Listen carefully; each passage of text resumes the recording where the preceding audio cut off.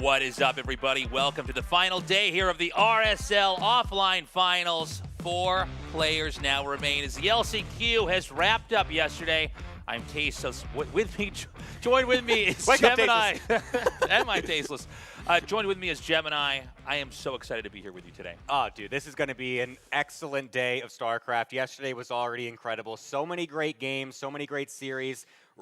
The Raynor story actually making it through. It's going to be great today.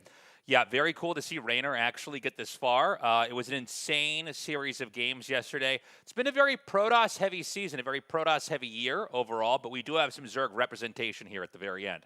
Yeah, I'm very excited to see what actually ends up happening, but here are the 3 players that we've had joining us already from the first 3 seasons of the year. Classic coming in from Season 1 being the champion of that season. Then he actually won again in Season 2, so then we have the runner-up Zaun coming in from Season number 3, and then Hero after that insane, 17-game total series over multiple series that they had against Maru, was able to win it out and make it from Season number 3, and now, of course, the final player coming from that LCQ was Raynor yesterday.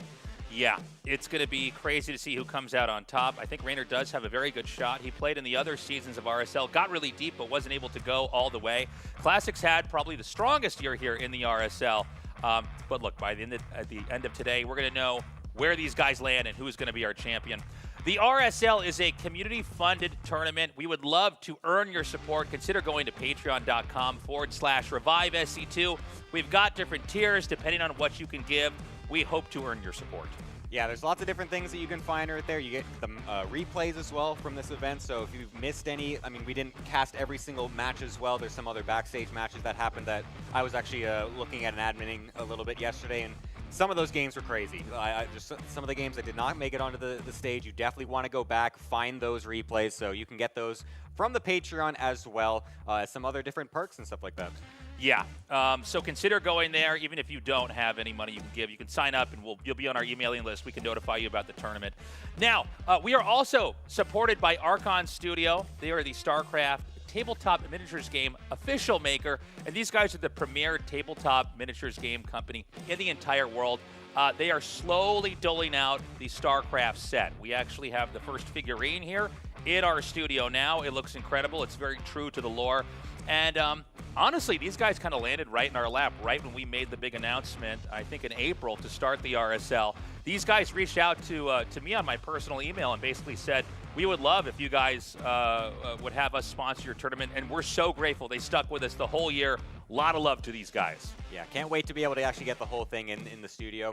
Also, big thank you to Pulsar coming in as well as the official partner for our offline finals. They make incredible gear, mouse pads, mice, keyboards. They are so good at this. There's so many pro gamers that will make customized ones as well. They really say that the value and just like the quality of them is very good. I personally have used a Pulsar mouse for over a year now, and it's honestly one of the best mice I've ever used. I was really hopeful that we would get these guys as a sponsor here, as a partner in the offline finals, because I literally use Pulsar products. Yeah. And these guys have something for everybody. They've got great equipment for RTS players. They also have great and very different equipment for FPS players and everything out there. And what I love about them is they've got cool stuff aesthetically, but they're also really into like the tech and trying to figure out what's the new thing that could enhance your gaming experience, that could allow you to transfer your skills through their controls into the game. Yeah, it's great to have them here. I'm excited to see how much more stuff they can do. But here is the bracket from yesterday. The LCQ was just honestly insane. There's so many interesting matches. Raynor making it all the way through. I'm actually kind of interested in this as well, because Raynor said in that interview earlier in the day that yesterday that the 2 players that he was most afraid of playing were Solar and Maru. Look who he had to play to qualify for this thing. He had to 3-2 Solar and then 4-2 Maru to get it into the Final Four. Incredible play from him overall. Yeah, a very expected Final Four here for the lineup. But what was unexpected was the games between Maru and Raynor. So many crazy cheeses to start things off. Very unusual for those two. Not that they don't do aggressive stuff or cheese, but it was like nonstop cheese back and forth. Yeah, even the Maru Shin series was absolutely incredible too. Shin we kept hyping up as just being the one that hasn't beaten Maru, but coming out with some ridiculous strategies that we haven't seen and some absolutely ridiculous wins, but unfortunately not quite able to get it in the end. But yeah, there were so many great games overall from yesterday, and this is the bracket that we have for today. The Final Four trying to become the grand champion of the RSL offline finals. We're going to be starting off with Classic versus Rainer, and then Hero versus Zaun afterwards. It will be all best of sevens. We will also, excuse me, we will also have a third place and fourth place match. We're going to be starting the day off here with Classic versus Rainer. Yes, it's going to be hopefully a banger series. There's lots of matches that those two have been playing in the past, and they've been kind of duking it out back and forth a little bit. And then Hero Zaun also has been happening as, in some previous seasons. They've matched up against each other. I believe it was Season 3 where they did play, and I think Hero came out on top there. So these are very historied players. They know exactly who they're playing against. They're very used to each other's styles and whatnot. So we're going to be seeing some repeat matchups, and if they can edge out on top today. And we're going to see if a Protoss actually comes out on top here. Historically, StarCraft 2 has leaned slightly to Zerg and then Terran in the 15-plus history of the game. But every once in a while, whether it's the meta, the current patches in the game, or a combination of the two, we do see Protosses come out looking very strong, and this year is one of those years. Yeah, we've had 3 champions so far, all being Protoss in the RSL. I mean, this would make it 4 if we get, you know, the offline finals. But, I mean, Rainer is definitely someone that could, you know, put a dent in that, basically, if we do want to see him making it a non-Protoss. And here are some of the clips that we were having from Rainer yesterday as well, versus his series against Maru. Was absolutely crazy, some of these games. I mean, this one was like a 21 Hellion run by after faking. He went double eBay and then and then said, got it scouted. He's like, well, I'm gonna go mech, and then went 22 whatever Hellions and then just lost. He kind of blind countered the blind counter there. Maybe one of the most unusual games we've had in the entire year of the RSL here. Yep. Incredible series between those two. Again, a lot of cheeses on both sides. And these are two players that we know as like macro players. Obviously, any world-class player has to be able to be aggressive sometimes, but we saw like a back and forth of all-ins that was crazy. Remember that these are the for that matchup. That's all of those games we're ever going to have, right? So really, Maru used every of the craziest TVZ builds he had. The same is true for Rainer. Now it's all going to be about PvP and PvZ. Yeah, so we've also been able to talk with Rainer a little bit after winning yesterday. So we're going to cut to a little bit of an interview to see what he has to say about today. It was amazing. It's been a long time since I participated in an offline event, and I was really looking forward to the RSL because first of all, I love Korea, and then obviously it's organized by Nick, and I know a lot of passion went into this project from the community and everyone else involved. And I feel like I truly give it all in offline events. I just can feel people cheering for me, being able to look at the players as well. It really helps me to get a little bit into their head, and I don't know, I'm more locked in. Classic is obviously one of my toughest matches in the recent history. He's a very good Protoss player, especially against Zerg. So I'll have to study him up a bit. I know what he does in general, but still gonna be hard. Tonight, preparation priority number 1 is getting good sleep because I'm tired, dead, I wanna sleep, but I'll look at some VODs and think of stuff. I would be very surprised if SEOUL wins. I think Hero actually is back to being the #1 Protoss. I thought Classic was better for a while, I think everyone saw that. But I think now after the patch and with Hero's recent form, I think he's back to #1. Well, I'm gonna try to bring the Raynor Classic to the table tomorrow. Lots of multitasking, lots of fast, action-packed games, and hopefully it will be quite a run, if I manage to do it. Thank you guys so much for cheering for me. Thank you so much for supporting this project. Thank you for showing up to all the fans that came here. In a sea of Protoss players, the Zerg player stands. It's been really cool having Rainer here for the almost the entirety of this year. You know, we have some pros, they stay in their home countries, and then we have others where Korea really gels with them, right? Yeah. You know, obviously, this is kind of the origin point, not just for StarCraft, but for all of esports. And Rainer, you know, he made the pilgrimage out here. He liked it, and he stayed here. And I think he's coming back. He's going to have a quick break, obviously, for the Christmas season, but he's going to be back here next year. Yeah, it's going to be great to see if he can continue on into the future years. I mean, he seems to really like it here, so it's going to be, yeah, I don't know. I'm curious to see what else he's got to go into the next year and into the I don't know, into the more stuff that we got going on. Yeah, and of course we've got 3 more players we've got to talk about here. Classic looked phenomenal this season, actually dominant in both Season 1 and Season 2, really able to deliver here, and he might be the biggest threat of all in the RSL. Yeah, he had a little bit of a dip in form in the season number 3. It felt like he didn't quite make it as far, obviously not into the grand finals at all. So it was a bit of a worser showing from him overall, but I mean he's just had such good history overall in this entire year. So I wouldn't be surprised to see him still going forward. Taking a look at his gameplay here, I mean he kind of came out in 2025 early on, looking really healthy and with his own style. Particularly, he did capitalize on the fact that in that iteration of the patch that was the early, like Q1, Q2 of 2025, he was taking advantage of early Storm and basically accumulating different types of splash damage. So a lot of times he'd rush into Storm, and then he'd get Colossus or Disruptors, and eventually Archons. And he would do it in different orders, but the idea is that he would punish the fact that there's a clumpiness element to the way the armies group up in the game, and splash damage really punishes that. And, you know, Protoss units, most of them besides a siege tank, have superior range, which means the Terran has to engage first. And so he'd play this really passive style where he'd basically get too big to fail. And from there, it was like there was nothing the Terrans could do. Yeah, he had a real control over the matchup overall. It was incredible to see him just kind of... He basically changed the meta when that patch came out. He was able to do so well at just getting the early Storm out. He redid the builds essentially to make sure he can get it out as soon as possible and just really delay his third base as long as he could and just make sure he doesn't die early on and then just just really grow into himself into the mid game and the late game. And it was so difficult to actually punish him. And then Season 3 comes around, we have a little bit of a different patch, things kind of changed a little bit, and he hasn't had exactly the same success like he did in the first 2 seasons. But of course, this is his time now to see if he's changed the playbook a little bit to come into this matchup. It's going to be a not PvT, which is what he kind of rode his high off in the other 2 seasons, because it's going to be a PvZ and then a PvP.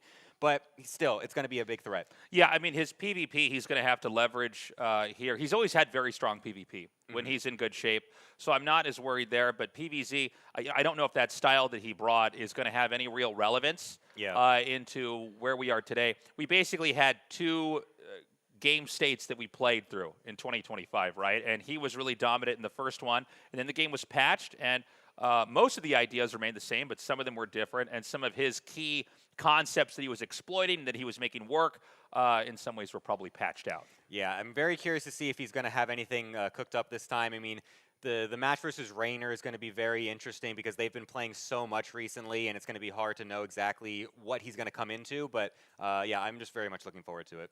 Yeah, it's going to be interesting to see, you know, with him being so dominant so early on, where exactly does he land now? We haven't really been talking about him. He was in the other seasons of RSL, but it's been the other newer guys that have kind of stolen the show. Yeah, I believe we have an interview as well of Classic that I believe we're going to be switching over to, so we can hear a few more words from him coming into today as well.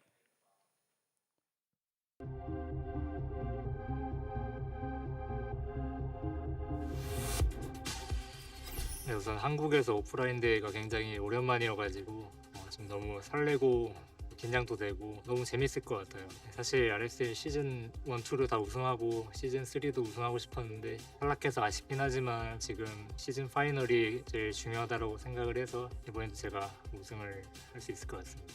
좀 한솔이는 그래도 스타일 자체가 좀 안정적으로 하는 스타일이어가지고 제가 되게 게임하기 편하거든요. 김준호 선수 같은 경우는 너무 변칙적으로 게임을 이상하게 하거든요. 그런 변칙적인 플레이에 좀 말리면 저도 경기를 패배하는 경우가 많기 때문에 이번 결승에서는 김준호 선수의 그런 움직임을 잘 캐치해서 말리지 않게 잘 해야 될 것 같습니다.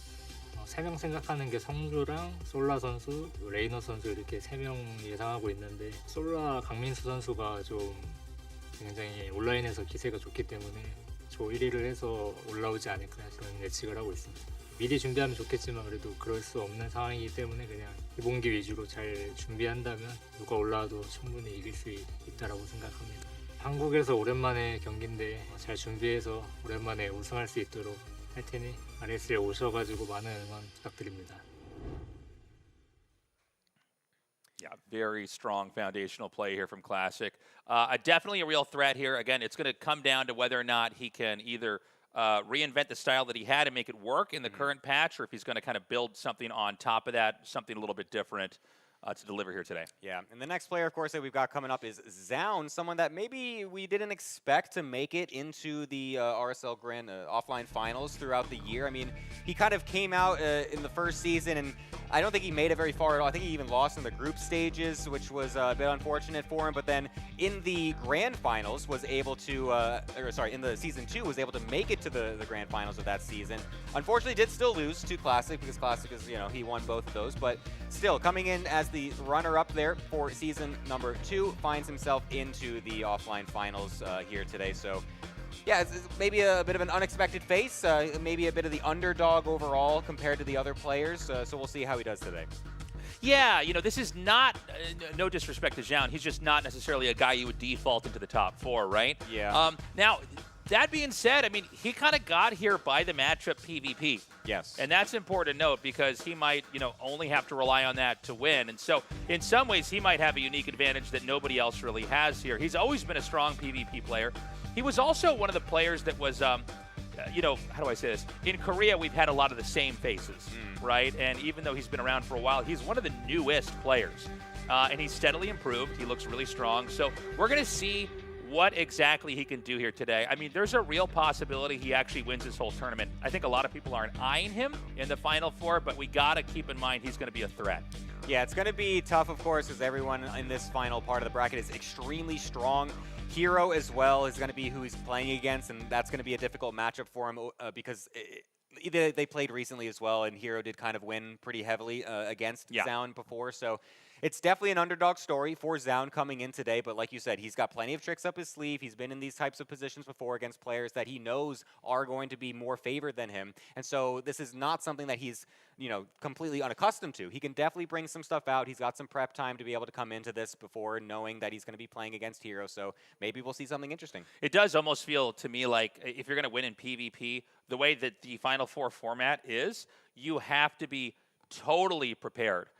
For so many different types of builders. There's so many different ways the early game can go. And so what you have to be on the lookout for is like, okay, we have like nothing but best of 7s today. Yeah. That's a lot of PvPs to try to come out here with. So he's going to have to bring a full package if he wins with that. Yeah, so we'll see what he has to say about that. We can go to an interview talking with SEOUL.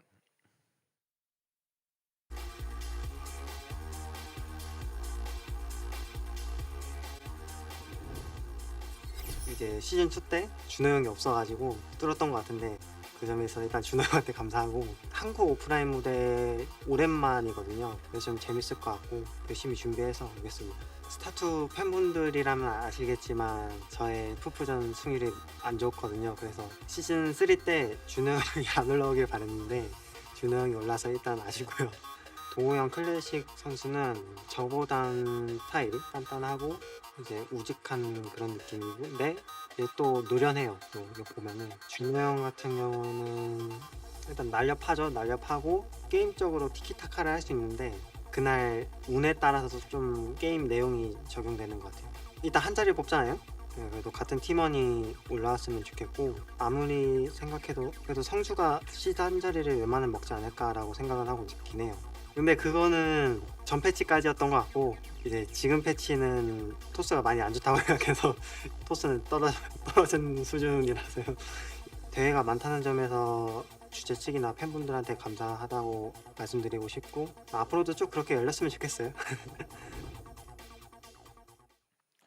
Yeah, I'm very curious to see how he's going to perform here today. A little bit modest, but honestly, he did get here on a strong performance. Yeah, PvP, Yeah, it is, again, a bit unfortunate that he pulled Hero, who blasted him a little bit. In Season 3, he was definitely hoping for a different matchup, I would say. I mean, you even saw he was saying just Hero's got that kind of swagger to him, right? Just some weird stuff, very precise, but also a little bit of that RNG coming into factor. I feel like Hero really kind of thrives in the chaos.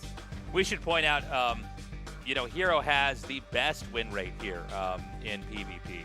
And so, he's going to be a real threat. We're taking a quick look at his performance here now. And, Hero, when you talked about his swagger, he's glowing with this confidence that few pro gamers have. Yeah.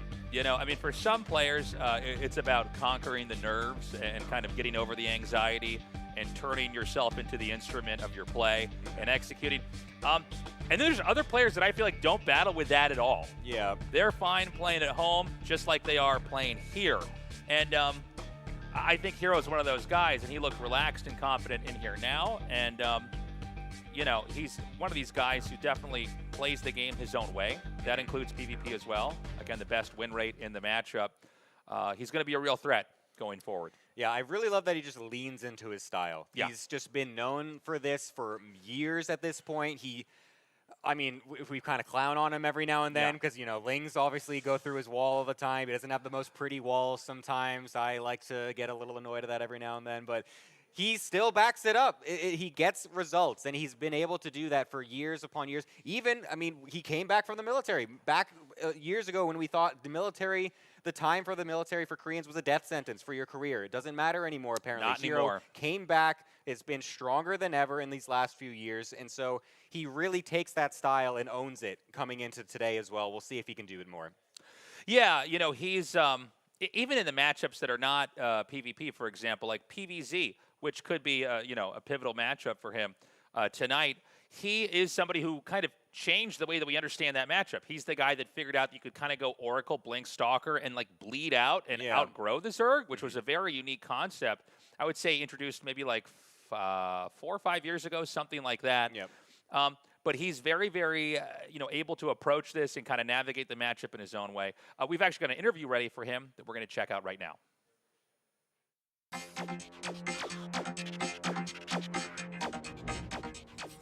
RSL 시드가 워낙 극악의 조건이었기 때문에 제가 시즌3에서 시드를 딸 수 있을까라는 의심이 있었는데 이렇게 따게 돼서 너무 기뻤던 것 같고요. 열심히 준비하면 또 좋은 결과 있지 않을까 생각합니다. 결승 다이렉트로 갔을 때 어드밴티지를 줬던 RSL 측에 너무 감사했고 그 덕에 올라갈 수 있었던 것 같고 마루랑 해봤을 때 진짜 이게 힘들어서 다시는 만나고 싶지 않다라는 생각했던 것 같아요. 너무 많은 게임을 하다 보니까 서로 집중력 싸움이었는데 그 부분에서 제가 좀 더 낫지 않았나 싶습니다. 한솔이 좀 많이 이겼다고 해서 방심이 안 드는 게 푸프전 자체가 워낙 변수가 많고 방심하면 안 되는 종족전이라고 생각해가지고 마인드는 항상 똑같이 최선을 다할 생각입니다. 이미 3토스 올라온 거에서 RSL 측에 굉장히 유감이기 때문에 테란이나 저그가 올라왔으면 좋겠고 치고 올라오는 선수들은 뭐 신이범 선수, 솔라 선수, 마루 선수, 뭐 레이너 좀 극악의 난이도인 것 같아요. 잘 예측이 안 되는 것 같아요. 한솔아 그 푸프전이라도 아무리 대회 측 입장도 있으니까 재밌는 게임 하자. 주말에 티켓까지 끊어가지고 응원 와주시는 팬분들 정말 감사드리고 좋은 경기 보여드릴 수 있도록 많은 준비하도록 하겠습니다. 감사합니다. Very cool to have him here in our Final Four. I love that he is one of us. It's like, yeah, Yes. he feels sorry. Yeah, thank you, Hero. He's a Protoss player, but he does see the problem with it if we get too many Protosses here. Well, so funny. he got what we all wished for. We do have a Zerg here with Raynor. Yes, yes. But yeah, Hero absolutely a real threat to take this. Yeah, I'm very much looking forward to seeing if he could continue his success from the last season. I'll be honest, I'm kind of having him as the favorite overall in these 4 players. I think his recent form has been very good. I mean, the mental form, I think, is incredible. The fact that he did that versus Maru in what a ridiculous slog of a series like we saw before, I'm favoring him to take it personally. We're going to be going into Classic versus Raynor here to start this off. Raynor, our only Zerg, no Terrans in this Final Four, maybe next year for the RSL. But we're going to see how exactly this goes. Now, Raynor had an exhausting day yesterday. Yes. I do love the way that we set this format up. We put a lot of thought into like how exactly will we structure the offline finals and what's the most hype. And, you know, having the 3 seasons with 1 champion for each and then having this kind of moment to bring them all back in this big bloodbath to get that final spot. It's a real testament to how strong Raynor is that he managed to do it. Even Maru and Raynor, actually, at the end of the day, were both talking about how exhausted they were. I mean, trying to basically flex that muscle strategically and mechanically for an entire full day is a lot. And I hope that Raynor was able to recover and come back in here because, you know, Classic, he earned that Season 1 spot. He was able to rest and basically watch the games from home and see what his competition's looking like.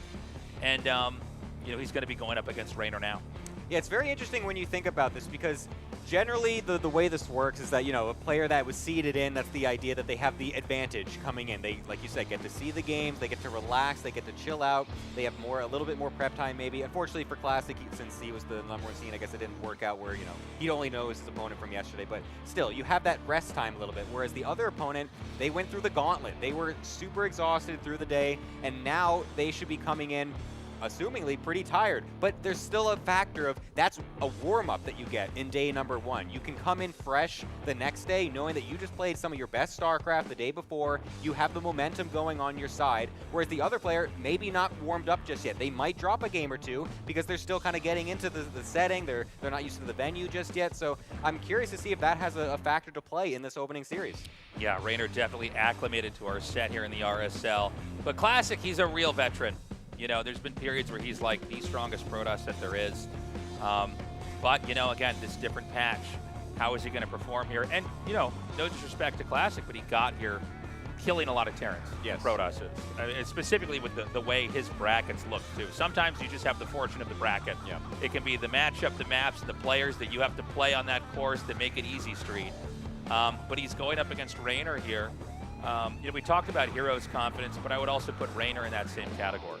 Yeah, no. He's just sort of, his default is ready to go, confident, feeling good. Yeah, he just oozes confidence whenever you're talking to him, whenever you're seeing him on stage. It just feels like he knows his power in these series and just knows that he's able to bring it no matter what. I mean, he's a previous IEM Katowice champion. He just can play with the best of them, and so I am not going to be surprised if Raynor can really continue that momentum from yesterday. So what you guys are seeing at the bottom of the screen here at home, and if you're in the studio, I guess in this shot too, you're seeing it on our big screen here. These are the map picks and vetoes. So we have Persephone and Evil Heart for the first 2 maps. Mothership has been vetoed. This is a tool that we have that lets you see the vetoes in real time.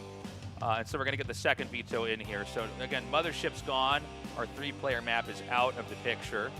And it's going to be Celestial Enclave that is also not in this best of 7. It's very interesting that we have Evil Heart so quickly. I'm curious as to who actually picked that one, because it's a very unorthodox map. It's very small. It's very rush-oriented. And I feel like, I mean, I've seen Raynor do some interesting cheeses in the past in some of these matchups on that map particularly, so I wonder if this is his pick, but it could also be Classic trying to bring out something really interesting. I feel like this is going to be what you call like an early rush play for Classic, perhaps go for some glaives or something like that. Could definitely be very good, so I'm curious to see how that map plays into a factor here. Magnetic North going to be map 4.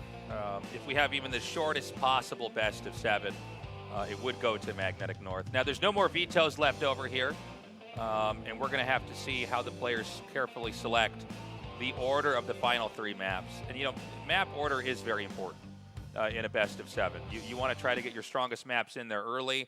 If you're going to be on a map that's tricky or difficult, you want to at least have that somewhere later on. You could try to stack up your wins as much as possible. Yeah. It's kind of funny, too, even when because I've played some tournaments here and there and whatnot, but I had this stupid backwards idea sometimes where I was like, I'm going to pick some of the maps I don't like first to get them out of the way. So that way, if the series goes long, I can end the best of 5 or whatever on my strong suit. And let me tell you, I never made it to that number 5. I never got made it that far. So maybe my idea was wrong. That's why I'm on this desk and not on the stage right now. Looks like Winter Madness was picked here. And so that leaves one more choice left here. And so, yeah, Tokamak. And is that the trophy reveal? That is our trophy reveal. Drink it in, everybody. Super excited. Yeah, we finally got a trophy for this. We were so busy, like, cobbling this tournament together that when we finally got to the offline event, we're like, oh, yeah, we should probably get a trophy, too. We can actually hand it off to him. So that's it, guys. We've got our best of 7 cemented as far as the map lineup. Now it's all going to come down to who can come out victorious here. One Zerg, the only Zerg here in the RSL against Classic. The strongest Protoss in the first half of the year here for the RSL. Yeah, I'm super excited to get into this one. It's going to be an absolute banger, I'm sure. These players have been trading matches back and forth throughout the year. literally the last like 6 or 7 times they've played, it's been no streak for either one. It's 1-1-1-1 each single time. So it's really up in the air on who's actually going to be coming out on top. It's really about the form of the day, the strategies we pick, the maps in selection, who it's going to be. I cannot say. Yeah, we're about to get into this first map here. You can see Rainer warming up his hands. It's very cold here in Seoul. Yeah. Absolutely freezing. I hear a little cold here in the studio. Snowing yesterday. We're getting people slowly filing in here to our venue here, but we're about to hop into game 1 here. It looks like the countdown is just now starting. Guys, make some noise. Classic versus Rainer. Game 1 here on Persephone starts off.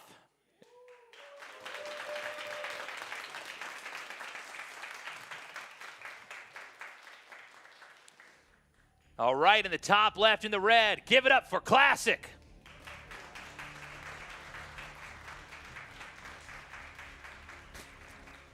And on the bottom left-hand side, playing from the LCQ yesterday, making it into the Final Four, give it up for Rainer.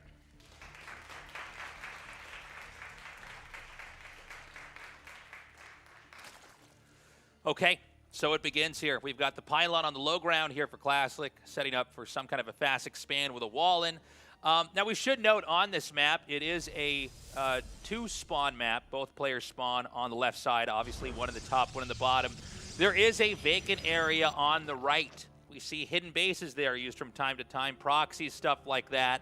And there are these speed zones that basically accelerate the units through these little green circles that you see. It seems like it's been capitalized a little bit less over time. We also, if we get into a macro game, and I suspect we will with these two, this is a map where, like, Zerg, for example, can basically hug the bottom of the map. You don't have to expand towards your opponent until the 5th base, which is unique compared to a lot of the other maps we have here. Yeah, so you can see some interesting strategies come out from that. I mean, there's definitely some late games that you can have on this map. I mean, considering the fact that it is kind of technically close by air, it's not the closest by air map we've ever had in the history of StarCraft, but it is still pretty close overall. We've seen some interesting strategies there. I mean, SOS tried to bring out a mothership rush against Rainer on this map. It didn't work, but it was still cool to see. So there's definitely still some things that can come out. I mean, you can maybe see fast Tempest rushes coming out as well from the Protoss player. I'm very interested to see if Classic has something like that cooked up for this map. We've had some drops and like Warp Prism Harass. It seems a little bit predictable because you can draw a straight line from the 2 mains. But it has been a factor. We'll see if it becomes one here now. Could be a quiet game to start. A lot of the openings that you see like this from Protoss, I mean, they're not going to try to do anything crazy until they get most of their tech out.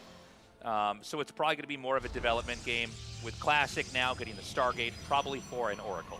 Yeah, it's the most standard thing you can do as a Protoss player at this point. It's very rare in this day and age to see fast Twilight builds. You don't see it as much anymore. The 4-gate glaives are a bit of a thing of the past. It's something very pocket that you might bring out, like in the next map, in Evil Heart. But for now, this is a much bigger map where it's not as much of a commonality. So Stargate will be the standard here coming on in as Rainer just basically tries to shoo this probe away so he can try to get his 3rd base at the most normal time possible, as the Adept's going to come across to get that scout off, see if there's anything cheeky.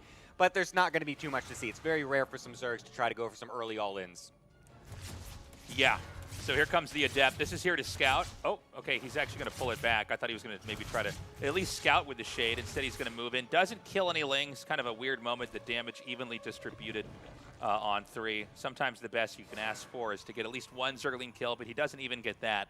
So we're going to have the 2nd gate come down here. The Oracle going to be jettisoned across the map. And basically, it's about controlling the creep on the map and also trying to get the Oracle in there to scout in this game that, again, is really all about development. Yeah, we got the double Adept coming on in, threatening the Shade, will not finish it. There's a little bit of space on the high ground there without creep that you can maybe finish that off sometimes to be able to juke and jive and maybe force a couple of Lings to be to use to kill it off. But won't go for that. Classic just wants to stay nice and safe with these 2 Adepts. We'll just send them right back home as Speed will be finishing up just now. As the Oracle will come on in and actually get a drone or 2 because the Spore is actually mistimed a little bit, so not able to get that up in time. A few drones dying as the Queen's not quite in position. Honestly, that's not bad coming in as the Protoss, but you don't normally expect to get many drones nowadays. Yeah, well, more of, I guess, a mistake from Rainer than a good play from Classic. You know, in the early game at the highest level, you kind of have everything that you need. at the second you need it.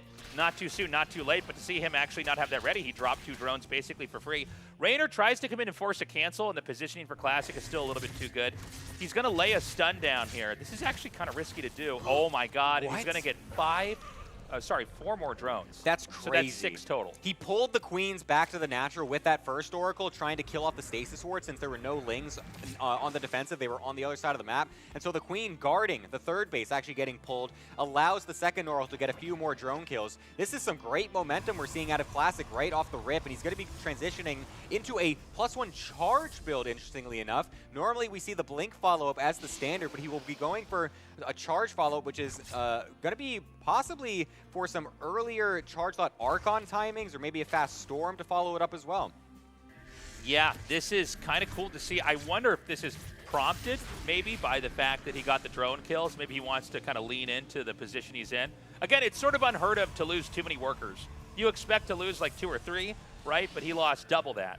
He also, I believe, scouted the lack of a Roach Warren coming out from Raynor. As he's going for +1 melee, he's going for a Ling defense, and that is a critical thing to scout as Classic. If you see it's going to be Lings, you want the Charge Lots and the Archons. If it's Roaches, you want the Blink Stalkers. And so this is a great piece of information that Classic's been able to obtain, and he's going to try to leverage it in the mid-game. So this push is going to come out pretty soon here. I believe we have the War Prism made. Am I making that up? Yeah, I think the War Prism, yeah, it's out on the map now. And we've got 4 gates coming here. Now, I don't believe that Raynor would know that this is coming. He would know it's a possibility, right? He's got the Templars made back at home. And it looks like, I guess he's just going to harass with this. This is not any kind of push just yet. He's going to instead continue to try to upgrade up here. In fact, he may have sent the War Prism out a little bit prematurely to make it look like it was a timing for some other build. Yeah, it's kind of interesting how he's doing this. It looks like it is just going to be an Archon drop for now, a bit later than what you would normally do off of the fastest possible Archon drop you can go for, but we'll still try to go for that in the main base. It does force out a lot of Lings from Raynor, because now that's a lot of drones that he's basically had to cut to be able to get all these Lings, expecting more, and there's actually a much bigger warp in, and it does get off in time. The Queens barely missing the deny, so that's a ton of Zealots now in the main base as the entire army from Raynor is trying to get back on the map. Yeah, it was just barely missed time. He basically got the warp in before everything was killed, and then all the queens went down. And of course, that's going to be, oh my God, that means he loses his engine for the larva injects. Now the Archons and the Zealots are going to spill into the main. The drones are going to be evacuated. Now Lings are going to come up, but I mean, that bottleneck. Could you ask for a better position here versus Zerglings? This is so bad for Raynor. That is insane. The amount of splash damage these Archons are doing, all of these Lings getting killed off. The Roaches thankfully come out in time to be able to kill the majority of those units. And thankfully for Raynor, he was actually able to keep a majority of his drones alive as well, keeping them away from the army. So he doesn't really dip in drones, keeping it even, but this is still not a position you want as a Zerg player coming onto 4 bases, as the Protoss also starts there for it. You want to be ahead on the drones significantly coming into this, so that's still a good play from Classic, but it was not the worst possible case for Raynor. Another big warp in over here into the main. This is already looking really bad here for Raynor, who's lost a lot of workers. Those queens are having to be remade now. So many different attacks in so many different positions. It seems like Raynor might be able to stabilize, but it's been a really turbulent game for him so far. Oh, wow, 2 Adepts even finding their way yet again into the natural here, getting a couple more drones. Those 2 random Zealots still alive on the right, just little pieces getting picked off here and there. I said the drones were able to stay alive earlier, but now that the chaos consumes the map, it's very difficult for Raynor to keep tabs with every little unit that's going every which way. And finally, losing 10 drones, Classic able to get some nice damage. Yeah, he's going to stabilize now, Raynor will. But Classic's already taken a 4th base. I mean, the reality is this game, Classic hasn't been scratched once. Now, a lot of times the Zerg doesn't really get to do that much early on. They're trying to grow, but this whole game, Classic has basically been in Raynor's face, causing damage, killing workers. The queen kills were massive because that really that ripples out into the rest of the game, right? That's all these other larva injects that didn't get to have happen. In fact, there's only 3 queens in the game right now, so there's more hatcheries than there are queens. Yeah, that's a good point that you bring up, and the way that you take the shots at the Protoss, the way you scratch them, is by making the defenses clean. And so far, those defenses have not been clean in every single situation. The Oracle is getting way more damage than they should. The Zealot Archon getting all those queens, the extra harassment, getting more drones as well. It's not been clean defenses so far from Reynor, and that's allowed Classic this very safe fourth base. There's no momentum now for Reynor to try and pressure this at the moment, as this is the time, as the Zerg player, that you want to be trying to pressure that fourth, trying to get Banelings rolling into mineral lines, trying to really force it with a maxed out army. He's nowhere close to that right now. The War Prism's going to come in again, just try to generate any threats. I got to mention, it's 4 base to 4 base. I mean, that's really bad. In fact, we just had the 5th base start here. Now, this makes me worried because I think that 5th base is going to be a target, and there's really no way that Reynor can get around that. You know, this map, that whole bottom layer has been expanded into for Reynor. Now he's going to move up and try to go out here, but we know that right now Classic is going to warp in a few more units and come out for a push. I'm curious, I'm pretty sure he has Storm. I must have just missed it in the research tab, as he's got plenty of Templar actually, banking up right now with tons of energy. He's got so many of them actually, all dispersed around the map. Those Lings caught in the Stasis Ward will also get surrounded, killed off. That is just wasted army supply and resources at this point for Reynor. Unable to get any counterattack damage. Reynor known for being this really APM intensive multitask style Zerg player, always trying to fish around with his Lings, trying to get any counter damage he can, getting swayed away by Classic. His army is too strong to be able to deal with this. Okay, the push is going to come out now. He's going to see, he actually can isolate this Immortal. That would be a pretty big kill. Lings are fantastic against Immortals, so getting rid of that is going to be nice. But the push is going to come nonetheless.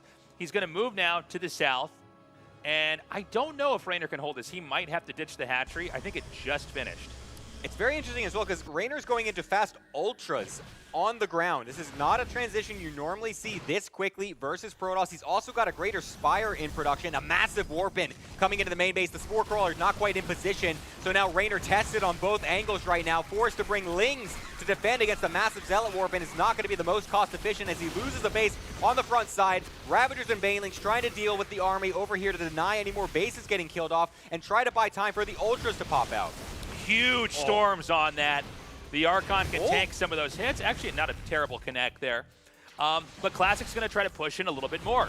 Now, he can separate the 3rd base and the 4th base. We did have the harass over on the other side of the map still happening here. Actually, it looks like it just got cleaned up. Still alive.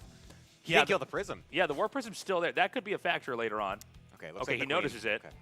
That would have been really bad if he forgot about that. Looks like both players kind of Yeah, assumed I that think it was they dealt both with. gave up on that for a minute. It's very funny. So I think this is smart. Classic, he killed the 4th base off and he just leaves. Because now he's going to go up to his 5th base. And Protoss are never, from the Zerg's perspective, are never supposed to even be even with the Zerg on bases. Now, right now the Protoss is ahead. So like this game should be impossible for Reynor to win. It's basically his problem. I think we could see Classic basically play a passive game where he waits for Reynor to attack again and just goes and pokes it out on the map and then goes back. It's a really simple way to safely secure the win without like trying to force something. You're basically letting the other player dry up on their side of the map. Yeah, you can see that as well in the way he's transitioning and setting himself up. The Mothership's coming out, the +1 air is coming out. He's gotten the Tempest transition as well. Interestingly enough, I don't know if Classic's actually scouted the fact that it is an Ultra switch. He will finally get that information because you really don't want Tempests against a massive amount of Ultras at this point. You need more Immortals. He's got 5 of them right now. He's going to need more of those, I believe. I think he's even stopped going for those Tempest right now. Actually, never mind. He's going to start them right back up. So I guess he just feels fine in that position. He's going to continue to poke away at the army. But that could still come into play later because the Ultras, if you don't have enough DPS on the ground to deal with them, they will just kill everything down there. And all of a sudden, you just have Tempests that are just tickling away, and they're not going to do anything. So Classic's going to ramp it up. He's going to keep growing. I don't know how well he can push here. I guess with the Mothership out now, that's probably the cherry on the cake, right? Like that's the he's going to just try to move out with that and try to hit. And the extra base gets denied. Reynor stayed very active on the map. And actually, Classic for a second was going back to try to clean up the Zerglings, and I guess more than that, but this small army here. Reynor's trying to basically hit on 2 different sides to see if Classic will try to defend. And I don't think Classic's going to take it. Classic's going to sacrifice his extra bases because he knows he's ahead in expansions.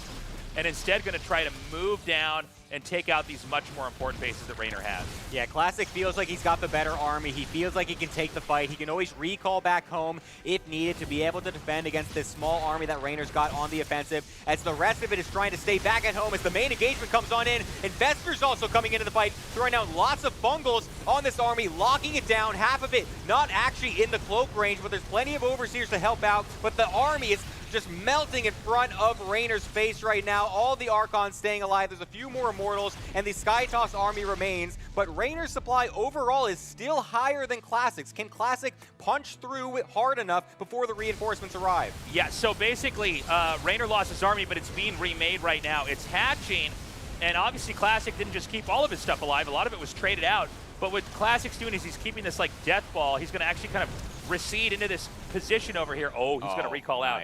Except for the one Archon, I guess it got left behind. But most of the army is saved. And what he can do from here is he can kind of just reset. He can go and he can secure the bases he's got. He can wait for Reynor to lick his wounds and try to recover, and then rinse and repeat, basically push out again. And the good thing about that too, what Classic did, is he knows he killed so much of the tech, the Ultra Cavern, the Spire, all of them getting killed off. You can see in the production tab, Reynor's making Zerglings right now against a maxed out army. He was making 2 layers at one point, panicking, realizing that his production was reset. The possibility for Reynor to continue on later into this game is quickly dwindling, making more Infestors, trying to make more Banelings. He needs a burst army on the ground. He's even trying to get the Neural upgrade to try and help out as well. He's trying to just get anything he can that could possibly swing this fight, because the longer this goes, the better it's going to be looking for Classic. And you can see a couple Zealots are going to come out here. Just try to hit whatever bases you can. If you can target down this hatchery even, that's going to be really big. I love the splitting here from Classic. I think there's just barely not enough to take this out. Second wave. Never mind. Look at him try to body block with the Ultras as well. That was cute, but unfortunately doesn't actually get it. Wow, very nicely done by Classic to continue that harassment. And so Classic's filling in more of his side of the map. Now, if you notice, right through the center of the map, there's no bases but that far right one. But he's going to probably, and this is kind of a counterintuitive concept, and it's not usually applicable in StarCraft, but sometimes it's actually better to let their base finish and go kill it when they're like really desperate than to try to go in and force a cancel. Forced cancels a lot of times are better like early game, if you can just slow anything down. But this game does seem to be like following a certain type of formula here. And so he's going to come out and probably try to push in here. Now, Reynor's going to try to set up a bunch of counterattacks and basically make Classic defend while he's trying to grow in here. You can see Classic respects the harassment as well, but honestly, maybe not even needing to, as the Ultra's actually getting caught off on the right-hand side. This is terrible for Reynor, losing a majority of his main force. The units actually on the left-hand side were able to clear out all that cannon fodder, so that's actually nice. So we'll continue to threaten this left-hand side and potentially force Classic's hand a little bit, but that was so many units from Reynor to actually get that damage, and he doesn't really get that much probe damage either. He only kills 6 of them. The majority were already moved away, and now the Investors trying to make their name. Yeah, and it looks like he's got Neural Parasite trying to transfer some of the splash from the Archons onto the other Archons. The whole area is being blanketed with storms. None of these, all these Neural Parasites are wearing off now, and it looks like actually it's an even trade. Kind of hard to tell initially with all those units stacked on top of each other, but Classic doesn't manage to break the base. At the same time, Reynor sacrifices quite a lot. Yeah, I'm quite surprised that he was able to get so much damage there as Reynor. It felt like it was going to actually be pretty good for Classic. The Archons were staying alive a long time, but the Neurals were excellent, and the Ultras really didn't die. That's what I'm talking about. If you don't have enough Immortals, the Ultras will actually sustain for quite a while, and now the army sizes are quite even again as the economies also get evened up, and Reynor is actually looking like he's slightly ahead on the income in this regard. Is this Reynor possibly bringing this back in a late game? Reynor's doing a really good job. He's been in a bad spot since those first few drones were shot down, but he's fighting back really well. And he's got a lot of these technical setups where even though Classic is willing to give up bases, Reynor is really smashing a lot of workers, getting decent positioning. And look, I mean, Reynor's still up on his one base. Classic is actually, it's kind of been a role reversal. Like, Classic's had more bases for most of the game, but hasn't been able to finish Reynor off. And Reynor's probably playing one of the more difficult ZVP late games you could ever be in. Yeah, it's very difficult to play this late game scrappy style where you're going to be low eco the entire time. A player that I think of when I think of this style particularly is Dark, one that really excels at this. But Raynor also one on that list as well. Really knows how to make the most out of the little tools that he has, and he's showing that this game as well. Able to take some favorable engagements with what he's got. Classic, of course, still favored overall as his army size is really starting to flourish right now. 130 over just 100 for Raynor. But I'm not counting Raynor out at this point. I feel like he still has the experience, he has the potential to find a way back in this game. A couple of Zealots are going to come out here. Now, what's funny is Raynor's played such a tight game that like these Zealots have almost nothing to counterattack. Yeah. Because Raynor's not even trying to take another hatchery here. And, you know, Classic, he's taken the final base on his side of the map in the top right. We do have this one base in the center right. It's kind of like a shared location on the map. I don't know if it's going to play a role here. There is a world, and I feel like I never cast games like this ever in this matchup, but there is a world where Classic would run out of money before Raynor if they weren't able to finish each other off and things mined out. Yeah, of course, there's always that threat that as the more aggressively expanding player, you lose all your resources faster than the other player that wasn't actually taking those bases anymore. So that's always a potential to swing later on in the game. More harassment coming out from Raynor, trying to get as much damage as possible on both sides of the map. The Ultras doing a great job of getting through these cannons and also the Immortals and Archons, but now that all the other Templar are able to morph, they're able to deal with that for now, but pretty expensive from both sides, honestly, as the rest of these units, Investors and Ultras, trying to run away from some Archons. This is the slowest chase I've ever seen in my life as one of them finally do get killed off. But this is now becoming a massive position war from both players. If you can get the correct position on the map and force and engage the way you want, away from static D, away from the different chokes and whatnot, that's where you're going to find your best fight. I think Classic's almost ready to move out. He's going to warp in a few more Templars here, make a few more Archons. And I know that Raynor is 100% going to counterattack on one side of the map. He's already setting that up on the left side. And he's actually, you can see, even Classic having these Zealots, I think intended to actually counterattack or intercepting these units. Wow. Now, I think what Classic wants to do is try to catch these Ultras and kill them off, and then do a counterattack. Oh, this could be huge for him. He's actually being able to lull them slightly over to his army, and now they're just walking through a bunch of cannons. Unfortunately, Classic losing 18 probes to that counterattack, so still getting dealt economic damage. Doesn't actually kill the Nexus, though, so that will still be able to replenish if he wants to. But Classic at this point might honestly just try to max out with an insanely large army. Just say, okay, I lost all the probes. It doesn't matter, though, because this is a low econ game. If I can just get a gigantic army, much larger than you normally expect in a late game, I can go for just one big final push, and Raynor won't be able to stop it. So now, Classic can finally move out. Now look at this, the income here. Raynor on a decent amount of gas here and some minerals. Classic more mineral heavy with some gas. What Classic needs to do here is smash this base and maybe even push in all the way into the main. Protoss has to be more conservative about attacking because counterattacks are so scary from Zerg. And he's going to try to get as much damage out here and then see if he can kind of come in with that smashing blow. I love that he's gone for disruptors in this late game. It's not something you normally see, but since Raynor is so infestor heavy, he's trying to get a money disruptor shot on all the infestors. It's very difficult to split those up in the actual fight. So if he can land that, it would be crucial for him. The first one going out will get a pretty decent connection as the fight commences. Fungals are going everywhere, blinding clouds as well to deny the range as storms blanket down on top of all the corruptors. Feedback's getting thrown down onto the infestors as well. The Archons are not falling, and everything from Raynor is. Yeah, everything melting there for Raynor. Now, that's going to be a GG. Classic takes game one. A very technical, real marathon of an endgame there. Raynor in a very tough spot. He played really well despite being behind for the entirety of the game. There were a lot of moments I think Classic would have closed it out versus other Zerg players, but couldn't quite do it.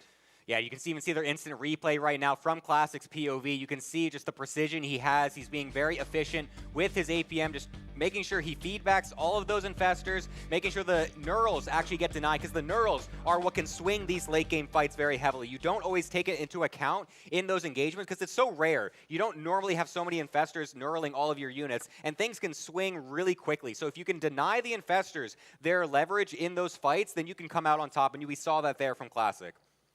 Yeah, Classic just having such a solid opening here. In what was a real treat of a macro game. I mean, we almost ran out of bases. We almost had to go to that final base at the center right, which in almost every matchup, we never really see that taken unless it's like a hidden base early on. So crazy to see that it went like that. Ultimately, it was Classic having the right composition to come in and do the damage. I love the disruptor shots. I'm glad you pointed that out, Gemini. Just shooting those in there, it kind of punishes the Infestors, which are a much more entrenched unit. You can kind of stay back and shoot from afar and try to catch the Archons. And you can basically mind control a couple of Archons, and suddenly the splash damage is distributed all over the Protoss' side of the fight, and everything dies. It also body blocks as well. The Archons are always going to be right in front of your main army. The rest of the units then get stuck and are attacking those Archons instead of everything else behind them. So it's very key that Classic was able to deny those from going down. You can even see Raynor in the replay right now trying to figure out where exactly everything went wrong. What adjustments can he make coming into this next game? And we all have to kind of go back to that early game as well because he took lots of damage. The Oracle is able to get damage. The Zealot Archon warp in, able to kill so many queens. The follow-up harassment, able to get so much as well. So Raynor, I think, really needs to lock in for the early stages to make sure that he can feel comfortable going into these later games. Yeah, a review of the entire game there from Raynor. And, you know, a game like that, it really is this drawn-out chess game where you're trying to have whatever pieces are on the board with you. You got to move them to the right spot. You got to try to occasionally preempt certain things. And, you know, Classic played pretty much perfectly. It's a real testament to Raynor that he wasn't, you know, able to close, Classic wasn't able to close it out a little bit faster. But yeah, I mean, crazy epic late game PvZ there. And again, one where Classic was ahead in bases, which is insane. I mean, especially in PvZ, you just don't see that. Normally the Protoss is behind in bases, and the burden of the matchup is they have to push out and stop the Zerg before they get out of control, right? Yeah, it's definitely a major theme of the matchup. And honestly, it also just kind of shows the tenacity of Raynor, just being able to stick in it for so long in that type of a game where he was behind on bases, was behind on economy, so was able to still stick it out and even make it competitive into the first game. All right, guys, we are going into game 2 on the map. Evil Heart in the top right in the red from Korea. He is Classic.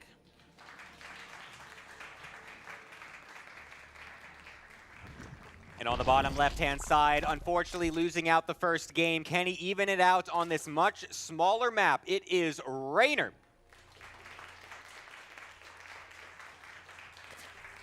Glad you pointed out the smallness of the map. These maps are voted in by Patreon supporters. Yep. And I'm glad we decided to do that because if you just let pros pick maps, they will pick the most formulaic standard maps. And I get it because, like, if I ladder, I don't want to play on. I wouldn't want to play on a map like Evil Heart either. But I think it's good to kind of force this on the players. It allows us to understand the game in different ways. And sometimes we'll have maps with different ideas, and that leads to more interesting games. Or we discover that maybe a matchup's stronger on a map like with more islands or with more valleys or, you know, more plains, flatland, stuff like that. It also just gives a nice fluctuation to the actual series itself. That first game, a very passive macro game, very far away bases from each other.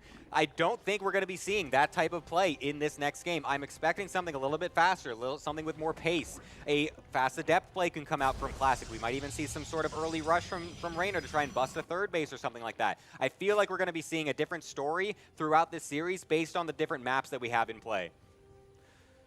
So in this game, we've got, once again, Classic, fast expanding. The probe came down early on and blocked the hatchery.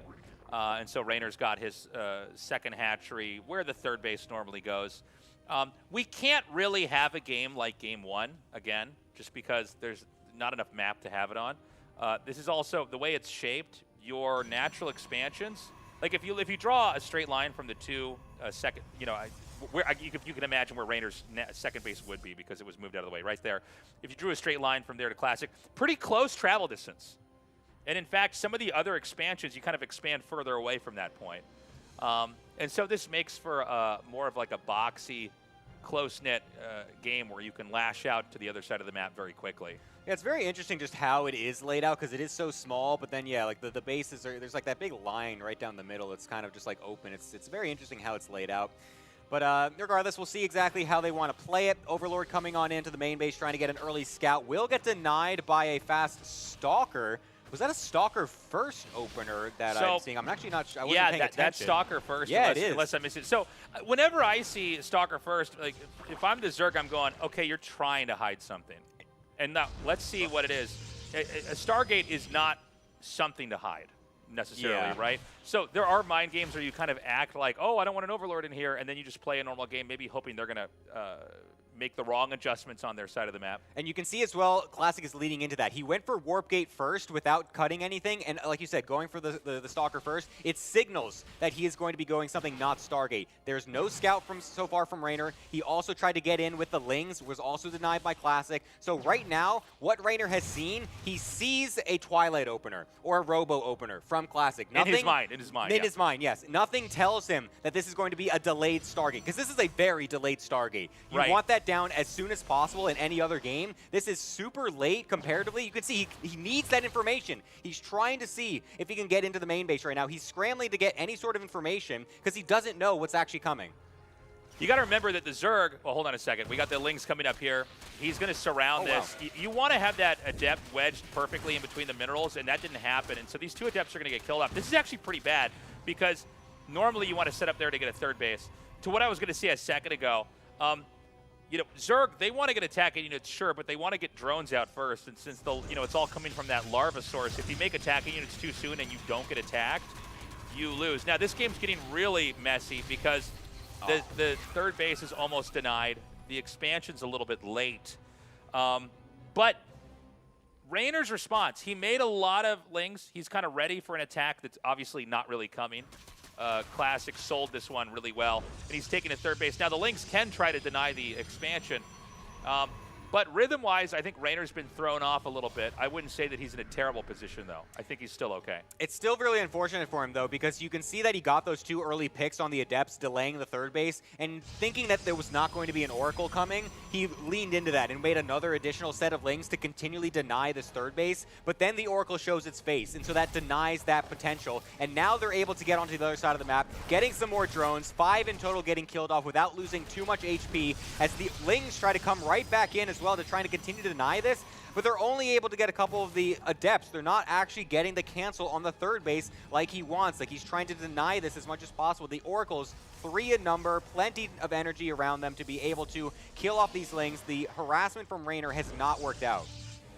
Yeah, so those Lings kind of went into nothing, and now we've got this expansion coming up here.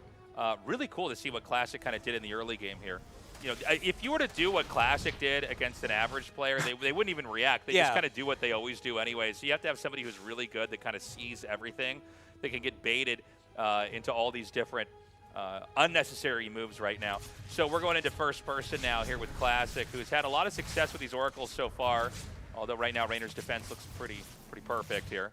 Actually, getting a Queen could be really nice. Doesn't actually finish it. Goes back over onto the to the drone. We'll be able to get one, but not finishing the Queen is a bit unfortunate for him.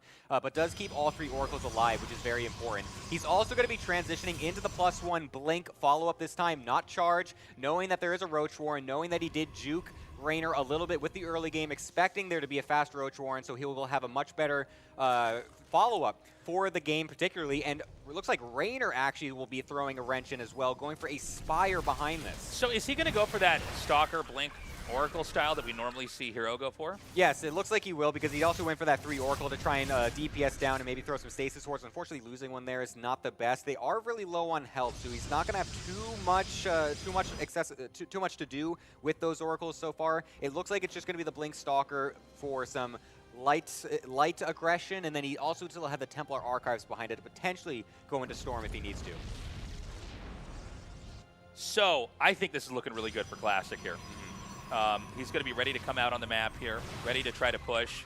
I do like the curveball with the Spire, but, you know, Stalkers are fine against Mutas. You have to have a combination of enough Zerglings and enough Mutas to overpower the Stalkers. And if you do have that much, the Stalkers just die. But let's see what happens. You know, Raynor's getting his 4th base. it does feel like a game where there's a little bit more momentum here for Classic, as Classic's already able to match him with a 4th base right here. And Mapu's pointing out right now, and I was just realizing that as well, because there was an energy recharge used on a Templar. There has been no Storm upgrade started. Does Classic think he has Storm researching right now? Because right now, he does not. And he has plenty of Templar sitting, waiting for energy.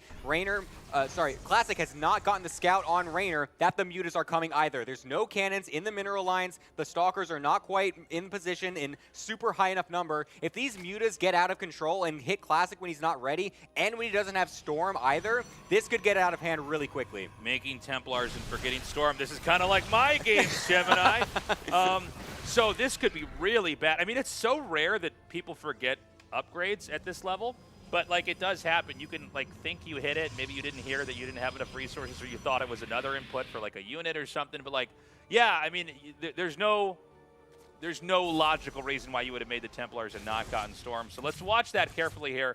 And this could be like a car accident of a finisher for the game. The hallucination trying to go in for the scout misses the Spire. Thankfully, he does have cannons in preparation anyway, so it's not going to be the worst damage possible, but the Mutas will show their face now. Will target that down because there's no battery supporting it. Forced to recall is Classic to try and deal with this as Raynor fights some of those Stalkers, denies some of those, kills 5 probes to start. It's a decent move so far from Raynor as Classic was not prepared. Will he find any extra damage with the Lings on the left and the continual Muta harassment later on? So the Mutas are going to come up now. At the moment, Classic's pinned in his base. He can't really leave. Dude, he still doesn't have Storm. Yeah, and he's roaming with these Templars. Now, here's the other thing to keep in mind. Raynor doesn't know that Classic didn't get Storm. And this is not a game where you would ever even play as if you know that had not happened. So here comes the fight. Now, we're going to see when the Storms don't come down. There it is, okay. Yeah, he just now started it. So he tried to cast it. Luckily, it wasn't fatal damage, but that's scary. Yeah, I kind of was hoping for Raynor to just not actually attack and just keep going with the Mutas, because the longer he doesn't attack, the longer that Classic has to realize that he hasn't gotten Storm. This is kind of There's a chance where this game went an extra like 2 minutes and he still didn't realize. Yeah, this is a bit of an everyman moment here where he realizes he didn't get it and goes, okay, I'm going to start that and just hope he doesn't attack me, because if otherwise I'm going to be in trouble. Now, Banelings are about to finish, and this, if he hits before Storm's done, I think he's far away enough. I think he's going to be okay. Yeah, I think this window will pass. He's just cranking as many chronos into that as possible, so he will have Storm open. But that still limits the possibility from Classic. That's a whole time where he is not feeling confident on the map, and he's going to be feeling scared. He's not going to be wanting to push out, knowing he's missing that crucial upgrade. Of course, he could always feign that because he's supposed to have it. Raynor should be respecting it. But regardless, that time has passed. We're all past that potential mishap. So we will be going into a bit of a later game here as the Muta transition, of course, is gone off at this point. You don't want to full commit into the Mutas as the Zerg player because they don't really find that much value like that going for the massive block. Going for the initial few just for the harassment and to force the Phoenix and force the reaction is enough. And now Raynor's going to be going into another ground army to supplement that. You know, it's funny, we were talking about how this game wouldn't look like the last game, but this game kind of looks like the last game. It's funny because there's way less space on the map, and here we are, right? Raynor is now going to take this bottom right base, and yeah, Classic, you know, remember this map is taller than it is wide. So, you know, you can counterattack, but it's going to be a little bit tricky here. But Classic's really stayed back. He's just going to continue to power up. Raynor's maxed out and is now banking resources. Oh, huge my storms God. here. That is an insane blanket of storms on all those Banelings and Lings, unable to get any connections as Raynor. It was a massive waste, hoping that Classic wasn't paying attention as his harassment went into the natural and main. Unfortunately, that is a massive loss for Raynor in that first engage. Yeah, it was a beautiful storm there. Granted, I think you're okay with them burning storms on Lings, you know, as long as you can keep them back. Raynor is now at 1.2k minerals, 1.2k gas, where you can look at Classic. He's not maxed out yet, so he's still spending money. So on a lot of these games, what Zerg does is they max out, and then when they hit, they spend a whole other round of money on whatever competition they need to win the fight. Big storms coming in here.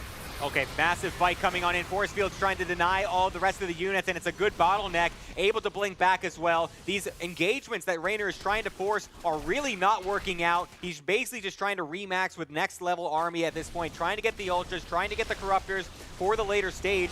I'm curious about the Corruptors because there's not been an air switch just yet. I guess he's trying to just use them against the Phoenixes. Classic actually hasn't negated that. He's gone for the full Phoenix switch with range as well to kill off all the Mutas. So if those continue to stay in the fight, they will do damage. They will lift up Roaches, they will lift up Ravagers, and they will actually contribute to the engagement. So he needs something to deny those. Yeah, it does feel like Classic is buttoned up so tight at home. There's not like a way to counterattack and really do that much. You're almost just bleeding stuff off if you run in there. And, you know, I think things are going to be pushed to their logical conclusion here pretty soon because there's just not many more bases here on the map. We are seeing Corruptors actually die to Phoenixes, which is a nice change of pace here compared to most of the Nice games. confidence boost for those Phoenix players. Yeah, that's exciting if you're a Protoss player. And so at this point in time, I think Classic is actually probably fine slowly losing the Phoenixes to Corruptors because it's just supply that you spend on something else. Yeah, he doesn't really want them anymore at this point. He knows all the Mutas are dead. He sees the Corruptor transitioning happening. I guess you could do like a crazy late game mass switch back into the Mutas, but I don't think Reynor has the economy for something like that. That's something that you expect from a Zerg that's really been sitting on 4, 5, 6 bases for the rest of that mid game. So it's not really something that needs to be in the back of his mind. So he's fine just killing those off for now, getting more Immortals, getting the Mothership, because he sees the Ultras on the ground, and that's what he needs to deal with next. Okay, this is a bold move here from Reynor. He's growing into the center left here. This leaves one vacant spot here, and I think he's got enough money and positions to attack here. Oh my god, these 3 Immortals out here being killed, that's actually insane, because the Immortal's there to counter the Ultras, but the Lings tank the damage. He kind of gets in and kills it and runs back out. And there's another attack on the top left side of the map as well. You can see that what Reynor's doing, he's not really committed, but again, he's expanding to that center left spot. He's just going to try to take more than his share of the map here. Yeah, and Classic is really proving to be a hard player to break. You can see Reynor trying to just like force the army to the right-hand side with a slight extra poke and then going in with the units on the left, but there's so many cannons set up by Classic in every single base. It's impossible for Reynor to actually get deep onto the probe line, onto the Nexus. He's doing so well of bunkering down with the economy he has. 83 probes, plenty of resources in the bank as well. It's hard for Reynor to find any leverage on the map. Thankfully, though, he does have this gold base, which will give him all that extra income. You can see it in the income on the bottom as well. He's basically a whole 1K up. Even though Classic also has his, he's overall still mining more. Okay, they're kind of trading positions here. Classic now expanding to the center right. The push is going to come down here, and we are now officially out of bases, unless one gets picked off and is reclaimed here. Reynor's going to set up for a counterattack. We should point out, Zerg is just faster than Protoss, so they can kind of initiate a counterattack quicker every time. That does put Protoss in a position where they kind of have to defend. And this is a great attack. Now, this forces a recall. And I think sometimes people look at a recall and they think, well, now you can never counterattack the Protoss. But the recall is kind of it's on a cooldown of its own. Mm-hmm. You know, it's like your ultimate in a fighting game or something. You spend it, but now it's gone. Yes. It's a big window. It's a big window, right? And so then you can kind of reposition. Now, you get it back eventually, obviously, but it's a situation where now Classic, if he pushes out again, then the counterattack can't be denied.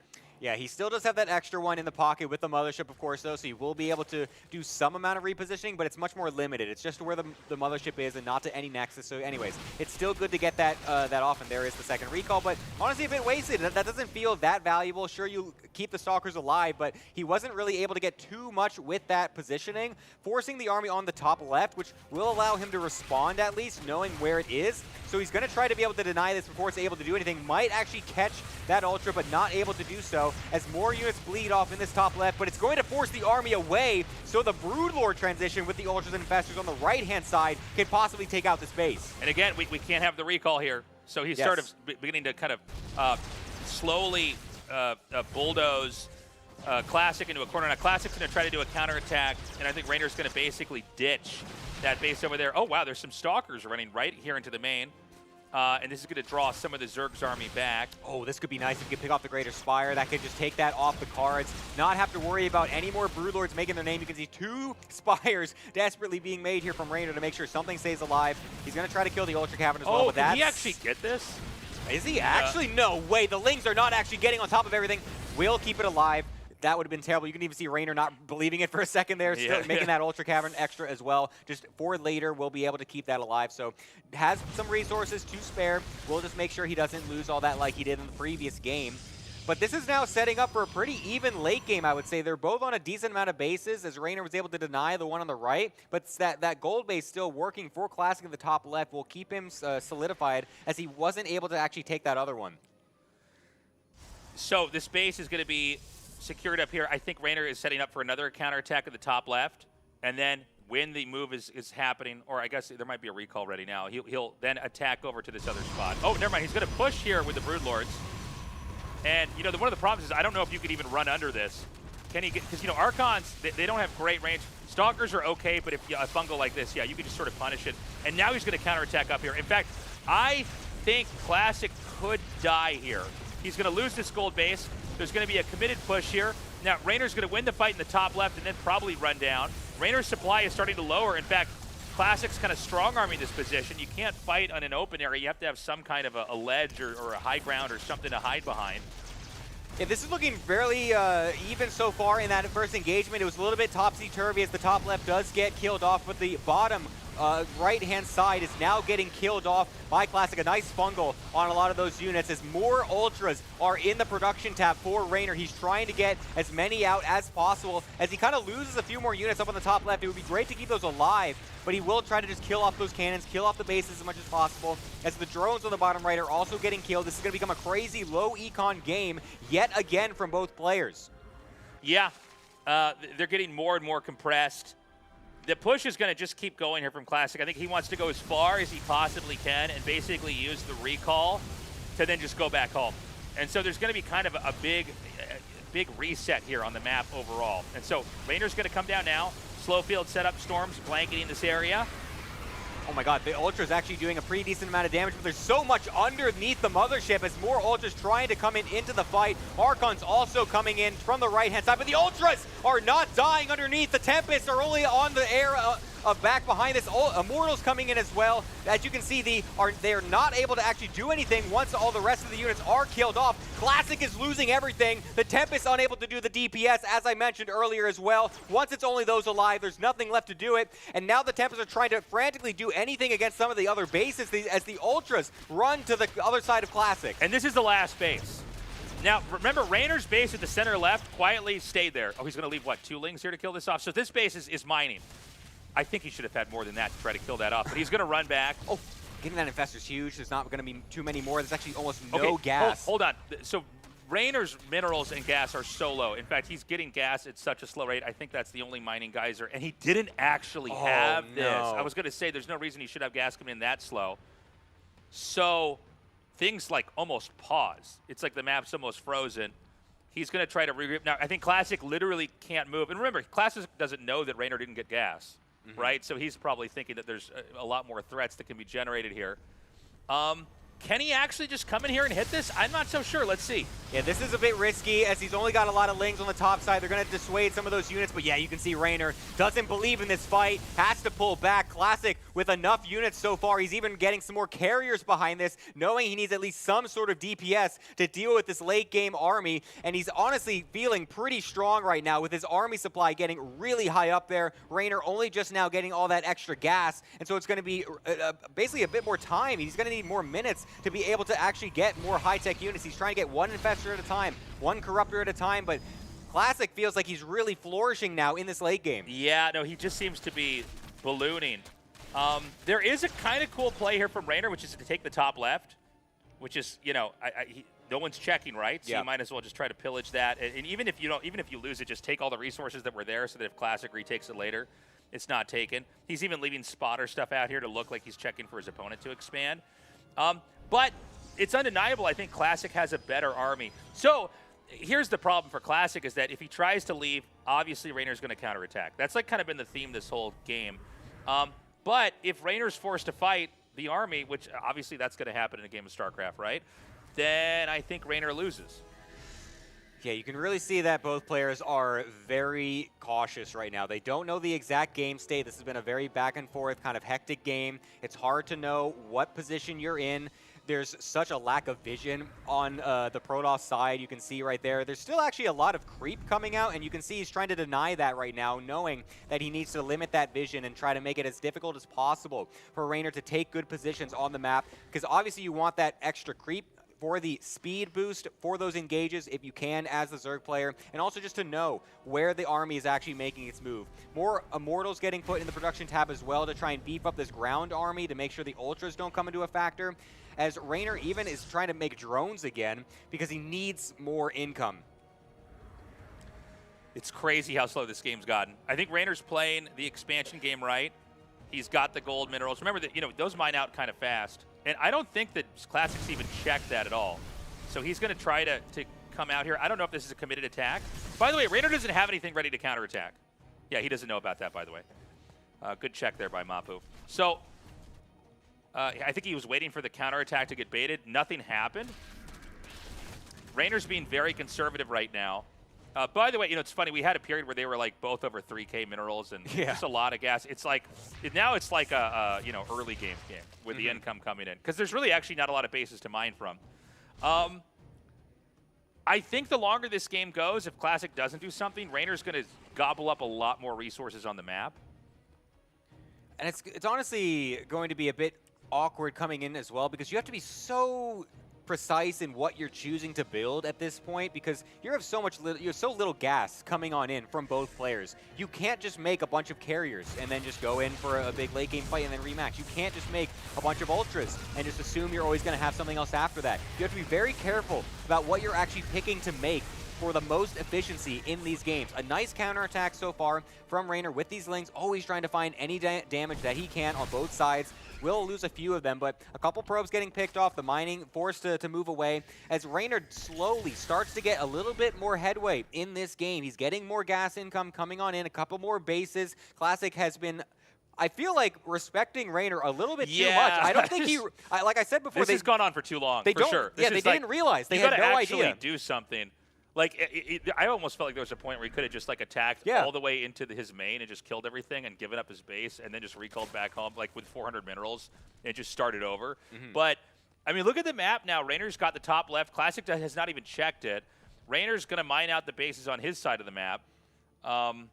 It looks like a couple Zealots are moving. He finally realizes, I think a sinking feeling has just hit Classic's stomach. He doesn't actually realize until this point that Raynor has had this, and now he thinks, oh my god, Raynor, you might actually have a decent army at this point. Maybe I was too passive. Yeah, I mean, giving that up and giving that to Raynor, and that's a gold mineral base. So that's like just resources into the coffer here for Raynor that can be spent. Now, I do think Classic has a much harder army to kill, and maybe it just comes down to a fight.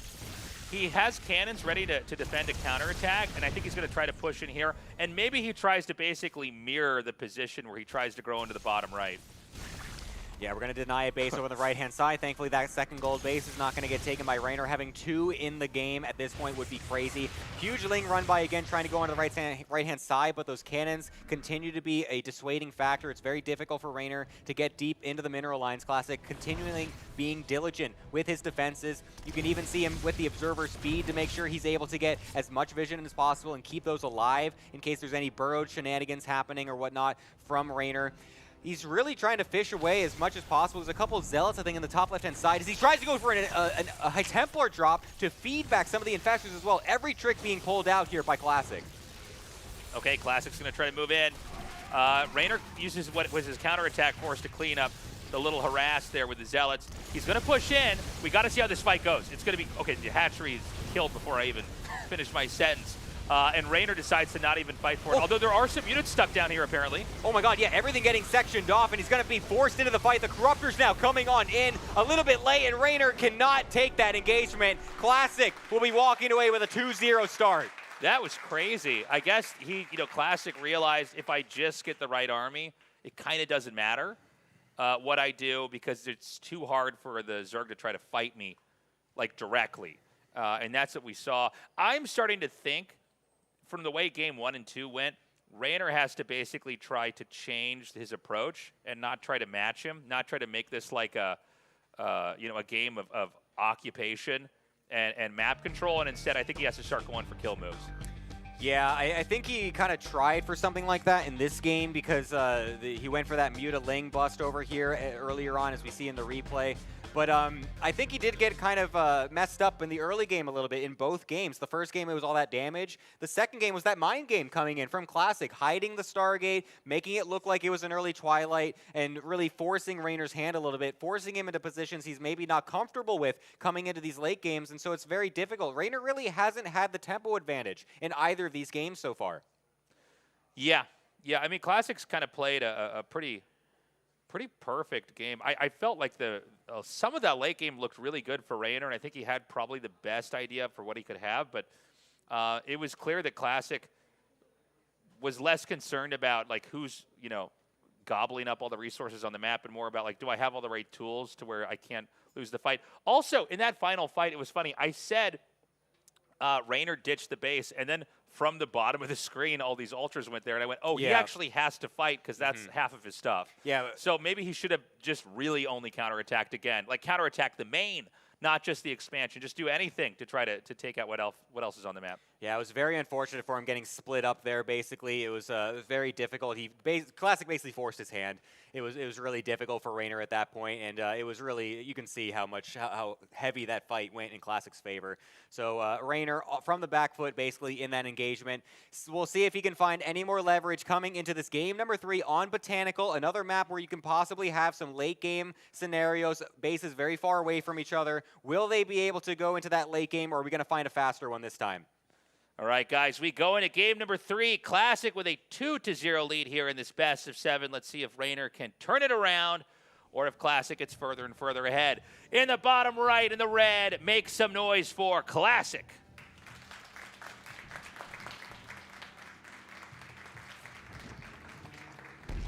And in the top left-hand side, he has been down 0-2 this series so far. He needs your energy to stay alive in this series. Give it up for Raynor.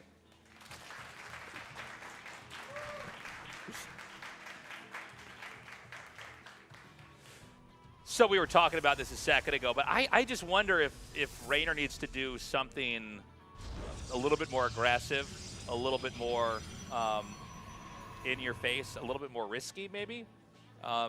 Classic has kind of made it so that even when the game is chaotic, and by the way, Evil Heart, that last map, that's a weird map. Like, Yeah. I really didn't think we would actually have a game like Game 1. Yeah, and we yeah. actually totally had a We game just like did. We just did. It was the exact same thing. So let's see how Raynor approaches it. A lot of times in the early game, the Zerg kind of functions like this as a race overall, but they're just sort of reacting to stuff. Yep. And making minor adjustments. Like, oh, okay, I can make 3 more drones here. Oh, okay, I should, I can tech a little bit faster here or slower, and he's going to attack me. I'll just defend that, and then I'll go to what I want to do. And Raynor's one of the best at that. In the whole world. But maybe he should be trying to cripple Classic early on, punish him, mix it up. Remember, and by the way, it feels like it was so far away, but the early game in Game 2, that Stalker first kind of cheesy fake out that really wasn't about anything. He was just taking a third base. Maybe we need something like that from Raynor, even if it isn't a real threat or a real risk, just even creating the illusion of that. Yeah, it's very hard as the Zerg player to try and bring out those tricks. Protoss is, like you said, a bit easier to do that kind of stuff with. Zerg players, they're on the reactive end of things. You could try to throw in like an earlier Roach Warren and maybe make them overreact, or there's some kind of plays where you can not have as many drones mining in the natural as compared to the main to make it look like you're all-inning, but Protosses in general feel like they're very good at taking those reads and knowing exactly what's happening, and it just doesn't really end up working too well, so it's hard to come up with that kind of stuff for Raynor. I feel like Raynor really needs to make sure he's on top of his scouting in these next games. He needs to know exactly what's coming. He needs to see what Classic has cooked up, because it's basically been an early game advantage both times so far from Classic. Raynor needs some early game advantage coming into this early game, and so that he's sitting pretty basically in the mid game, so that way he doesn't get caught off guard. So we have the third base being taken for Raynor. We don't know the tech tree yet for Raynor, but we're going to see it soon here. Raynor really needs a win here in this best of 7. It's so statistically rare that someone's up 3-0 and then the other guy comes back and wins 4 games in a row. If we're going to go into a game 7 here, or even a game 6, you have to usually have a back and forth. Now, I think Raynor looked good in both games. It's just that Classic was able to go all the way to the end of the rabbit hole of late game PvZ and still have answers. And yeah, I mean, maybe I'm wrong about Raynor trying to adjust into you know, some kind of totally different early game. Maybe he does need to make his adjustments later on, but time will tell us all of that. Yeah, I mean, like I said earlier as well, his tenacity still is strong. Raynor able to make all these games close despite all the twists and turns that have come in. First person view coming in for Classic as he tries to get some more Oracle damage. Nice denial for Raynor. Will disallow any more drones from dying, so a nice start so far. He needs to keep that up, of course, because he will, of course, have more Oracles coming his way, as the second one does make its name on the map. And a third Oracle also now coming out from Classic, so continuing with that Oracle-heavy play. We don't normally see too many Oracles like this. It's usually the 1 or 2, as we try to get much faster Twilights and Forages and stuff like that on the follow-up. So far, it's only going to be the Twilight coming in for Classic. No Forge just yet. It might be delayed, but a faster Twilight. I mean, it's not even that fast, though, is the thing, because he's gotten 3 Oracles. But it's usually when it's only the single Twilight, it's going to be an Adept follow-up. So we'll see if this is going to be what he's got in the cards as the defense for the Oracles continues for Raynor. So an Adept follow-up, you know, we had periods of StarCraft. It's 4-gate Adept, right? Yeah, it really looks like that's what he's trying to go for. All right, I only see 2 gates making. But he's got 2 already in the wall as well. Okay, okay, good It's gonna correction. be blink. Oh, So- he's going to try to do maybe just a blink all in, just straight up. Oh, okay, okay, yeah. No, I thought the same thing. I thought it was going to be an Adept play.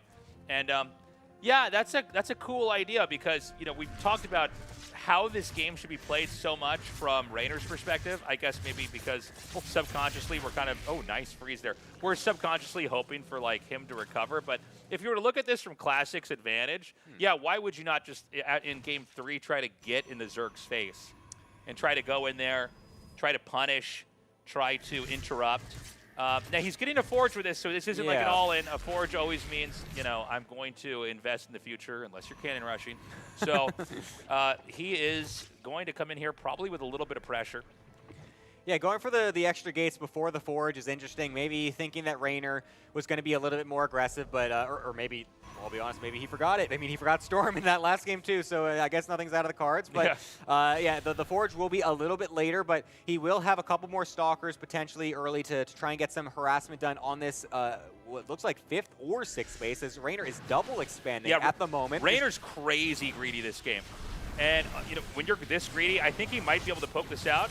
Okay, hold on. The hatchery's at half health. He's going to commit to keeping this. Ooh, he's done. Okay. Oh, the stun. He actually freezes it. The Lings are going to just leave. There's attempts over here for some reason. And he's going to just kill this. Oh, he does. Nice. He kills his hatch off. My play-by-play's all over the place. Just like those Adepts. Yes. So he actually just pokes it out and runs away. Yeah, that's a nice play from Classic, having the Adepts in the main army and then shading them into the natural, forcing the Lings to run away, and then also getting half of them in the Stasis Ward, allowing the Oracles and Stalkers to kill off the base. The question is, does Classic realize that Raynor was double expanding, though? Because there's still going to be a 4th base finishing up relatively quickly. If Classic doesn't realize that, he might think he's got Raynor pinned on 3 bases for much longer than he actually will be. Okay, so he's going to immediately retake that base. And Raynor, you know, he played a tight macro game in the last one. He was basically ready for, like, a push the whole time. And Classic respected it in all the games and just didn't push. He's like, all right, I'm going to take another base. I'm going to take another. But Raynor's, like, mass expanded this game and is really going to rely on a lot of counterattacks early on. And he's going to go for a Lurker Den. Yes. So that's the adaptation that Raynor's trying to bring into this game. The Mutas were not working in the first game, of course, did not work his favor either. So now he's going to be trying to go for the Lurkers in this one. I mean, this is a great map for that as well. There's a lot of high ground positions. There's a lot of choke points that the Lurkers can abuse to make it very difficult for the Protoss to take correct engagements. It's very nice for the Zerg to try and just get a lot of bases set up and make it very difficult for them. Protoss, of course, can still camp on those high grounds as well with plenty of cannons and batteries, so this is setting up to look like it's going to be another late-game slugfest from both players, unless Raynor really wants to try and just push the issue with a Lurker timing before Classic is really prepared to deal with that, because, again, I think Classic might not expect Raynor to still be in such a good economic position, considering the fact that he killed off that what he thought was a 4th base. Yeah, that's a very good point. He doesn't have the full picture, whereas we do. And look at the Lings getting ready for a counterattack. And by the way, the fourth base here, it's kind of hard to defend all three of these spots. The top base is almost like a layer above in a way that's hard to like run down and save it. And he's going to lurker push here. I don't know that this base can be saved.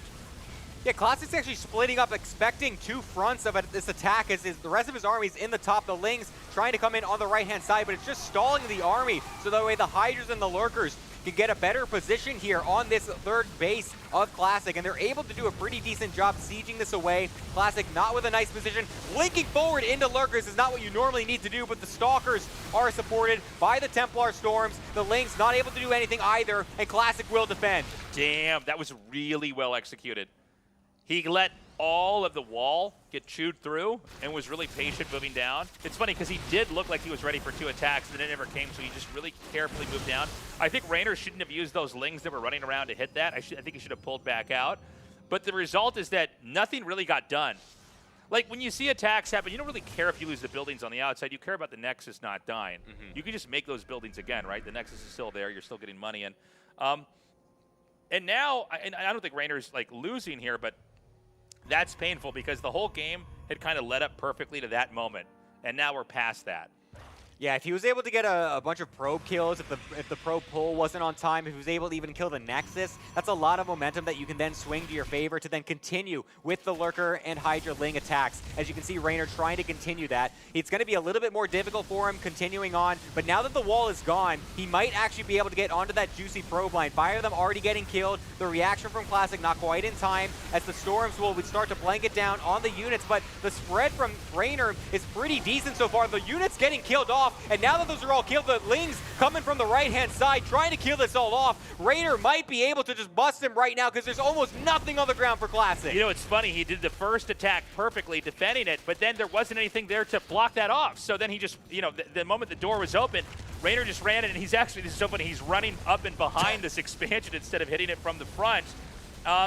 And, you know, this one Immortal, it's taking a lot of damage. This Immortal can kill off all of these Lurkers, but it's going to be driven away by the Hydras and the Lings. I think this game's over. GG, Raynor takes game 3. Yeah, it's a great adaptation into this third game, able to make it work. Classic not expecting the Lurker transition and the aggression from Raynor. That's what I was talking about. No early damage that game, able to set the tempo from the start and keep it that way. That's what the Raynor that we can see when he actually has control of the mid and early and mid game. Yeah, it was crazy. I'll just say it again. Like, that attack, initially Classic held it so well, but this was the second attack that we've got on screen here. And what happens is that now there's like no barricades, there's no walls, and so Raynor just pounces. And the Lings hitting from behind made it so that the Archons couldn't get away, the Lurkers run up there, and they just obliterate anything bunched up. And I like the change in play. I like the fact that this is now about Classic actually not dying while he's trying to make that ultimate army and trying to get there. Whereas before it was about Raynor trying to survive a really long game. Instead, it's now, you know, really about trying to punish the Protoss and stop the Protoss from getting too big. So great play there, shorter game, and probably what Raynor needed to get into that. We're going to go into game 4 now, and Raynor's won his first game. Looks like Raynor's actually requesting a little bit of a break after those 3 games, so I think we'll be taking just a small pause here. So we are going to be going to a break, guys. When we return, we're going to be going into Game 4 here with Raynor versus Classic.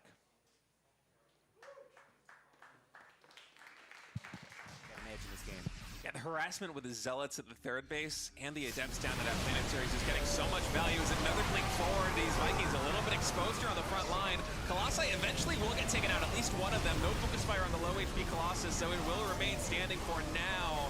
Oh man, the damage is so evenly distributed, but Beyond coming in from the flank with more Marauders able to stem forward, and once again, the splash damage for Classic is reset down to 0. There is no Storm Tech follow-up behind this. Energy recharge, not going to be able to do very much back at home. We do have 2 more Disruptors about to pop, but these Zealots are basically all he's got. That's an incredible swing from Beyond. I cannot believe that he was able to actually keep his units at the top alive long enough. Runs away from this Disruptor shot as well. 2 Disruptors were used in that last fight by Classic that got completely dodged, doing 0 damage in the same exact spot as well. So a bit of a misuse of some of the Disruptors in the army. EMP blanketing all of the Zealots as well. These These splits continue to be so excellent. Target fire as well from Beyond. He's finally finding his groove in this series and is doing excellent here.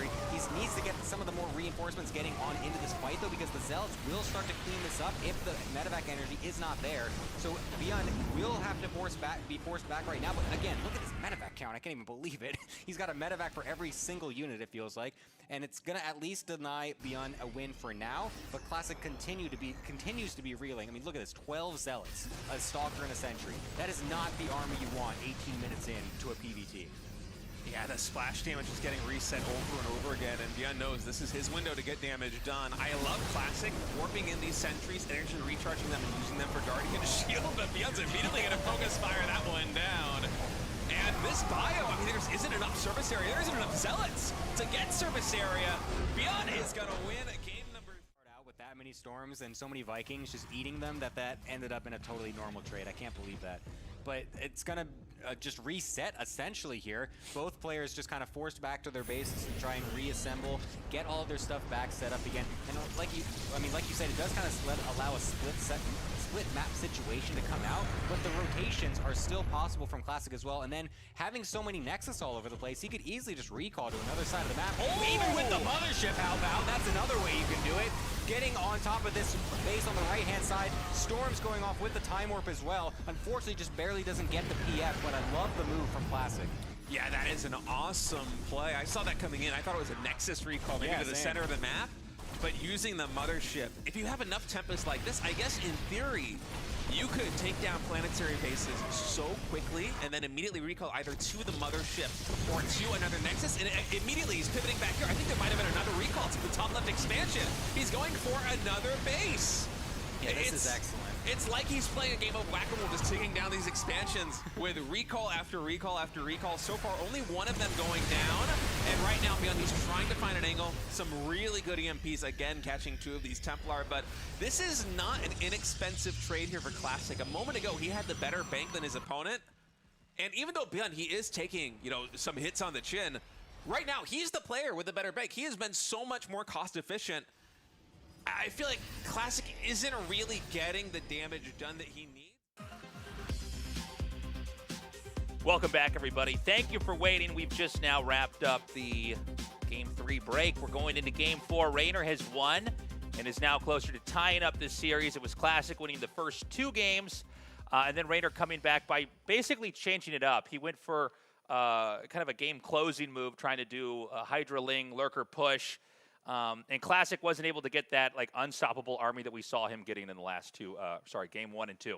Yeah, I love the switch up from Raynor in that game. It really showed that he was not really dissuaded from the earlier two games. He's not lost his confidence, basically. Raynor, like we were saying before, always someone confident in his play, always able to bring it back out. So we'll see if he's able to continue that momentum coming into the next game.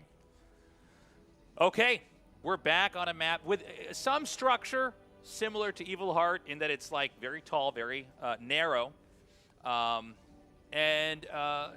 at the same time, yeah, I don't know if we're gonna have a crazy long game when I look at a map like this or not. I feel like it's hard to predict at this point. Yeah. Sorry, I'm getting ahead of myself. Let me introduce some players. Sorry.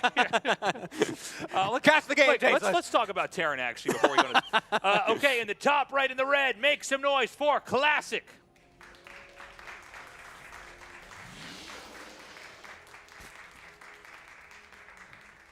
And on the bottom left-hand side, playing for Basilisk, the blue Zerg player. Give it up for Raynor.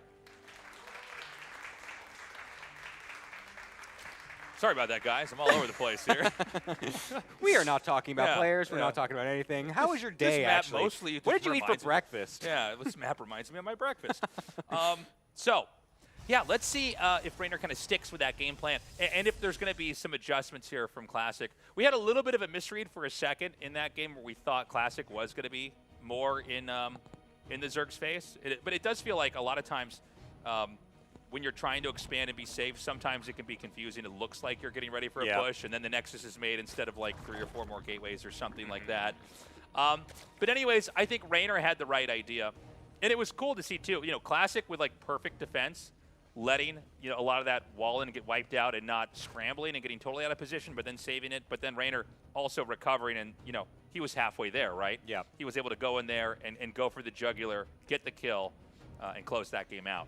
I also like how Raynor went with that, going for the double expand as well for his fourth base to trick Classic a little bit, expecting that the fourth base denial that he got would be much more, just do more damage to Raynor than what he expected. So I think that also played a big factor in that game. Classic thinking he was much farther ahead than he really was, and not expecting the fast lurker play coming in. We'll see if Raynor wants to continue with that style, having it working so well in that last one. Classic, on the other hand, will be sticking to the Stargate. No weird stuff coming out from him. He's just going to keep it as standard as possible. We do know him as just one of these players that loves to bring it into the later game. He likes to keep it normal. Every now and then we might throw in a couple of cheeses. And actually, to be honest with you, now that I remember, Classic versus Raynor, when they played in season number 3, where Raynor did win, Classic was bringing out a lot of those more interesting styles. He was throwing out some early charged autolins. He was throwing out some adepts, and it wasn't really working. So this time, where he's coming back to the more standard stuff that he's more used to, and he's found overall more success. So this map, the expansions on both sides, you can see they just kind of line up to the side. The middle bases are very close, but this is a very claustrophobic map. I would say even more so than Evil Heart. Yeah, it is definitely a bit of an awkward one. It's also got that kind of choke point in the middle there with those rocks, making it very difficult if they end up kind of going in that direction. We saw that in the grand finals of season 3 coming into play very nicely with force fields denying SCV pulls and stuff like that. But in this game, it might come into play later as the double adept does try to go into the main base to get a scout. I doubt he would finish that. Oh my god, never mind. He's just going to go for it, seeing only 4 lings. The rest of them not quite in time to be able to deal with that. So Raynor actually going to be losing a few drones here as the double adept makes their name shown here in this main base, will eventually kill them off. Actually, one of them staying alive as well. But now there's no Spore in the natural, but there's a couple Queens. Will this Oracle find any damage is the next question. Yeah, it doesn't look like it's going to get anything done. Bounces right off there. The Lings actually snipe the third base probe, so that slows stuff down a little bit here. In fact, there's a pylon made to plug this up, and he's going to try to expand somewhere else. We'll see if Raynor catches that right away. He does see it, but the Oracle back over here, the denied Oracle from earlier, it's going to have enough energy to gun that down. And I don't know that Raynor can really do anything to slow this down any further, so he's just droning up back at home. The Twilight Council starts over here for Classic.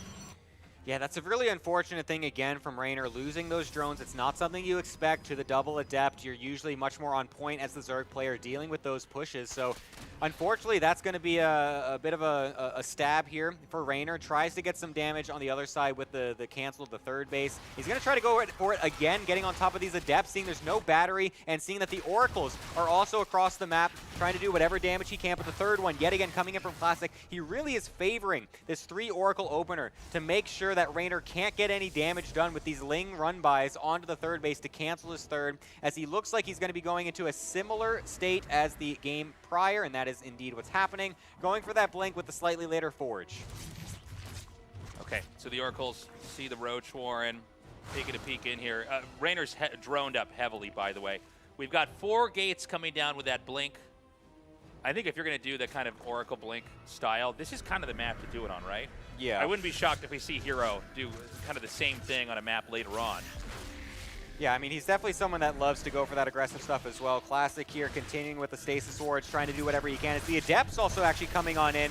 Actually, the Stasis getting those Queens is pretty nice. If we can make use of that as Classic, it would be pretty nice as the Adepts continue to kill off these drones. The Lings, the only ones alive, I feel like, are right there in that Stasis as well. So 5 more drones getting killed off. This is not the start that Raynor wants. More early damage from Classic. And from the games that we've seen so far, when Raynor gets behind in the early game, losing more drones, losing more Lings, he has not come out victorious. Okay, now these Stalkers can pair up with the Oracles. He's going to make a pylon over here, and this is a launching pad for more attacks. And he basically wants to attack from top down into bottom. He's keeping the Stalkers over here on the side and kind of looking like he wants to move to the bottom to keep defending units over there. But he's eventually, when this pylon finishes up, make a gateway here, and this is a hard commit. Now, Lings can fight this, but I think it really comes down to how good the Stalker control and the blink is, because on paper, Stalker Oracle's way better than Lings are. Yeah, absolutely, especially when you have them, the pulsar beams going. It's very good, and he's going to be able to force these away for now. The warp gate at the top, not quite ready yet. Actually, a forward blink from Classic, just realizing that there's almost nothing here. Will allow some of those other links from the right-hand side to get on top of those, but the Oracle's doing a great job of killing those off as well. Drones forced to pull to be able to deal with this for now as the Hydras from Raynor not quite ready. I think Classic has just found an opening. Yeah, I don't know that he's going to be able to survive this. There should be more Stalkers coming down here from the north. And you can see the blink. There's just enough Stalkers here. In fact, I think there's more Stalkers than there are Zerg units in some of this fight. He's going to try to blink away. Most of the Lings are gone. Actually, excuse me, there were more Lings there than I realized, but more Stalkers come down. The Oracle gets blown up, just one remaining. We have a couple more blinks away. And it looks like, honestly, these units are coming in pretty nicely for Raynor, but the problem is that he's lost 12 drones on this defense. This is not a clean defense by any means. He really needs to get some sort of momentum going in these fights because Classic, despite the fact that he is going really hard on this aggression, he's still got charge coming up behind this. He's still got a Forge with +1 coming as well, and he could easily go for a fourth base if he wants to. A couple of Lings trying to make some havoc in the right-hand side base, but a battery there, an Oracle ready to be able to deal with that. Not going to be doing anything. Raynor trying to get some more Hydras and Lings as he will be able to defend this for now, as the Stalker count is starting to thin a little bit. They're a bit low on HP, some of these. So I think Raynor will stay alive for now, but the next wave when these charge lots start to come in, I think it's going to be really tough. Yeah, if he can survive that, he'll survive this game and it'll go on for longer. Raynor's done a good job holding the Stalkers with Blink for now. I think Classic might have kind of switched up what he needed to do there. I think he was trying to blink into stuff because he thought he was snowballing when actually he should have really been just kind of trying to sustain and keep that death ball going. I'm amazed that that Stasis Ward didn't actually get triggered there by those Lings, so that will stay there for now. Could actually come into play a little bit later as Classic continues to try and focus fire down some of these Hydras. The Scout on the fourth base timing is there for Raynor, so he knows that this is a transition and that it's not fully all in from Classic, but that's not really even something that he wants to see. He wants to see Classic continuing this attack, I feel like, because I don't know how he can actually continue into this late game. He's got 58 drones. The Lurker Den is not even close to being done either. This is going to be so difficult for Raynor because, honestly, this Zealot harass is going to start getting ridiculous for him. Okay, now the Zealots are just going to shred that hatchery. There's nothing to even contest this. It's going to be just the Broodlings left to try to fight that. Big victory there for Classic. In some ways, we were watching this tug of rope over here on this side of the map, not appreciating that that's set up for a perfect fourth base takedown. Yeah, I love the way he's going for this. Yeah, taking that high ground base that's really in the same attack path as the side that he's going for. So he's basically defending this fourth base with the attack that he's constantly been doing on this left-hand side. And so the Lings really have to find a different avenue to get over here. We'll eventually find that, but honestly, this army is just ridiculous from Classic. Raynor knows it. Classic is now on match point. Yeah, Classic really completely reinventing the approach to the matchup there. We kind of thought that's what we were going to have in Game 3, by the way. We kind of thought that was coming, and then he just went and kept defending. But, you know, I was on the same page as you, Gemini. I thought the Zealots are going to come with the army, and then we're going to see who wins it. And instead, he just sent the Zealots to the vacant base and got the kill. And it wasn't even like that was a trade-off. So we're watching now the early part of this attack here. And for a little bit, I didn't even quite see how many Lings were coming in here. I thought there was a bit more. And then when I saw there was still 4 or 5 or 6 more Lings coming up and the Hydras are here, I thought, man, this looks like it actually could be a lot closer, especially because, you know, when Hydras, when they have something to tank in front of them, they do damage so fast. But yeah, we thought that the Zealots were going to pair up with that and actually hit the army, but to just take a free kill and then just do the exact same idea later, that's a killing blow. Yeah, he really set himself up nicely for that one. I mean, he knew how much damage he got done in the early game as well, with the same build order as well from the last game. So able to switch it up on the fly after realizing the Oracles and the Adepts got great damage. It allowed him to then pivot into that more all-in style. Okay, guys, let's make some noise here. We're going into game number 5 here. Classic here in the top left. He is Classic. Worst intro ever. All right, well, Gemini, he's Classic. You can guys, do better than Classic. that. We're off to a great start here in game 5. All right, you take this one, man. And on the bottom right-hand side, he really needs some support right now because he is going to be on match point every game from this point on. It is the Blue Zerg player, Raynor. That's how it's done. Look well at done. get out of here, Yeah, Chase. This is you're doing frickin' the intros boomer. from here on out. I'm like, I was too excited to talk about the map like the last game. Oh, we got some signs. Oh, we got Look these at pieces that. of paper. We didn't have these yesterday. We Yeah. started the show and we thought we had everything set, and then we went, oh, we don't have the little cheerfuls. yeah, the cheerfuls as they call them. Yeah. I hope we see a Rainer win here. I hope we have a longer series. But I'll tell you what, man, I don't think we're going to get it because Classic is playing so well. He's shown a real range of play. We're talking about the craziest endgame stuff ever in one round. And then in the next round, he comes in here with, you know, some of these decapitating moves like we had in the last game. Yeah, he's really just kind of solidified himself in this nice series right here. I mean, we saw, again, like I was saying before, in the previous series in Season 3, he was throwing out some weird stuff. It was not what we normally see Classic. He's really coming back to his standard style in these games, and you can see the difference. He is up solidly 3-1 in this series right now, coming into this next game on Winter Madness. I think he's going to be feeling some good momentum, some good confidence coming in to just continue to do the same thing. It's not been broken too hard so far. It's been working pretty decently. The only time really was that one Lurker game where he wasn't able to get too much early damage done. So once again, I want to see Rainer focusing heavily on that early game defense. Do not let the Adepts get in. Do not let the Oracles get damaged. Keep the Queens in the correct positions. Keep your spores on time, because if he can get that ready, then he will be very nicely situated into this mid game. The big question is going to be which kind of Classic is going to come into this game, right? Like the fact that Rainer wins with that push in Game 3, and we think, okay, well, he seems to have a solution, and then Classic comes with an even earlier, even more aggressive push in Game 4. That's kind of scary. Yeah. Yeah, it's really up on the cards on what's actually going to be happening right now, but a Stargate coming right back in for Classic yet again. Not surprised to see that. It's been working so far very nicely for him.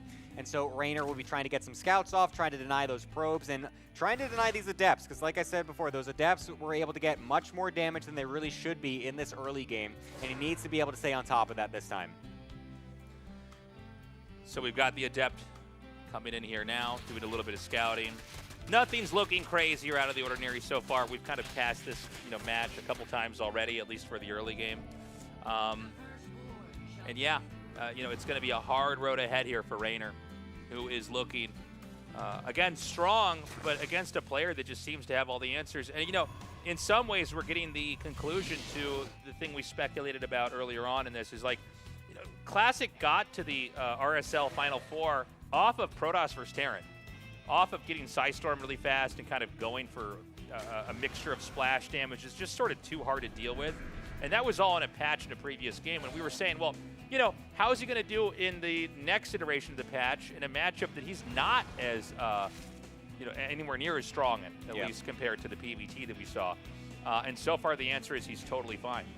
Yeah, we saw some more Adept pokes from Classic here, and it looked like Rainer actually made a pretty decent swell of Zerglings earlier on, making sure that those Adepts can't get any damage done. But now the Oracle comes on in, gets, I think that was 2 drones with the Queens in position, able to shoo it away as the Lings try to make their way over to the third base to deny that, but not able to do so.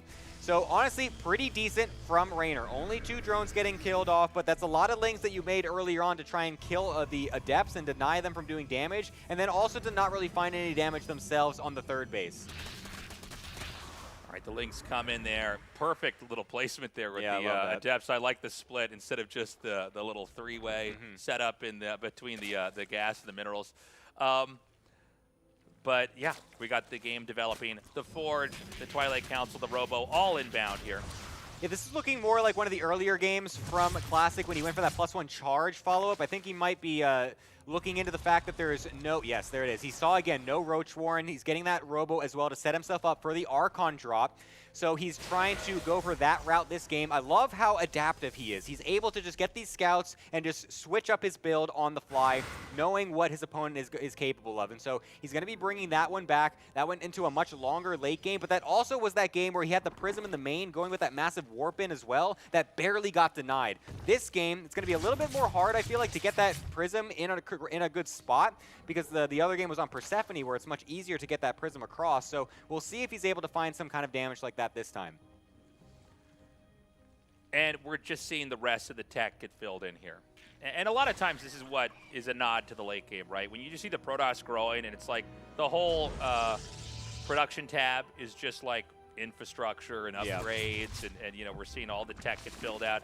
That's when the game will probably, if the Protoss wins, come down to a push, right? And not some kind of like a crazy attack like the last game, but instead just like having that sophisticated army where you've got the right spells and you've got the right balance of units and you could slowly kind of bulldoze your way through the Zerg on the map.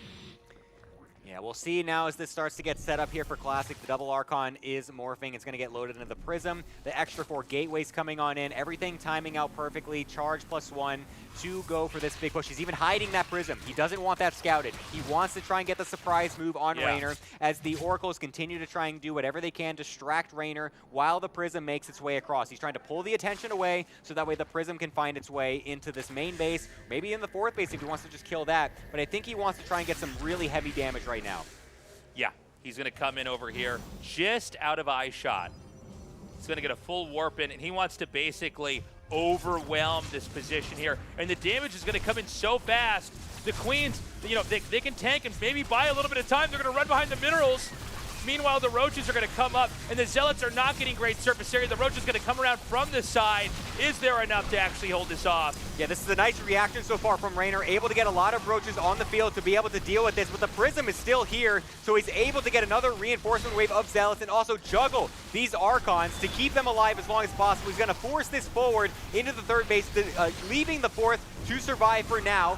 Was that a mistake, perhaps, as more Roaches start to trickle on in, but another Warp-in comes in as well for Classic. He thinks he's got the game in his hand right here. Somehow that Archon in the top right didn't die. It tanked all of its shields, then killed the last Roach. I think this damage may be spiraling out of control. I think it's very possible that Classic's about to close this out. Yeah, the War Prism now going into the main base with the rest of the units supporting it as well. The Queen trying to deny it, but there's almost no anti-air for that Prism. He's trying to keep it alive as long as possible as more units do start to bleed out for Classic, unable to find a position to get this safe warp in, but now he's back to the 3rd base where there's a oh, the Prism gets sniped by the Spore, repositioned as well. That's going to spell the end for the attack for now. Classic's not going to be able to actually continue this, and so Raynor will survive. Now let's point something very important out here. The hatchery lived. Yes. The drones were really, actually there was a decent amount of drones killed there, but it's not the end of the world. And the rush was stopped. He's morphing an Overlord. He's trying to now load that up with Queens. He's remaxing on Roaches. He's not going to re-drone at this point. He thinks that he's got a position at this point to actually go across the map and try to end this while Classic is trying to recoup, basically, because he's not going to have Storm ready yet. He's got a couple of Mortals. He's making batteries back at home to try and defend, because I think he realizes, Classic, that he's done a good amount of damage to the drones, and that he might identify that Raynor is going for this big push. With the Revelation on the Queens as well, he knows what's happening. He needs to defend. Yeah, he probably assumed this was coming when he saw all the Overlords moving across the map. So this is a counter all-in here. It's going to be Roach and some Ravagers with Mass Lings. If Raynor can swing this game back in his favor, he will win this. If Classic holds this, he's moving on to the finals. Oh, a great first Storm on those Roaches. The blink forward as well to try to capitalize. This is going to be so difficult for Raynor to push up into this fight. A nice drop coming into the right-hand side to try and dissuade the army and try to distract it. That's it. Classic able to defend. Raynor knows he's got nothing, and Classic will move on to the grand finals. Beautifully done by Classic. Can't say I blame Raynor for trying to do that counter all in. And, you know, the reality is Raynor had a choice to either play from like way behind or to try to do something decisive. It did not work out. Classic, I mean, that was a very, very one-sided series. 4-1. He is the victor, and he's going to be moving on now into the RSL finals. Yeah, I can't even believe the way that kind of worked out. I mean, it was so nice at first for Classic, getting the jump with the Zealots, with the Archons. It felt like he was chasing a little bit. There's a couple times where this happens when you go for this style. I actually love playing this style personally myself, and I've played it so many times where you try to go into that 3rd base, and you ignore the 4th for a little bit, thinking you have the victory right there, and then you actually kind of bleed out a little bit too much. You lose too many units, and then you regret not killing that 4th base. Then they can re-drone, they can recoup, and go into a mid-game. Raynor not choosing to go for that, though. Went for the counterattack. Classic scouting it nicely, able to defend, and he's through to the grand finals. Beautifully done. And again, a real threat here to take the entire thing. He had a very dominant first 2 seasons of RSL, and at the very end, he managed to actually get to the finals here of this in a different patch, different version of the game, and in a matchup that he wasn't known as being so dominant in in PvZ. You know, he really kind of took it away in PvT here earlier on. Yeah, so we're also getting Classic situated for a post-game interview. I'm so excited to hear what he has to say, coming off of that amazing victory. I can't talk. Yes. Get it over to the desk. Get it over to the couch. Let's hear what Classic has to say. All right, thank you so much, guys. Classic, congratulations. You've moved on to the finals, and I think with such a dominating performance over Raynor, I mean, you have to be the favorite. You won a couple seasons of RSL, and here you are dispatching one of the best Zergs in the world, 4-1. How do you feel after that? 일단 김도우 선수 승리 축하드리고요. 일단 첫 번째 질문은 아무래도 이제 시즌 1, 2 우승하시기도 했고 아무래도 이제 계속 지금 좋은 모습을 꾸준히 보여주고 계셨기 때문에 오늘 또 결승에 진출하실 가장 또 큰 우승 후보가 아닐까 생각이 들었는데 마침 레이너 선수와의 경기에서도 좀 압도하는 모습을 보여주셨습니다. 오늘 좀 경기 어떻게 보시나요? 네, 일단 오랜만에 한국에서 하는 경기여가지고 좀 긴장을 하고 왔는데 생각보다 손이 잘 움직여가지고 좀 컨디션이 괜찮았던 것 같고 레이너 선수가 잘하긴 하지만 저도 최근에 연습할 때 좀 저그전이 자신이 있어가지고 제가 실수만 안 하면 충분히 이길 수 있다라고 생각을 했습니다. Yeah, it's been a while since the LAN held in Korea, so I was nervous a little, but actually if I just don't make a mistake for myself against Raynor, I think even though he's a very good player, I was confident I would win. So yeah, I think that happened. So I'm very satisfied about it. All right.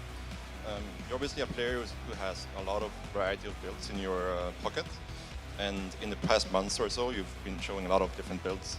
But today, you actually just showed a lot of very solid standard play. Do you feel like you've gained more confidence in that play style, or is there a reason you went more in the standard direction today? 사실 올해 김도우 선수가 굉장히 다양한 이제 빌드를 선보이셨는데 이번 시리즈에서는 굉장히 좀 무난하게 일단은 운영으로 위주로 하셨거든요. 그래서 이번 경기에서는 좀 무난하게 좀 운영 위주로 해도 충분히 이길 수 있다라는 좀 자신감이 있으셨는지 굉장히 궁금하네요. 솔직히 중간에 조금씩 이제 뭐 공명사도라든지 좀 빌드를 섞으려고 했는데 상대가 오버로드로 서치를 하기도 하고 좀 의식을 많이 하고 있는 것 같아가지고 저도 뭐 후반 운영 자신 있으니까 그냥 후반전 가자라는 생각으로 게임을 했습니다. Well, actually, I had some of the builds in my mind to do. Actually, especially I tried to use the adepts more, but actually, Raynor was scouting very, very often, and he's constantly sent OVs out. So I just try to just go macro and and I'm very confident on the late game macro situation. So yeah, let's go late game. Let's go macro. I'm very confident about it. So yeah, try to use, but I just didn't. All right, so looking at the other semifinals, we have SEOUL going up against Hero. You know, these are two guys that obviously you've played against a lot in Protoss versus Protoss in the past. I wonder how you think that they will actually match up against each other. Do you look at one of these two and think, oh, maybe stylistically or just skill-wise, this player is really favored to beat the other? 이제 결승 상대가 이제 김준호 선수 아니면은 박한수 선수일 텐데 사실 두 선수 다 좀 각자 다른 플레이 스타일 갖고 있잖아요. 근데 이 두 선수를 매치업 놓고 평가할 때 좀 어느 선수가 좀 올라올 것 같으신지, 어느 선수가 좀 더 좋다고 좀 평가를 하시는지 궁금하네요. 제가 원하는 거는 한 소리인데 준호가 요새 워낙 잘하고 있기 때문에 히어로 선수가 올라올 것 같고 최근에 연습할 때 준호랑 많이 했는데 되게 잘하더라고요. 결승에서 만날 것 같습니다. Yeah, personally, I favor SEOUL over Hero because I just want him to play against him. But that being said, Hero played really well in this practice and scrims against me. So yeah, I think he showed a very solid form. So I think Hero will advance to grand finals. All right. I had one more game-related question about, we've seen since the new patch a lot more Ultralisk play coming out from the Zerg players, and what does he think about that sort of composition compared to the more standard Lurker or Broodlord-based play? 사실 이번 패치로 인해서 좀 울트라 위주의 또 공격적인 적의 플레이들이 좀 많이 나오고 있잖아요.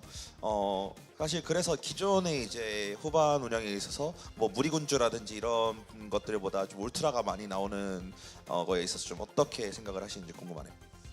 솔직히 울트라 오늘까지만 해도 이제 오늘 경기 하기 전까지만 해도 그렇게 세다라고 생각을 안 했는데 오늘 해보니까 굉장히 세더라고요. 네, 앞으로 좀 울트라가 많이 나올 것 같고 저도 네, 좀 대처 방법을 잘 해야 될 것 같습니다. Well, I mean, until today, I didn't really feel that Ultra isn't that strong. But now I feel the power of Ultralisks now.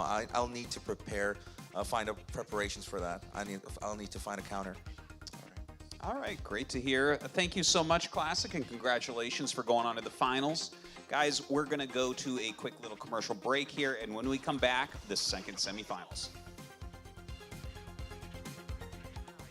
Some Ravagers get added to the mix here, which should help a little bit here for Shin, because of course they do have longer range here than these Roaches. But you just see the kiting coming into play already right now on that fourth hatchery, which Shin would love to start saturating with these extra drones he's building right now, but this hatch is just in such a precarious position with very minimal creep spread in front of it. You just get kited into oblivion right now here as Shin. I feel like maybe if there was a round of Lings where we can come around from the flank side, you might be able to get us around, but he is going to die on this. A couple of these Cyclones do get taken on the front side, but overall, still the DPS potential here for Beyond's army is just massive. I feel like that was still kind of okay-ish. Like, it wasn't obviously great, but I still would think, oh, this is a bit of an overextension. I feel like, unfortunately, only getting a Cyclone there. Some of the, oh, sick fungal out of nowhere from those two Infestors will be allowing him to jump on that giant pack of Hellions and start to shave this down. So that is where it's really going to start to swing for Shin here. Excellent timing on those two fungals, and the extra Lings coming in to reinforce will allow him to chase this down and continue to push Beyond all the way back to his side of the map. Yeah, Beyond was not anticipating this turn of events at all. He's building his fourth command center on site right now on the low ground, but that fungal took all of the wind out of his sails with that initial round of Cyclones and Hellions, basically just getting stomped on the front door there of Shin. You need that money fungal as Zerg to be able to stabilize in a situation like that one with the composition that Shin was running, and he absolutely made it work. Yeah, that was perfect from Shin, honestly. I wasn't even realizing. I saw the Infestors in the production, but I felt like I didn't even think he had the energy to be able to throw those fungals down. So very good for Shin to really get the momentum more in his favor and just kind of deny Beyond from being able to continually shark on the map with total freedom. I feel like he's going to be able to get these Roaches pretty well, actually. That's a, wow, that's an insane amount of damage coming in from those Cyclones onto those Roaches on the left side. So a bit unfortunate, but it does distract Beyond at least to allow the right-hand side army to go ahead and once again cancel this fourth base. So Beyond continually shoved back onto 3.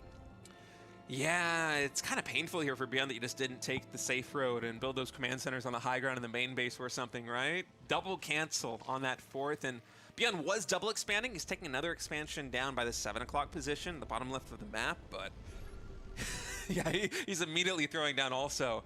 That initial base has gotten canceled twice already. It is a bit painful, but I love this Infestor sharking around. It did, oh man, 104 energy. We can get a massive fungal on this. Beyond, he does juke a little bit, but he kind of works his way into the corner, and now Shin completely cornering the Cyclone Hellion army. Oh man, that was a coup. What a victory right there for Shin. You never want to get caught in a corner like that with a Battle Mech style. That Infestor just absolutely carrying the freight, forcing Beyond back, and him just finding himself stuck between a rock and a hard place. Posture to yet again strike this base, as he does not want this forward one to get taken. Yoinks coming in with all the Cyclones. We'll be able to kill a lot of those for basically free, as the energy is going to be used up here from those Vipers. We'll have to send them home eventually to replenish. Doesn't want to lose any of the missile turret. That'd be sad. Getting rid of the sensor tower is also really nice to disallow any vision on the map here. And these pulls just continue to be very good. Nice arc, though, from Beyond. We'll be able to get a nice trade on the back end here and force this army back. There's no real army on the other side either really moving, except for a pack of Lings, I believe, on the bottom left-hand side, which aren't actually going to do anything. So this forward push is going to be pretty uncontested from Beyond.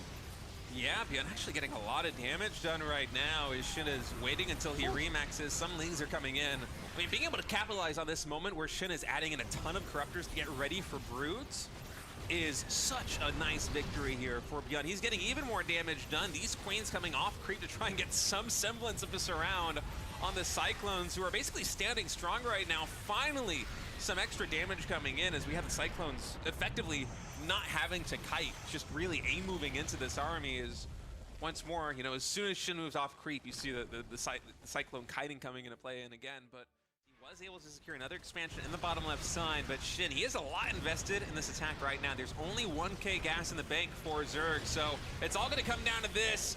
Huge abducts on every single Thor is going to thwart the majority of the anti-air right here for Beyond, and that means that these Broodlords can inch forward, but they want to be careful. Those lock-ons, they are hard to shake off once the Cyclones actually connect with the Broods. You already see at least 1 or 2 Broods do go down to those lock-ons, but this base is going to have to lift up.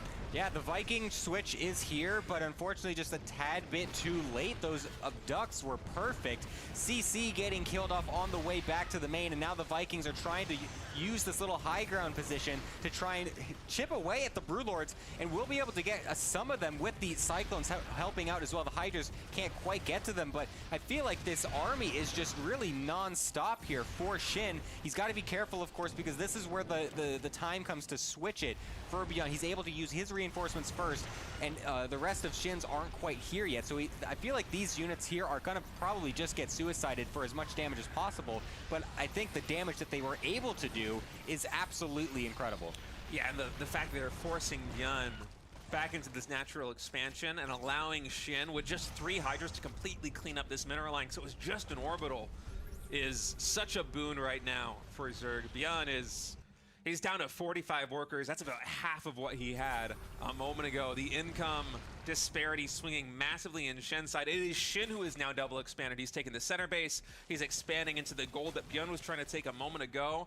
And those abducts on the Thors, Gemini, just completely flipped the momentum of this game. It was starting to really look good for Bjorn there. You know, he had the expansions, he had the superior worker count, the upgrades were massive, but the upgrades don't matter all that much when your entire anti-air of those Thors gets abducted. Is that like the 7th time? That's got to be like 8 or 9 at this point, I feel like. I think 7 is a little balling it, to be honest. This might be the most command centers I've seen die at one expansion in like 5 years of casting StarCraft 2. It is just absurd. It's ridiculous. And looks like Shin is trying to go in here for one big final crushing blow. Gets the units caught in the left-hand side of the map, lunging on forward to get on top of everything. Beyond push down sub 100 supply for the first time since the early game. And this is looking like Shin finally finding enough momentum to actually end this game, and that is the GG. Stain the Cyclone production with such a fast 3rd CC, but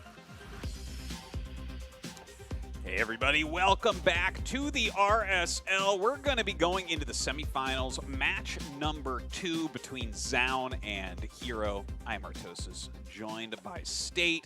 How are you doing, man? Oh, I'm feeling ecstatic. That was what a banger of a first match that we had between Classic and Raynor, and now we're going to be finding out which Protoss player is going to give us the PvP finals here at the RSL. It wouldn't be an RSL without the PvP finals, man. Yeah, you kind of have to have that, and of course we will see Raynor again here today in that 3rd place match, so that's actually really nice. We'll see who's going to be fighting against him, and hopefully that'll be a little bit closer.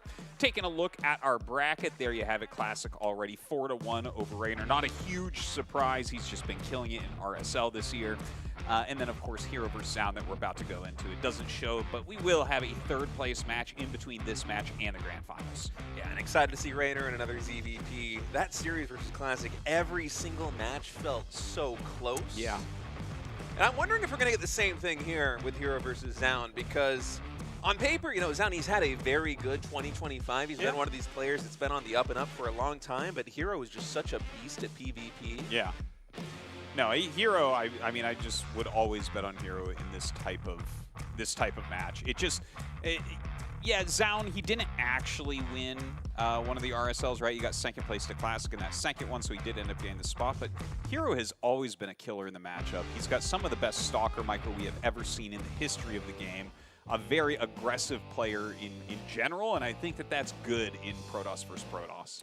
Yeah, he's probably the most unpredictable pro player that we have in StarCraft 2 in terms of what he's going to be throwing at you in any given series. And in a best of 7 PvP, I'm not sure how many expansions we're going to be seeing from Hero. Natural expansion, sure, but a third and a fourth, I'm not so certain about that because he loves to bring the heat. Proxy Robos, Proxy Stargates, Dark Shrines, DTs. So true. Blink, it doesn't matter. Hero is going to use every tool in the Protoss arsenal to try and get you out of the game as quickly as possible. Yeah, and I've always appreciated his style in that regard. Like, this guy really is willing to just make the units take a slight risk somewhere and try to punish. Zaun, you know, we've seen him play a lot of PvPs. He is one of the newer Protoss players, I guess. You know what? He doesn't quite have the same legendary status that a hero or a classic have. So I feel like I generally underestimate him because of that. But I am cognitively aware that he can win this match. Yeah, it's certainly possible. Emotionally unaware, but cognitively aware. I think it's going to come down mostly to just the defense here for Zaun. And I don't want to pigeonhole him just in one kind of strategy, but when you're going up against Hero, one of the most aggressive players that we have in competitive StarCraft 2, and one of the most aggressive matchups that we have in StarCraft 2, you got to think that it's going to be Zaun on the back foot in most of these matches, trying to parry whatever attack it is the Hero throws his way. I think you're mostly right about that. I would like to see him mix it up, though, as well. Sometimes a very strong way to deal with an aggressive player is to you yourself bring out some extra aggression. You know, at least you're going to have those units in case you're under attack as well. Yeah, we'll see what the game plan is going to be from Zaun in this Best of 7 series. There's a lot of games to be played, a lot of range you can showcase here. The map draft coming in. Mothership, actually a very interesting selection here for map number 1. The only 3-player map that we have in the pool. If we're going to have some very cheeky plays, that's a great place to start it out with.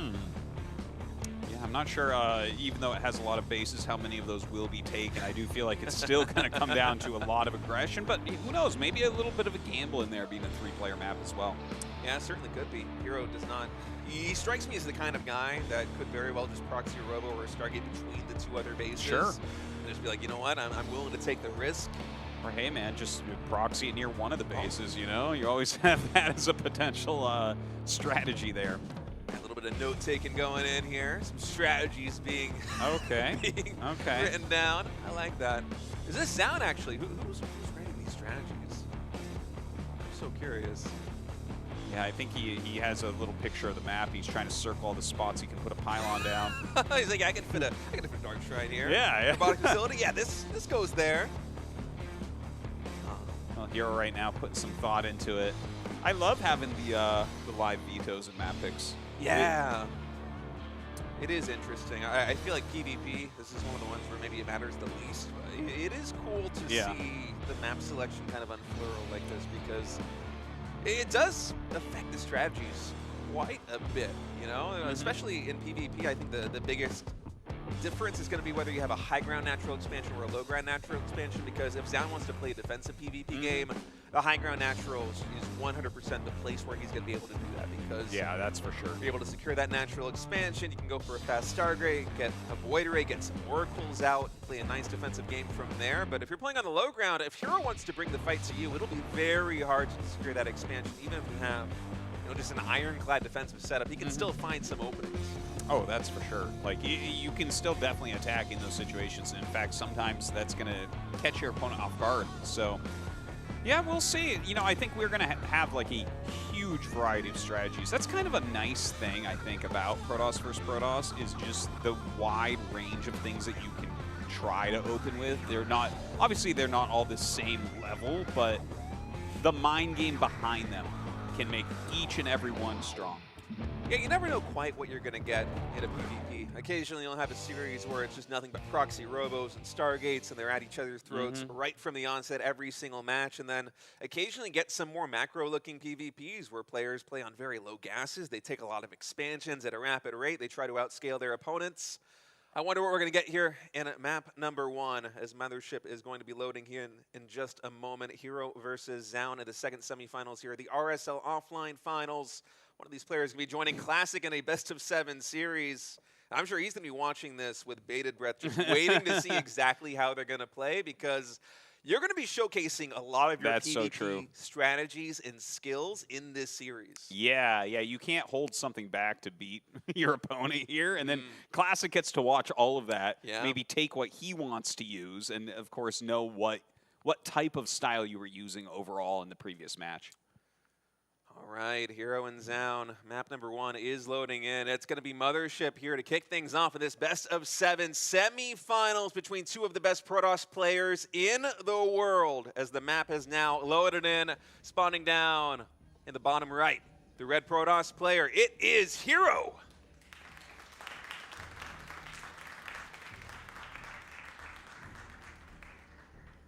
And at the top right, the runner-up of Season 2 of RSL this year, it is Zoun.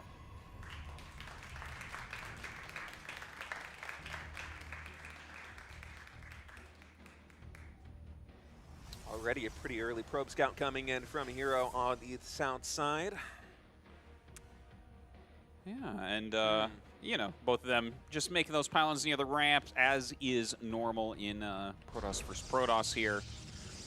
And I don't know, I'm kind of excited to see the type of style that Zoun is going to use, more so than Hero, right? Like, I feel like I've seen so many Hero PvPs over the years, I kind of get the types of attacks he's going to end up doing. But with Zoun, I do feel like, yeah, you're probably right that he should try to play a kind of defensive style. But I don't know that he's just going to look at this and say, oh, I'm going to play a defensive style. You know what I mean? Like, I feel like it's harder to predict what he's going to bring in against Hero, who he's known he's had to play for a while now. Yeah, might have some strategies coming out of the box. And by the way, Hero, with his very early probe scout, he's been able to locate the Zoun is going to be over here in the top right side. And he's setting that probe up in a very aggressive position. Cybernetics Core is getting started here for Zoun. Actually, two proxy pylons on the same screen. Zoun and Hero both going for the proxies. That's funny. None the wiser. The other probe is just right across the way. So, do you think it's going to be like Stargate and Twilight? Like, I mean... From Hero, I'm kind of expecting a Robo with how just aggressively positioned this pylon is. From Zoun, I feel like if you're going to be playing it this conservatively, because, you know, Hero could be spawning at 6 o'clock. In fact, he is. It has to be a Stargate, right? There's no way you go for a Robo here with the distance that far to the south side base. You're going to want to get the more mobile units out of this, aren't you? I mean, seeing him just throw it all willy-nilly up here, yeah, this is what I thought I'd see from Zoun for sure. Good call on the Robo. But, like, if you're just going to proxy it, like, that isn't a proxy location, that's a hidden location, right? And the only thing that you want in a hidden location really is Twilight Tech. Yeah, that does make sense, especially because being up there on the top side, it's very unlikely the Hero's going to be spotting this. Unfortunately for Zoun, this is about the worst possible way it could break. Unless he finds this proxy Robo from Hero and is able to shut down the robotics facility before Immortals enter the field, he's going for an investment in tech, possibly DTs, possibly Blink, but neither of them are going to help him in the short term versus an Immortal all-in, which is likely what's coming. Well, definitely. I don't think this is a macro Immortal build with the Robo outside of his base. Couple of Adepts shading by here by Hero. And yeah, we do have Zoun with an Adept in that main base. Sneaky little Adept getting in, getting a little bit of damage here. There is, you know, the shield battery, so it's going to be able to save some of this damage, but still very well done by Zoun. Yeah, Zoun is going for Blink on that Twilight Council. 3 Stalkers defending the main base of Zoun right now, as Hero's just waiting for these Stalkers to finish up and defend against the Adept in his main base right now. And with the first Immortal already done, let's see if Hero's just going to push up this ramp right now. The Adept Shades can be used to get vision. They're not actually going to be blocked right now by any structure, so he's just going to jump right on top of the first Stalker. Well, this is not looking good for Zoun right now. Definitely a lot of damage coming in for him. That Immortal being pulled back. Actually, a nice pullback there from Hero, but with the 4 Adepts, ooh, kind of a missed shade there. Zoun is going to be able to pick that off, so that's actually a big kill there by Zoun. I thought that suddenly Hero was going to do a lot better than that. Yeah, I think the 2 Stalkers just finishing right in the nick of time there for Zoun gave him the firepower that he needed to take down that Immortal, just because the Adepts went for the probes in the mineral line. And Hero, he's following this up with a Warp Prism. That's not going to help him immediately. And suddenly the Twilight Council tech coming in from Zoun is starting to look a lot better, because that'll be done in 30 seconds or so. That's going to allow Zoun to shut down this Warp Prism. And Stalkers, once they're in a high enough number, they actually can deal with Immortals very well with Blink. And he just gets the Prism even without Blink. Like, that's definitely a big mistake right there from Hero. He does get to shade one of these Adepts out. Blink is finishing up. And I think you have to look at this situation, and even though Hero's up in probes just a little bit, I would much rather have the Blink Stalkers than that Robo right now. Oh yeah, the Blink Stalkers would be such a tool here for Zoun to utilize. Twilight Council is being built to the main base here of Hero, but it's so far away. And actually, this Immortal's going to get isolated here by the Blink Stalkers. Not even going to be able to take one of them down. Zound's able to take that one out in the middle of the map. One Adept now coming on the main base is not going to be able to find much damage with more Stalkers waiting there for Zound. And although the early game looked very dicey for Zound, just given the order of tech, the Proxy Robo versus the hidden Twilight Council, this is Zound's game to win right now. Well, you know, he has that Blink upgrade, so definitely potential for that. I do like that Hero's trying to get up to the Dark Shrine. He kind of realizes how dire his situation is. I love these force fields, just keeping him out of his base for now, trying to buy a little bit of time. And you never know, maybe he can come back with a DT Warp in if Zound does not hedge against that. Yeah, the energy recharge ability also being utilized just to block these Stalkers from getting up into the main base. And for Zound, at some point, you got to be thinking, what is the possible way that I lose this game? Yes. Because you already have a pretty good advantage right now. Yes, you have lost a couple of probes, but one base versus one base, it doesn't matter too much. Are we going to have any detection come in here for Zound? We're out of energy right now on these sentries. Zound can finally get to the main base, even Hallucinated Phoenix, and be giving him vision. These two gateways getting empowered. We do have one more up for a DT, but that's a lot of Stalkers. Yeah, that's going to be a lot of damage coming in. You know, he has the batteries, but if you're one-shotting stuff, it's not really going to end up helping out. So these Stalkers really running rampant in here right now. And there's a defensive DT Warp, and that is not what you were looking for, man. Hero, the writing is on the wall.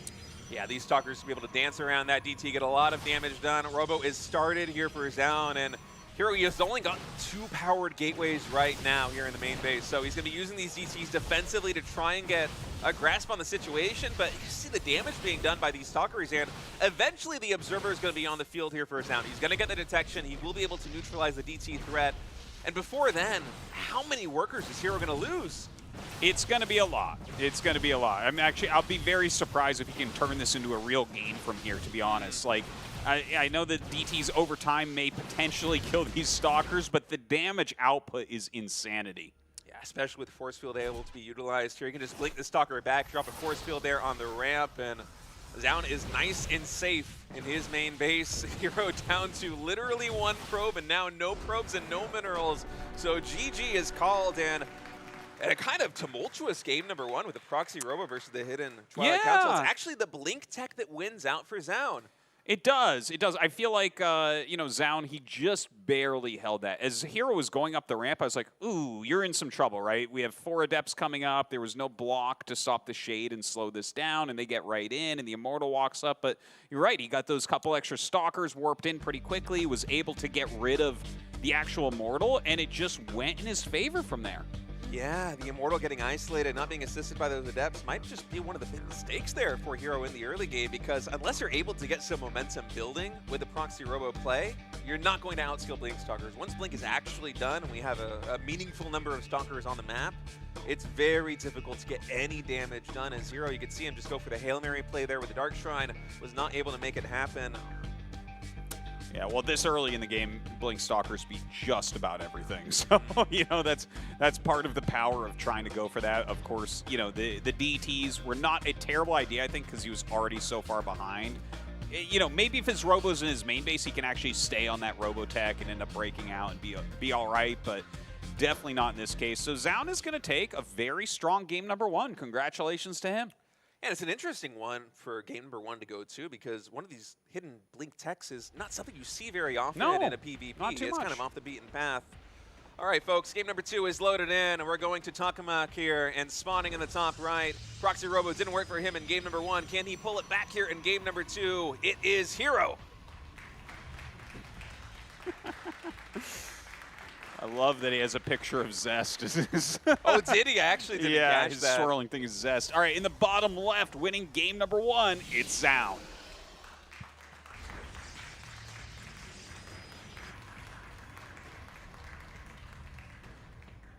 There you have it. Zest is best. The man himself. There he is.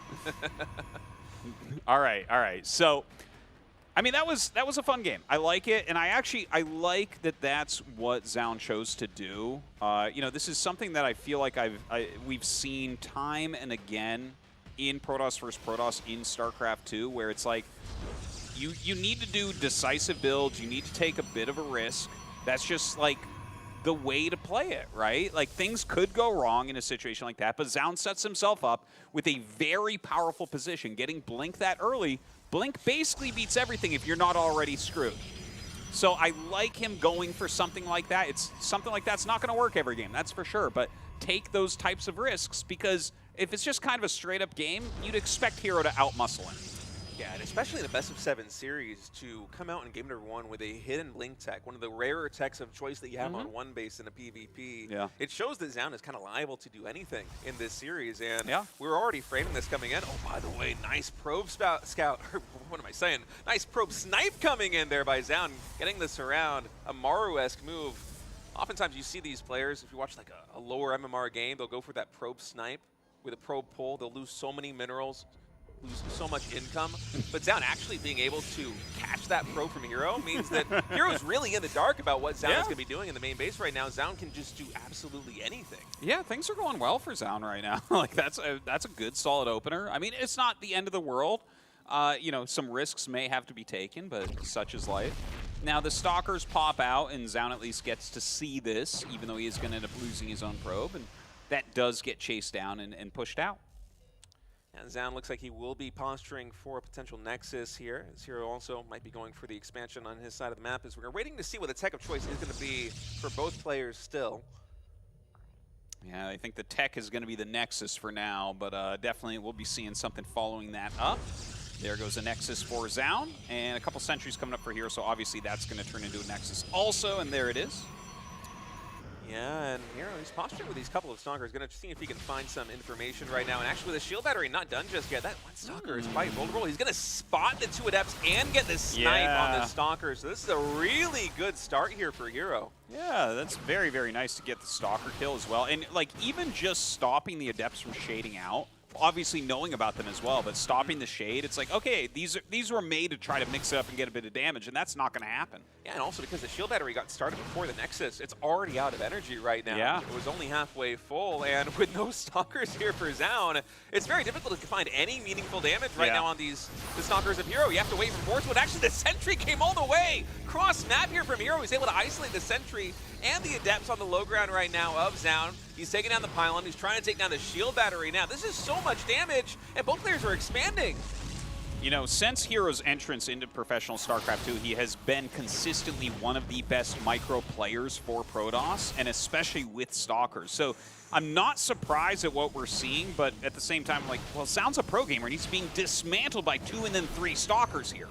I mean, that was just the perfect early game for Hero. Both players are expanding. Both players are also teching. It's going to be the Twilight Council here for Zaun. It's a Stargate for Hero. Whenever it's mirrored like that, you're not expecting either players to be able to get any kind of meaningful damage done because it should be even. Yeah. But just in terms of unit composition and control, Hero was able to move into the natural expansion. He takes down the one Stalker that has the range to actually contest his push.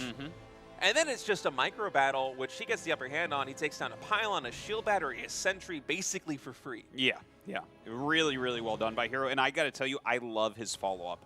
In my opinion, this is like, well, it's my favorite. I'm not going to say it's the strongest, but this is my favorite type of tech in Protoss vs. Protoss. To go for the Oracle into Blink, I feel like it just dominates straight Blink. You know, you've got that Oracle that's going to pin back Stalkers. It's going to give you scouting. It's going to give you, you know, possibly damage. And it's amazing. And then you go into Blink yourself, and it's like, yeah, maybe he has an additional Stalker or 2, but the Oracle more than makes up for that.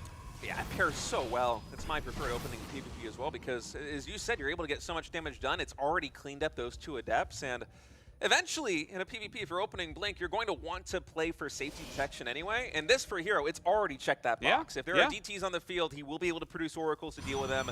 He can forget about that and just focus on either expanding more rapidly, getting upgrades more quickly, just focusing in on Stalker production too. If he wants to get aggressive, there are so many ways you can play it. Well, you know, I think that is a great choice, and after getting ahead early on, really going to pay off as well. Zaun is taking a third base. Hero is taking a third base, but Hero coming across the map right now. He's got a couple of sentries in here as well, and you know, with the type of micro he has, I could see him getting some damage here. Guardian Shield on both sides. Hero pushing in. He has the greater Stalker count right now, and the shield batteries are not yet done here for Zoun. So Hero is taking the forward position, moving up aggressively as well with these stasis wards, just really preventing the potential micro from Zoun. Should Zoun want to blink forward, that is no longer in the cards. And with a pylon getting taken down, Zoun has to warp in from his natural expansion. So Hero, he's already done so much damage. He's building a proxy gateway here on the front line in addition to the proxy pylon. Oh man, this is looking very grim right now for Zoun. Yeah, and with those stasis wards, there's not much he can do. He can't even really chase. Look at this. Hero walking forward right now, pushing into these stalkers. And yeah, he is just completely destroying. And up until now, he's been getting this damage done with no blink. Blink just now finished for Hero. He's utilizing it to blink these injured stalkers back, and Zoun cannot punish because of the stasis traps here already. Behind this Hero, he's saturating the third base. Resources lost are 1,000 in his advantage. And finally, with the Observer coming in, Zoun might be able to defuse the situation, but that proxy gateway, it's already done, and 3 more gateways are about to finish up too. Yeah, this is very rough right now, and in fact, he just picked off the Observer, didn't he? Oh, with Revelation! That's so sick! That's so awesome. I love to see that. And now those stasis wards are still just going to sit there and be a big problem. So he is going to blink one Stalker forward to defuse one of them. The other one is just about to run out. I think he knows that, or maybe not. But yeah, either way, like Zoun is technically holding on right now. And actually, if you look at the numbers for like supply, for workers, these types of things, it looks close. But I think right now, Hero is definitely outplaying Zoun. Oh, absolutely. Able to pick up another Stalker, blink back, and once charge is done, I think the problem's going to get very complicated here for Zoun, because one big warp-in of charged zealots is going to provide the meat shield that Hero needs to really push into that third base. Well, this Oracle's still gaining some value as well, trying to get a stasis ward down. I love that type of move, just taxing that multitasking of Zoun. Has it behind that main base as well. We'll see if he utilizes that again soon. 4th Nexus going down as that charge is finishing up. Yeah, I mean, map control is just everything in a PvP like this one. You can see Hero just making moves which the player ahead often is going to do. You're going to take an additional base, you're going to build photon cannons there on defense because you know you can get away with it. And now that charge is done and we have Zealots entering the equation here, they just absorb so much more damage. So the Blink Stalkers can do their work here for a Hero. He's able to push into the third base, might start blinking back. Actually, I mean, this is Hero we're talking about. He's standing and fighting despite the concave here from Zoun. He's actually stutter stepping forward. Hero, my goodness, he just does not give up. It is amazing to watch a Hero actually control his Stalkers here and continues to push forward. Some more Zealots coming in. And, you know, there's not enough here for Zoun to really end up holding on. The Prism gets picked off there as well. The probes get pulled, but GG is called, and Hero takes a command in game number 2. Honestly, he got the ball rolling so early on in game number 2, and in really any mirror matchup, momentum feels like it can be everything. But in a PvP, especially with Hero on one side, momentum truly can be everything, because from onset, losing a pylon, losing a shield battery, losing a sentry, it might only be 400 or 500 resources, but Hero makes you pay for that over the course of the entire game because he does not let up on the pressure. You know what's really, really funny is you mentioned earlier on, not during this moment right here, but you mentioned earlier on, you're like, and he just had Blink finish. I didn't even recognize that he didn't have Blink finish because his micro is so good. It's like, I'm just assuming there's Blinks going on. You know what I mean? It's very rare that you see one player with Blink, one player without, and the player without is dominating in the Stalker fight. He was just so cost-effective up until that point. The Oracle, even though you have to invest a lot of resources into getting it, it also prompts a pretty significant reaction from Zoun. He has to add shield batteries. He might need to even divvy up some Stalkers into the main base or into the natural expansion to parry any Oracle coming in for a stasis trap, for some harassment. And it's the rare situation where you have a player without Blink just pushing to the third base aggressively because they know the game well enough. They're like, you know what? I did that damage in the early game. My third base, tempo ahead of yours. I can flex this muscle. I can push in because you're not going to have enough Stalkers to meaningfully stand a problem for me, even if I don't have Blink yet. Yeah. Very well done there. Love what I'm seeing from Hero, and I think anytime he gets into these early game altercations that revolve around Stalkers, he's going to be coming out ahead against basically everyone in the world. You're going to have to get parting up here to have any chance to out-micro him, right? And so I think that that's something that Zoun has to take into consideration. He has to accept that his micro isn't quite to that level, and he needs to really lean on strategy coming up. All right, game number 3 is loading in here on Evil Heart, the smallest map that we have in the pool, as spawning in the top right. He lost game 1, but he just tied it up in game number 2. Give it up for the red Protoss player. It is Hero.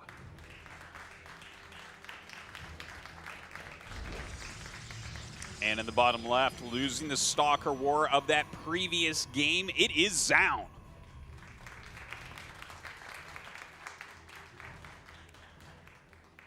I wonder what kind of early game shenanigans we might have here on Evil Heart, because in terms of rush distance, this is by far the closest map that we have in the pool right now. I mean, it is just a stone's throw away from your natural expansion to your opponent's natural expansion here on Evil Heart. Well, that should make for some big action early on. And, you know, thinking about the players, I didn't say this like before, but whenever I think of SEOUL, I think of Adepts more than any other unit. That's kind of when he started to make his name. That was really the unit that he kind of rode towards the top of the ladder, getting really good in GSL and everything like that. I don't feel like that's the case exactly right now, but we did see him trying to get those Adepts in pretty early in that previous game. You know, I think, especially on a smaller map like this where it's going to be really easy and not even tricky for Hero to apply pressure, he might want to focus a little bit more on getting his Stalker count up. Yeah, I wouldn't mind seeing a Stalker Sentry opening from SEOUL. Should he try and go for a fast expand here? Because I feel like the Adepts, they're a little bit dicey as an early game option, as Hero's hiding the third pylon. We don't know whether this is going to be for a hidden tech just yet. This is a common tactic that Protoss players do because both players know the game so well. SEOUL understands there should be 3 pylons in the main base from Hero. Only seeing the one, I should say. It's actually the second pylon that's proxied. He knows there's something that's hidden on the map, and this is just a mind game that sometimes players will go for. Yeah, it's a smart one. You want to do things like this. Like, this is a part of winning at this very top level. Now, Hero actually going for a couple of Adepts right off the bat against the Sentry plus Stalker there of SEOUL. So on SEOUL's side, it really looks like he wants to get that expansion up, but can he perfectly parry these incoming Adepts? Yeah, Adepts are nearly done now for SEOUL, and seeing the pylon, or the probe I should say, come in here for the natural expansion, SEOUL might actually be suspicious of potential proxy tech, and he's not keeping his probe in the natural expansion here of SEOUL. So these Adepts are able to move cross-map unspotted here by Hero, and I think this is partly due to the mind game that Hero did early on with that hidden pylon. Yeah, I think you're right about that. And he is actually going to go up and find the hidden pylon, I think. And look, okay, the Hallucinated Phoenix comes up. He gets to see, okay, it's a Nexus and everything. Couple sentries coming out here from Hero as well. But here come those initial 2 Adepts. Yeah, I think SEOUL was just not expecting this. There was no wall in here, so the Adepts able to get into the main base mineral line right now. That's a lot of early workers going down. 3 already. Force Field is going to try and limit the options here for the Adepts to navigate. But I think that's 5 workers in total. That's so good. And this is a situation where it's not like SEOUL is playing especially greedy. He actually trained 4 gateway units before even building his Nexus. I think Hero might have started his right after those first 2 Adepts, so he needs to get a counter punch in right now. But is he going to be able to get anything done with it? Like, we have these sentries that have finished up. He's got 2 Stalkers on the way, and honestly, in fact, he already has 3. I trust Hero to be able to hold on with this. Yeah. Honestly, I'm not worried about him. I think he's going to be completely fine. Yeah, 3 force fields. You can isolate whatever army it is that SEOUL comes out with, especially with those 2 Stalkers finishing up for Hero. And we'll see how much SEOUL wants to test the waters right now pushing in. It's a very dangerous game because those force fields are so deadly in a situation like this one.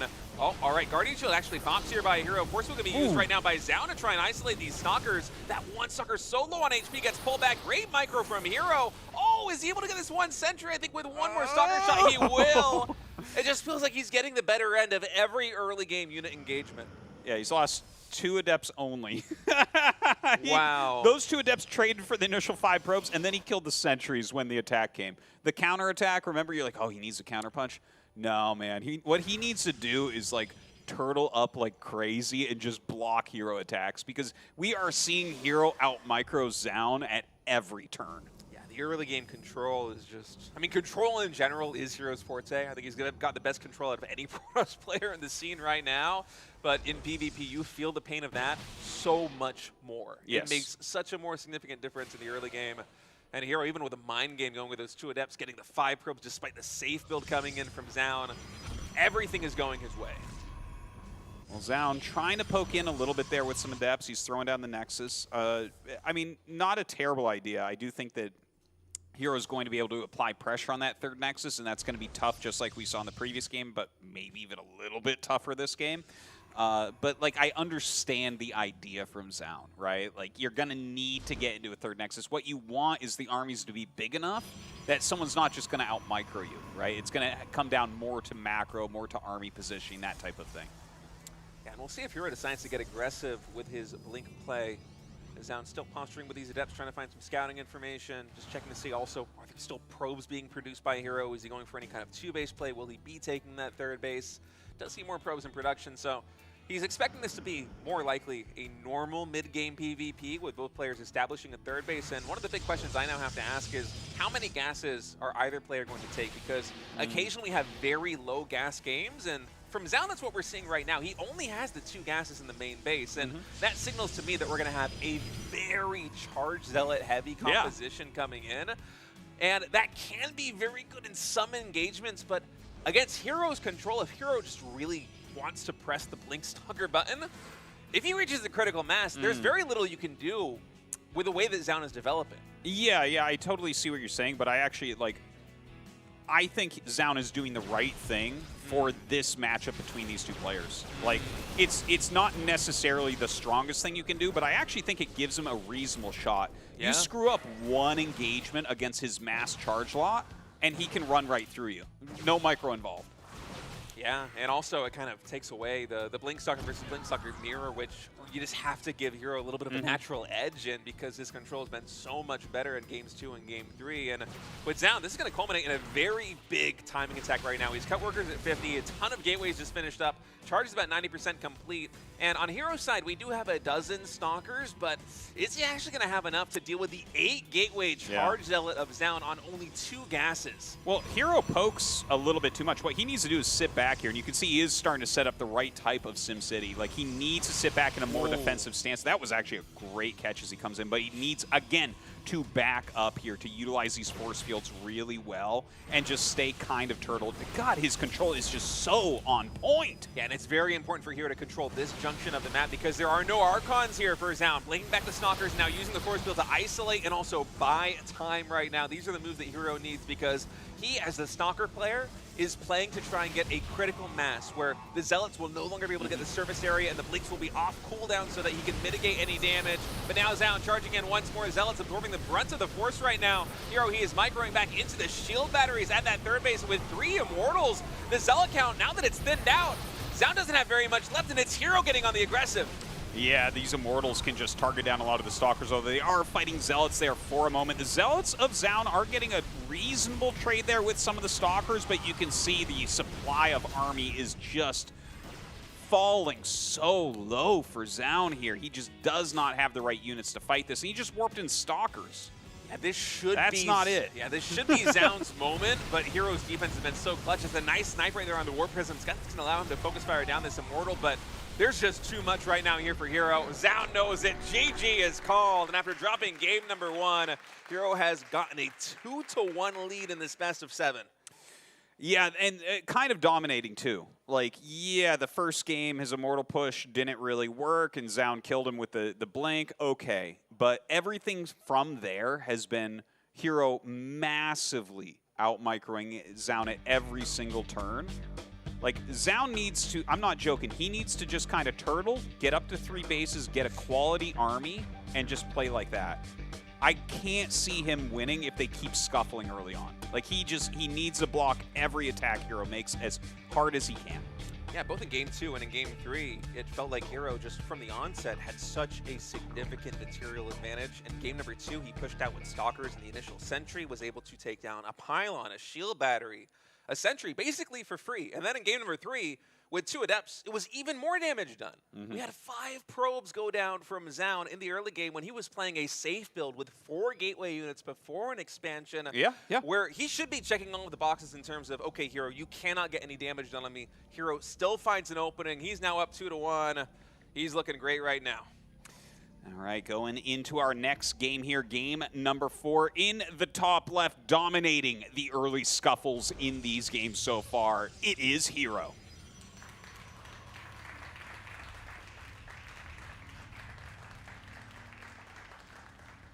And looking to fight back now in game number 4, spawning in the bottom right, our blue Protoss player, it is SEOUL.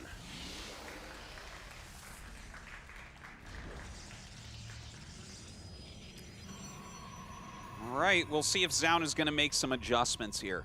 I really do want to see it. I don't want to see him banging his head against the wall, trying to out-control in these early engagements, trying to gain edges. Don't try to gain edges. Let him have a small edge rather than out-micro you into a giant edge.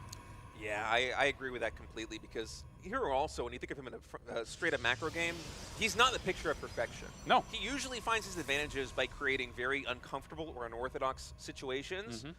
Like, he pulls you into the mud wrestle, and he's just better at mud wrestling than everybody else, right? If you play a clean game, I actually might give it to SEOUL if he's able to safely get up to 3 or 4 bases. Sure. Just not taking any significant damage in the early game. And so I'm hoping that he can button up the early game defense, but look at this start coming in from here, actually. This is kind of a curveball in game number 4. I'm not sure I've seen this before.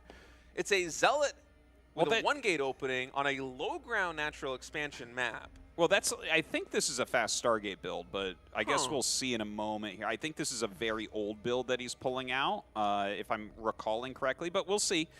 This one probe poking up and seeing only 1 gateway, so, you know, that has to pique the interest. And seeing the 1 Zealot come down, okay. It's a very tricky opening. Actually going to be a sentry starter here from Hero, so this is going to be a very fast expansion, I think. Okay. Yeah, the Nexus gets thrown down. Oh, I like this from Hero. This is a big mix-up because Game 2, Game 3, we've been talking about how SEOUL, he just needs to be better in the early game in terms of not taking any damage. And now Hero is basically challenging SEOUL to try and get something done to him. Well, SEOUL is putting a pylon outside of his base, but it's not very proxied. I don't like this choice from SEOUL because you see this and you think, okay, I should be able to do something here. But it's not like Hero is doing this build without knowing basically how to stop things, and he's going to be so much more prepared for any situation that SEOUL is going to pull off on him than SEOUL is going to be. Yeah, I wonder if this is just SEOUL not initially planning to go for a proxy, but seeing the opening from Hero and saying to himself, basically, I need to find a way to punish this. Yeah. I might as well get my Stargate as close as I possibly can. Yeah. And Hero on the flip side, he's also going for a Stargate. Now, he is scouting the double gas from SEOUL, the expansion coming in, but he hasn't seen the tech of choice just yet, so he doesn't know exactly what this is going to be. He knows it's not a dedicated all-in just yet because there is the expansion here of SEOUL. And that takes away a bit of an advantage that Hero might have, being the defensive Stargate player. He could potentially go into Phoenix first, but instead it will be Oracle versus Oracle. I do love that Hero goes for like the gateway on the high ground without a ramped natural, goes right into that expansion, Stargate in the main base, and then an Oracle. Because you know what, why not? Let's be greedy and try to harass and tech up and just do everything all at once. He's all gas, no brakes. Yep. Hero just throws caution to the wind in every single game that he plays. It's why we love watching him play so much. And actually, unfortunately for him, he's not going to spot this Oracle coming in until it finally reaches the natural expansion. And SEOUL actually snipes the probe there in the natural. I was wondering if he's going to commit with the depths, but instead just try to find some more probe damage here in the main base. Only 3 workers going down. This could have been a lot worse for Hero. Yeah, he should have let the Adepts finish their shade to the natural, I think, for sure. Like, if everything is chasing, he's got to switch one way and go, right? Like, and it's got to be ranged units chasing both, so can't quite do that. SEOUL without that little tiny bit of killer instinct that could have dealt more damage, but his defense here going to be strong. He pushes that Oracle out right away. No kills for Hero. Yeah, and Hero behind this, I think, does he even have another tech building? Is it just these 2 Oracles out right now? Because SEOUL, he already has Blink about a third of the way done. And I know 4 kills on probes, it's not really what SEOUL was going after. He's going to be able to get a couple more here because the shield battery, it's defensive in terms of stopping any early gateway pressure. It's not defensive in terms of parrying Oracle harassment. And so the Blink difference, it's got to be like maybe a minute plus right now for SEOUL unless Hero pours a ton of Chrono Boosts into this. And the word count is almost equalized. Yeah, it's going to be a little bit tricky for him to actually get an attack off here that works. But you know what? I like the fact that he's throwing down some stasis wards. Maybe he can utilize like that ramp there as like a good central defensive point if he makes enough stalkers. Like, we already know that if someone can use regular stalkers against Blink stalkers, it is Hero. That is true. Twilight Council is finishing up now for Hero, going for that very fast third base. He is scouting that Zaun is still just sitting happily on 2 bases, actually going up into 4 gateways before the third base. Not something that you usually see in a PvP. Zaun perhaps respecting the potential threat of a push coming in here from Hero, or also maybe trying to do some damage of his own. We'll see if he continues probe production or if this third base is basically just to saturate once the main starts mining out, because I feel like this is a rare opportunity for Zaun in this best of 7 series to really try and get some damage done, because Hero's been playing this very greedily. Yeah, well, that is for sure. I love how he switches back and forth from aggression to greed here. But here in game number 4, setting up a lot of stasis wards, still producing quite a bit, getting that blink upgrade. But Zaun, you know, I do like how he's approached a good portion of this game now that he's actually executed some of it, right? Like, he got the probe counts closer in line to what they should be, although Hero has pulled away with that once again. Zaun's third base going to be finishing up and getting some probes over there. Well, let's see. I mean, he's going to get into one of these, like, I guess, closer macro games, even though it still feels like Hero's a bit ahead. It's not ahead in the same way where Zaun is just about to die. Yeah, it just feels a little bit more tempo favored in terms of Hero if Zaun isn't able to utilize the advantage that he has in having a faster blink and having a faster charge. And maybe Zaun is just looking at this as, you know what, I am a little bit behind macro-wise, but I can also just play a defensive game because I do have that edge with the Twilight Council tech, because Hero doesn't have that aggressive ability at his disposal just yet. Well, Hero is adding a lot of gates, getting his upgrades and everything as well. 4th Nexus gets started, of course. Why not? And, well, this is a game we did want to see. The thing is, I'm a little bit nervous because Hero is getting these expansions really quickly. He does have a little bit of an army supply advantage here as well. But we might get to big enough armies before an attack comes that it doesn't matter that much, right? Like, if Hero's up a good 10 supply, 15 supply when they're both approaching max, it's not necessarily the end of the world. Yeah, especially the way that Zaun is developing back at home. He went from the 2-gas opening in the previous game to now taking 5 gases already here on 3 bases. He has the Templar Archives. He's not trying to maximize army supply. He's trying to maximize army efficiency. He's going to be going for Archons. He's going to be going for Charge Zealots. And Hero's going to have a window where he will just have so many more units that maybe the higher tech army of Zaun is not going to matter. That's a huge stasis ward right now, by the way, because this is Hero's moment to try and get some damage done. If Zaun can warp in a couple more Archons, that's really going to put a dent into the aggressive potential here from Hero. And he got a little lucky there with only the Zealot and Stalker getting stuck in the other stasis ward, so that's good. These should be able to blink away pretty quickly, right? He actually sits and fights for a second, but Zaun is going to push forward and, yeah, pushes him right back, but that is a lot of Blink Stalkers that Hero has made. It's a very Blink Stalker heavy army right now here for Hero. Is Zaun continuing to press the attack right now, wants to shoot Hero away from his side of the map, going to take control of the high ground here on this ramp and then just continue on pushing. All right, finally decides to think better of it. He still is sitting on 3 bases. So Hero, he's got the better mineral saturation now as the main base is starting to mine out. Zaun, is he going to take a 4th, or is he just going to try and continue to push? And oh my goodness, what a stasis ward. That got basically Zaun's entire army. I don't think I've ever seen a stasis ward like this. It's a pretty insane stasis ward. That is ridiculous. Dude, stasis wards are so crazy good. You can nerf them over and over again. They are just so strong. Now, hopefully the same happens to Hero here. Okay, well, he does get a few trapped. Now, here is Zaun's army becoming unfrozen, but he brings some Zealots up really quickly, so this is going to help a lot. And in fact, Hero has to kind of turn around. Oh man, just the back and forth right now of so much Protoss getting caught by these stasis wards on both sides. Now it's Hero's army getting isolated. I think Blink, is it off cooldown right now for Hero? He can't blink away just yet. So that's a lot of Stalkers getting taken down. If the Stalker is stuck in the stasis after having just blinked, that cooldown does not go back and reset. So that's a big win here for Zaun. And the tighter defensive play on 3 bases, it is working out right now. Hero's taking a 5th. Zaun, he's only on 3 bases, but his army is so much better. Yeah, it's like a 15 army supply advantage right now, and it's a good composition as well. Hero's kind of basic in what he's made so far. Some Zealots running in and dealing some damage to that 4th base location. Now, in the meantime, there is damage happening across the map here. We can see Hero with those Zealots in the mineral lines of Zaun. He's dealing a huge amount of damage to Zaun's economy. The natural and the 3rd base no longer mining right now for Zaun, but the standing army from Zaun is so much more refined than what Hero's got. I love this move coming in from Hero because in a straight-up fight, he's just loses. He cannot keep pace, but because he has all these extra expansions, yes, Zound, he is being able to take down that third base, but Hero, he still has a lot of income coming in. He can continue developing his army. He's going for a Dark Shrine right now. I'm not sure if we have detection in the front line. Okay, we do. So defensive DT's not the best option for Hero just yet, but he is making what was going to be a very clean victory here for Zound very complicated, and this is his path to victory. It's not just complicated, he's way up in supply now. Yeah. He's killing just about everything. Zound has like nothing left. It's a full-on base trade here. I gotta tell you, like, there's some crazy things that can happen. There are 2 DTs out, but only 1 observer for Zound. So if he can somehow pick that off, that'll just seal it. We don't have any detection from Hero except the front cannon. He's actually going to recall the probe from the main base down into the bottom left expansion. And the observer goes down to a photon cannon!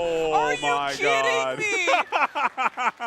That game should have been a Zound victory. Yeah, honestly, you look at the armies. How does Hero turn that game into a win? He makes it so dirty with the counterattacks. He just creates chaos absolutely everywhere. Wow, what a scrappy PvP coming in from Hero. He's up 3-1 in this best of 7. My goodness, what a game. Dude, that's unreal that he was able to end up taking that. When Zound got that far ahead in that game. Well, the thing is, Zound played more of the game that we wanted to see out of him, right? Yeah. It was like more Nexuses, more units in general. But Hero, just these chaotic circumstances, that has been, and always will be where Hero shines. He's just better at it than basically any other player in the world. If you get into a down and dirty battle, he is going to beat you with experience because this is just his MO. Every single game, every single series, he is the scrappy, smiling assassin. And in a game that by right, Zound had the better army, he was able to navigate the mid-game so cost-effectively. You think of those stasis traps, how much damage and how much value he got out of the engagements on his side of the map. It was fantastic for Zound, and he still couldn't capitalize on it because Hero is just that good at making the game a complete mess. Yeah, that was absolutely wild. Like, Hero really showing some domination so far in this series. Loses that first game, okay, that's going to happen sometimes. But looking strong. We're going to give these guys a quick little break, guys, and when we come back, we'll see, can Zound start his comeback? Yeah. I feel like, at least in the games I cast, I haven't. Wait, what? He's going to cancel and make a spine, surely. Yeah. That makes or more not. sense. Wait, yeah, okay, it's just, okay. Because the vision was kind of confusing me. Oh, wait, no, it is still there. What? What is he doing? Oh, he messed it up the first time. He messed it up 2 times in a row. Oh my God, he messed it up! No! Oh, that's so brutal. And he makes a hatchery back at home immediately afterwards, realizing it. Oh, that's so brutal. Oh my God. He actually messed it up twice because the production tab actually had to cancel once, 2 times in a row, but the vision was coming from Shin, so we didn't actually see that. He's gonna try to make it to the main base, but I feel like at this point, it's been totally blown. The cover's been totally off. Like, he sees exactly what's happening at this point, so that is a brutal scenario for Raynor, and he's gonna have to now recover from this awkward situation. He knew the exact right number of drones. It's 3 to snowball the damage down. The drone cancels. I mean, I guess he can make a spine down here now. He's just going to bring it home. I think you kind of have to just abort at this point as Raynor. Or he could build an extractor there. I mean, there's all sorts of stuff he could do. Well, this is really good for Shin. Yeah, I mean, the lane count is going to be perfect. He's kept most of his drones alive, only losing 2, which is quite good. He's still up a solid amount of drones, going to continue to make more of them. And Shin should be feeling very comfortable, especially now that this queen has arrived. This is looking like an excellent defense coming out of Shin. Because Shin wants to keep this economic lead going that he's accrued for himself. A solid 8-7 workers or so ahead is going to be super good for him. Wow, Raynor going for a ninja base in ZVZ on the bottom right-hand side of the map. That is not something you see very often. I think this is one of the best possible moves. I think your cheese failed. That is probably the best time to hide a base. Yeah. Right? Like, otherwise you're just playing from behind in a very straightforward game. Take that base in the bottom right. And, a lot of games, I mean, even speaking from experience, is where you, think you have a read on exactly where they're at, and you think, okay, well, this game's really their problem. They have to do something, and you're like, oh, no, they're literally ahead of me in a base. Yeah. This is terrible. So, I mean, it could cost Shin the game if he doesn't find that. It's not over till it's over, right? I mean, he's getting just enough roaches. By the way, I bet Shin is just scratching his head right now. I mean, like, how is he just Like, the math doesn't add up. How does he still have enough to fight me? I have been in this situation so many times, the exact same thing, where it's like you're just rallying and rallying and rallying. Like, you've been on 2 bases for the whole. How are you defending my push? Like, how is it even remotely even at this point? And then it hits you. You go, wait a minute. Wait a second. second. And then you like send one worker out, and you go, oh no. And you click on the minerals, and they're like almost all gone. Like, the whole game he had the hidden base. I mean, he's kind of. I mean, he's got the one. He had the 1-1 advantage for a while. He had 1 extra upgrade. He's pulling drones to really continue to help with this defense. Now Shin has the +2 lead, though, which is going to make it much more difficult. But I mean, Raynor's holding. He's actually. All right, welcome back, guys. This series is looking pretty one-sided so far, State.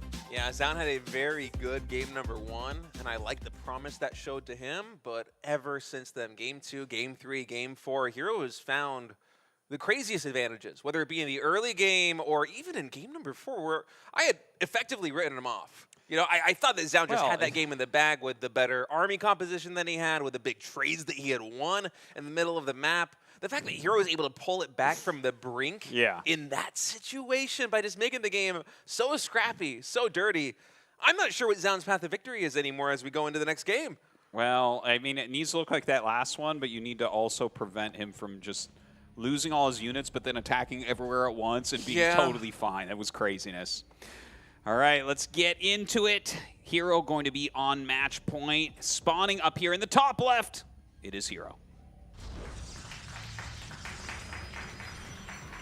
Let's see if he can stage his comeback now. Spawning in the bottom right, needs to win 3 games in a row to go to the grand finals. It is Zaun.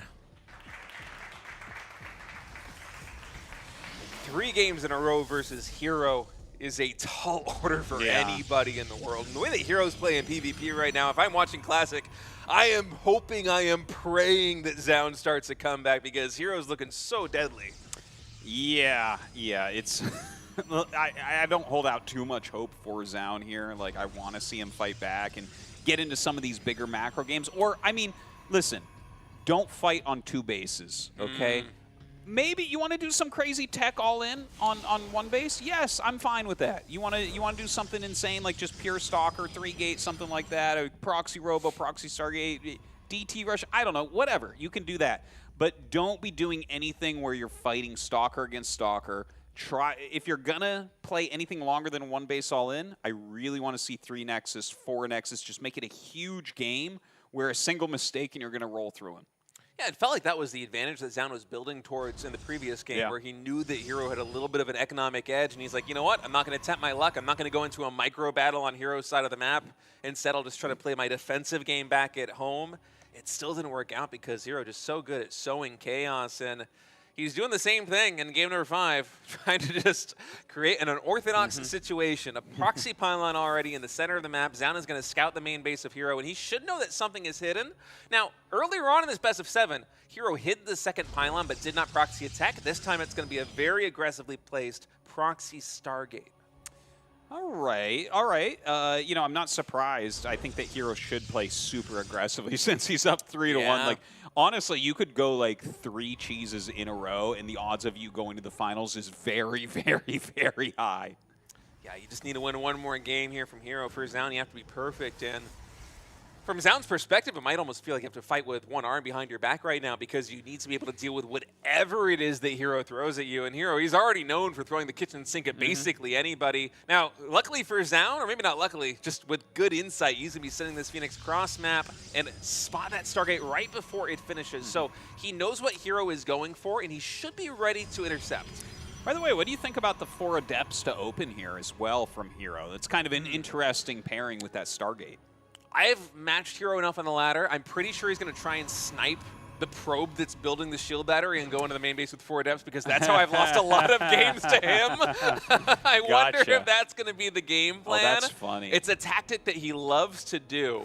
And you don't really need to hide the Oracle tech to make that happen. But that's Zaun really funny. That's really smart. but Zaun on the flip side, he's actually going to get aggressively with this. He's like, you know what, Hero, you're going for the Stargate aggressively. That's not going to help you in the short term. You're going for a Nexus. That's not going to help you in the short term. How about I flip the script? I go for a 3rd gateway in my main base. I proxy a pylon on your side of the map, and I try to punish you. I like it, actually. He's got the shield battery up there as well. He has that proxy pylon all set. And here's Hero playing with the depths. Like, he even brought a couple probes down. I think he's a little bit nervous about this, actually. Yeah, he might have been expecting Zoun to go for a fast expansion, but it's Zoun getting aggressive here in game number 5. So the Adepts, they are on the defense, and that is not a role in which they excel. Right now, they're just trying to buy time for that Void Ray. The Void Ray is going to be the linchpin of the defense right here with the shield battery. Stasis Ward actually catching a ton of probes. Going to be hampering the income here from Zoun. All right, Zoun really putting out a high-quality game at the moment, targeting down these Stalkers pretty darn well, but the micro of Hero is still absurdly strong. The micro from Hero is strong, but Zoun did a great job of pulling back every single injured Stalker right there. Was able to get a lot of damage done, but the Void Ray is done right now, and Zoun, he's caught a little bit of a corner. Stalker's warping in. The Void Ray is going to get isolated right here on the right side. It'll get taken down, but it's already done its job. It got a lot of damage done. Oracle ready to drop another Stasis Ward. Gas is not resaturated yet here for Zoun, so he won't be able to warp in too many Stalkers. Oh, that Stasis is going to get a lot more probes. The Stasis Wards are doing so much work here against Zoun. He's just so busy trying to micro back home. And look at this. Like, Hero is starting to come out on top a bit. And he's got the double shield battery. He's got his Nexus up. He's making another Void Ray. We really need to see Zoun start to snowball this right now.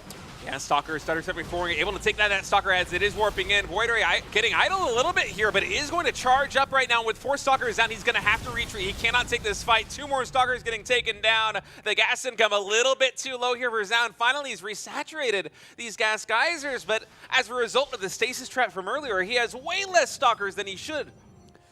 Man, this is not looking good for Zoun right now. This Oracle flying back into the main base. Look at this. He's just got plenty of units. He has the same amount of Stalkers and shield batteries and a Nexus and an Oracle and a Void Ray and 2 Adepts. It's like just so one-sided. Hero is just smashing GG.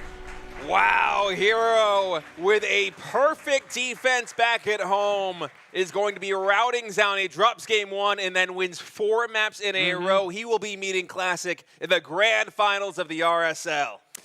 Beautifully done there by Hero, really showing that he is another level in Protoss versus Protoss, which is going to give us an amazing finals when he goes up against Classic. Oh, absolutely. Classic already in the Protoss-dominated RSL has shown how good he is at PvP, but the way that Hero is playing right now, the way that he dispatched down one of the best Protoss players in the world with ease, it is so impressive. We are due for an incredible finals here in the RSL. Indeed we are. You see Hero going over and being a good sport here with Zoun, talking about the game a little bit and what went wrong. I tell you, I think the one that Zoun is really going to be regretting was game number 4, right? That one was tough. He was in a great spot. He was putting out a great game, and Hero just clutched it out of nowhere. It felt like kind of the same story here in game number 5. You know, it had a lot of the same themes. There was a big advantage there for Zoun at some moments, but Hero just making the game really messy, especially with those Stasis Wards. He caught, I want to say, 5 or 6 probes with basically every single one. And that might not seem too significant because, you know, yeah, they aren't dead, but if you're all in the way that Zoun is on one base, you want 22 probes and no more. And you want them to be mining 100% of the time. Instead, he was able to hamper the income of his opponent enough that with just shield batteries, with Void Rays, he was able to lock down the defense. Zoun could not get the critical mass of Stalkers that he needed to close it out. Yeah. And as we see here, Hero and Zoun going line by line over each of the 5 games with each other. Really analyzing what they just ended up playing in. So, yeah, we'll have him over here in a minute for an interview and see how he's feeling about going up against Classic. But also, don't forget, that means that Zoun will now play against Raynor for that 3rd place match. And I think that's also going to be a very good series. Zoun, he did get kind of routed there by Hero in the PvP, but Hero is probably the best PvP player in the world right now. I actually put him as a favorite versus Classic. We are going to find out in just a moment. But Zoun, you know, he's had some very good PvZ series over the course of this year. He was able to take series off of SEOUL. He will have a lot of very big wins on offline finals like this. Yeah, so we'll see how he's going to be able to do. What do you think about like Zoun Raynor? Because that is going to be coming up pretty soon. I kind of expect that one to go to a Game 6 or Game 7, basically, no matter what. Zoun is just so good at PvZ, and Raynor also already showcased versus Classic that he has a lot of fight in him. I think it's going to be an epic series. All right. I think so too, and I really hope so because we have a couple 4-1s so far. It feels like the day is going a little bit fast. So I think that we are just about ready for that interview. So let's go ahead and throw it over to the couch. An excellent series from Hero, going 4-1 against Sound. Congratulations, Hero, on the victory. I mean, PvP overall has been a very chaotic matchup over the years. It feels like it really suits your style. You seem very comfortable. Do you feel the same way? Do you feel like you kind of thrive in the chaos of this PvP matchup? 일단 김준호 선수 승리 축하드리고요. 확실히 일단 푸푸전이 되게 이제 예상하기 어렵고 좀 예측 불허한 것들이 좀 양상이 몇 년간 계속 나왔잖아요. 그래서 그래서 그런지 김준호 선수의 스타일에 좀 더 맞는 매치업이라고 좀 생각을 하는데 본인 생각은 좀 어떠신가요? 일단 말씀하신 것처럼 저도 저한테 맞는다고 생각은 하는데 이게 불안하고 초조하고 무서운 건 어쩔 수 없는 것 같아요. Yeah, I mean, personally, I think myself as well. PvP is my best matchup, and I think it suits me very well. But that being said, it is very chaotic, so you can't help it. It's very nervous. You can't actually expect what is gonna happen. So yeah, it's getting me nervous every time. So you're going on into the finals. You just won a Protoss versus Protoss, but now you're going up against Classic. How do you feel, and what makes his Protoss versus Protoss different than Zhao's? 이제 결승 상대로 이제 김도 선수를 만나게 됐는데 또 이제 박한수 선수의 이제 푸푸전 스타일과는 좀 어떤 식으로 김도 선수가 좀 다르다고 생각을 하는지 좀 궁금합니다. 일단 약간 기본은 비슷하긴 한데 도호 형은 거기서 좀 더 심리전을 잘 거는 선수인 것 같고 그래서 좀 까다로운 것 같아요. Yeah, I mean overall basics, I think they're both similar, but in the sense of the mind games, I think Classic is more experienced and much better than Zhao's. Well, congratulations, Hero. Good luck to you in your future games. Real quick here, we are going to be doing a plug for our sponsor at Archon Studios. They're making the StarCraft tabletop miniatures game. This is their first piece. It's Zeratul. We love what these guys are doing. This really stays true. Looks exactly like what you would see in the game. So check them out. Their stuff is still being rolled out, but we really appreciate their support. Yeah, we've also got Pulsar as well helping out for this event. They have great mice, they have great keyboards, mouse pads. They're all excellent. Go ahead, check them out as well. I've been using one of their mice over a year now, and it's honestly one of the best mice I've ever used. So definitely check them out. They're a great company as well, helping us out. Guys, we're going to go to a short break. When we come back, it's going to be the third place, fourth place match. We'll see you in a minute. Cyclones are not that gas intensive, right? So you're fine to trade that out for anything that costs gas, like a Ravager as an example up here. There's another push to the left of this. And he's going to do the same thing. He's just going to kill this hatchery. Look at this. Look at this. I cannot even imagine how frustrating this is to play against. I mean, this is... And, you know, it as you watch it, it makes perfect sense, right? It's like, yeah, that's going to be hard to stop. That's tough to deal with. He scans. He sees the infestors again. He'll just scan again. Just stay out of that range. It's brutal. Just keep scanning. He's going to send a CC over here. The CC's going to scout a hatchery and kill it. Don't worry. There's Cyclones coming here, too. I'm almost at a loss for words right now. I mean, by the way, I BCs. think Rainer's like 100% dead. Yeah. I know that there's like a lot of money he's got in the bank, but like what? The BCs have never really been dealt with. Okay, here we go. There should be a fungal here now. No? Yeah, he gets like fungal too. One or two, yeah.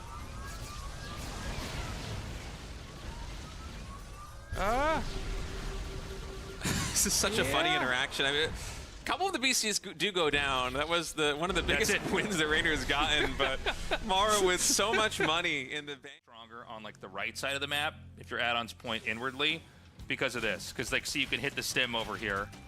And honestly, man, not having stim when a rush like this hits, that could be game. Well, hold on. He's going to make more drones. He's making a couple more drones, excuse me. He is getting the Ravagers here. Yeah, this might just be a pressure play from Rainer. Yeah, he's not committed. I take it back. I guess I decided because of what he did in the last game, he had to do it this time too. I think it's a very smart decision too, honestly. Just take the guaranteed damage right now. You know you can most likely deny these add-ons for an extended period of time until that bio ball gets big enough that it can really challenge you here in front of the main. And this is going to hinder the build order of Maru quite significantly. It's also damaging the economy. Reactor, it's a long build time. It's very expensive, especially here in that early game. Even getting a couple of SCVs is going to take down a depot, and behind it, nothing but drones. Now, the counterpunch here from Maru could potentially be scary a couple of minutes down the line, because he is on 4 barracks right now. There isn't a factory on the field. It's nothing but barracks production. Yeah. And with concussive shells, if he's able to get the connections onto these Ravagers, those could get taken down in a hurry, and the follow-up push could be very deadly. Gotta be careful here as Rainer. It's crazy what Rainer can do with this. It just shows you how abusive this can be. Remember, there's no stim. There's concussive, but no stim. That concussive is done. Is Mar gonna be able to get the connections? Dude, he's playing so perfectly. He's actually gonna come in here and try to hit this barracks again. This is so crazy. Oh, he's gonna get a kill. Yeah. And Maru is supply blocked. On the line in this cast. Here we go. I knew it. If the SCV pull doesn't happen, we are think fools. I'm smart. So it's going to be a huge clash here in the middle of the map. The boys have been pulled. We are the boys. Pull us. They're coming out. That sounds terrible. All right. Well, we're off of YouTube. Well, guys, sorry about that. Account has been demonetized. Yeah, that's it. Sorry, guys. You thought this was an esports channel on YouTube.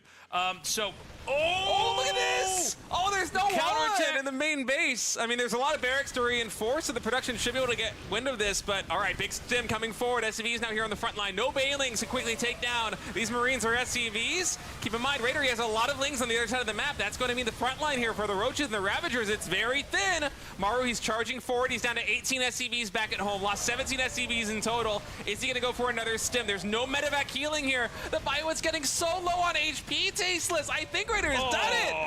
GG. Maru is knocked out of the RSL Season 2, and the only Zerg in the RSL standing is going to survive to play. Go well for both of them. It's going to be basically a base trade unless one opts into recall. Zhao's going to hit, I think, a second before Classic does. The Classic's got charge, and his Stalkers are going to be really fast. Could we get a force field on the ramp? I guess it wouldn't matter if you have a Warp Prism of your own. It's 20 Stalkers here for Zhao as well. He's going to shut down infrastructure. Oh my god. Oh no, the pylon. All right, Probe's getting recalled now to the 3rd base of Classic. He does have a lot of minerals. Okay, he's going to actually throw down shield batteries. Does he have enough time to get home and defend? He's going to kill all the probes, I think.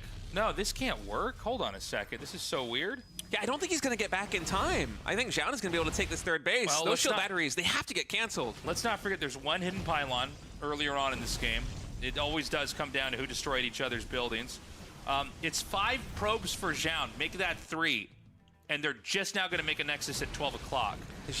On the other hand, sorry, there's 34 probes here for Classic. And Classic has the resources to make a Nexus. So I think all you have to do is go to the natural or the main of Zhao's starting location, make a Nexus. Or you, what? Why you go for the gold here, Classic?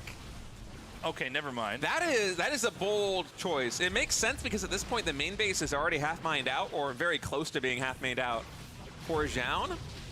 But taking the gold, it's concerning. Zhao does have more Stalkers than Classic, and with the open area surrounding the gold base, I wonder whose army wins in a head-on engagement. I feel like it must be Zhao's with the Immortals, with the extra Stalkers, but hey, 7 sentries here for Classic. Maybe he can make something happen with Hallucination. He was able to scout the expansion at 12 o'clock. 2 of the 3 probes that Zhao has are right here. I think this is it. Because he's got 1 pylon hidden here. The probes are going to roam here with this. By the way, Classic doesn't have the money to make another pylon. He has probes to mine, obviously, but, you know, let's say that well, actually, never mind. Classic just has a sitting infrastructure here in his main. Okay, it's a lot of Stalkers, but the force fields for Classic can cut this up into a favorable exchange. To the probes getting mixed in with the armies right now is so cool. They actually absorb a lot of damage from the Stalkers, from the Immortals. Force fields isolating this Immortal. He finally gets lifted back there at the last moment on 1 HP. That Warp Prism able to save the day, but Zhao trying to flex the muscles right now with the range superiority. These Stalkers getting a lot of damage done. Dude, actually, is Classic going to lose this? He doesn't quite have that much. Yeah, the Immortal and the greater stalker count here for Zhao are really pulling their weight. Then now remember, no, Zhao wins this. I think he does. There's just so much more micro potential here. Oh, wait. But there's one Nexus over here on the right. I guess, well, he can't kill that, can he? No, there's no way. I mean, Classic, his army, there's very little left. He still has a win condition if he can snipe the bases. Classic lost the majority of his probes. He's down to 7. So the obs. Okay, Classic is mining again. Army supply 30 to 48, but Zhao probably doesn't feel like he can leave. Zhao spots it. Okay, he sees it. Do you go for this as Zhao, though? Oh my God, he's gonna unload here. Oh. Where are the stalkers of Classic right now? Okay, they're right there. Actually, they're right here. Okay, so if the Nexus goes down, hold on. There's one more building at 6. There's an assimilator at 6.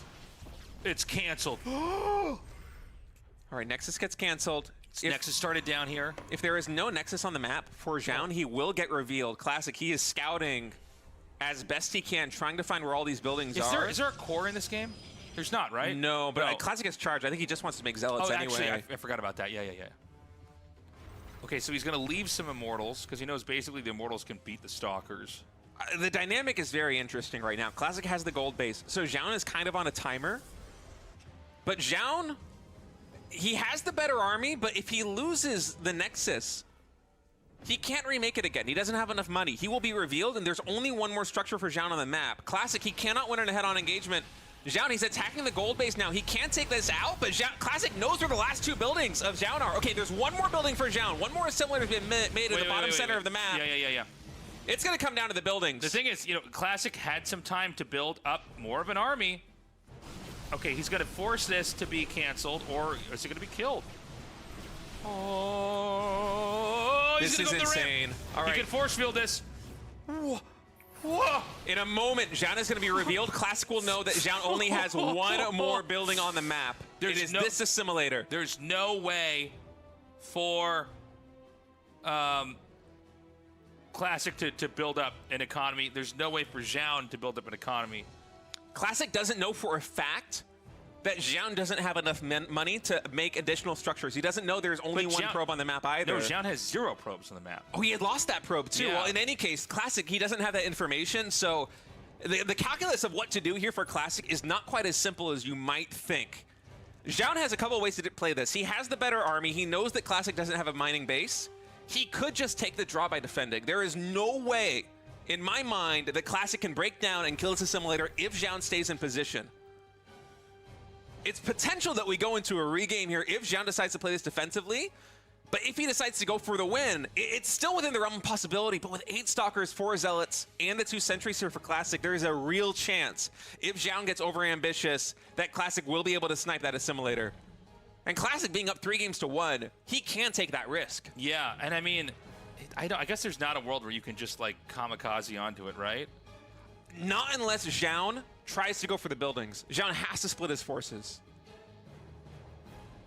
All right, well, I'm going to go microwave a bag of popcorn, and I'll come back here when they decide to do something. This is a crazy game. I cast so much StarCraft 2, and you never really get these games. It's possible, right?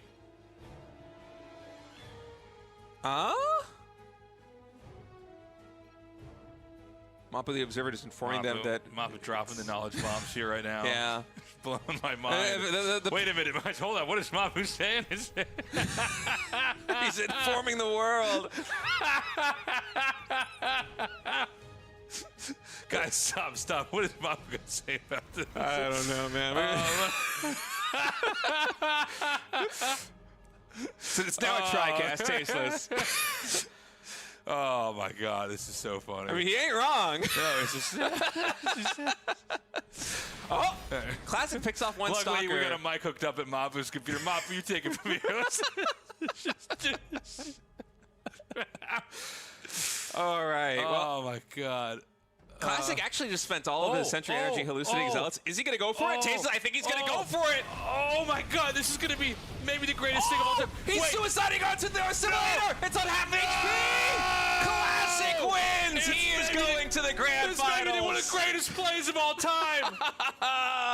Even Zhao can't help but laugh about it.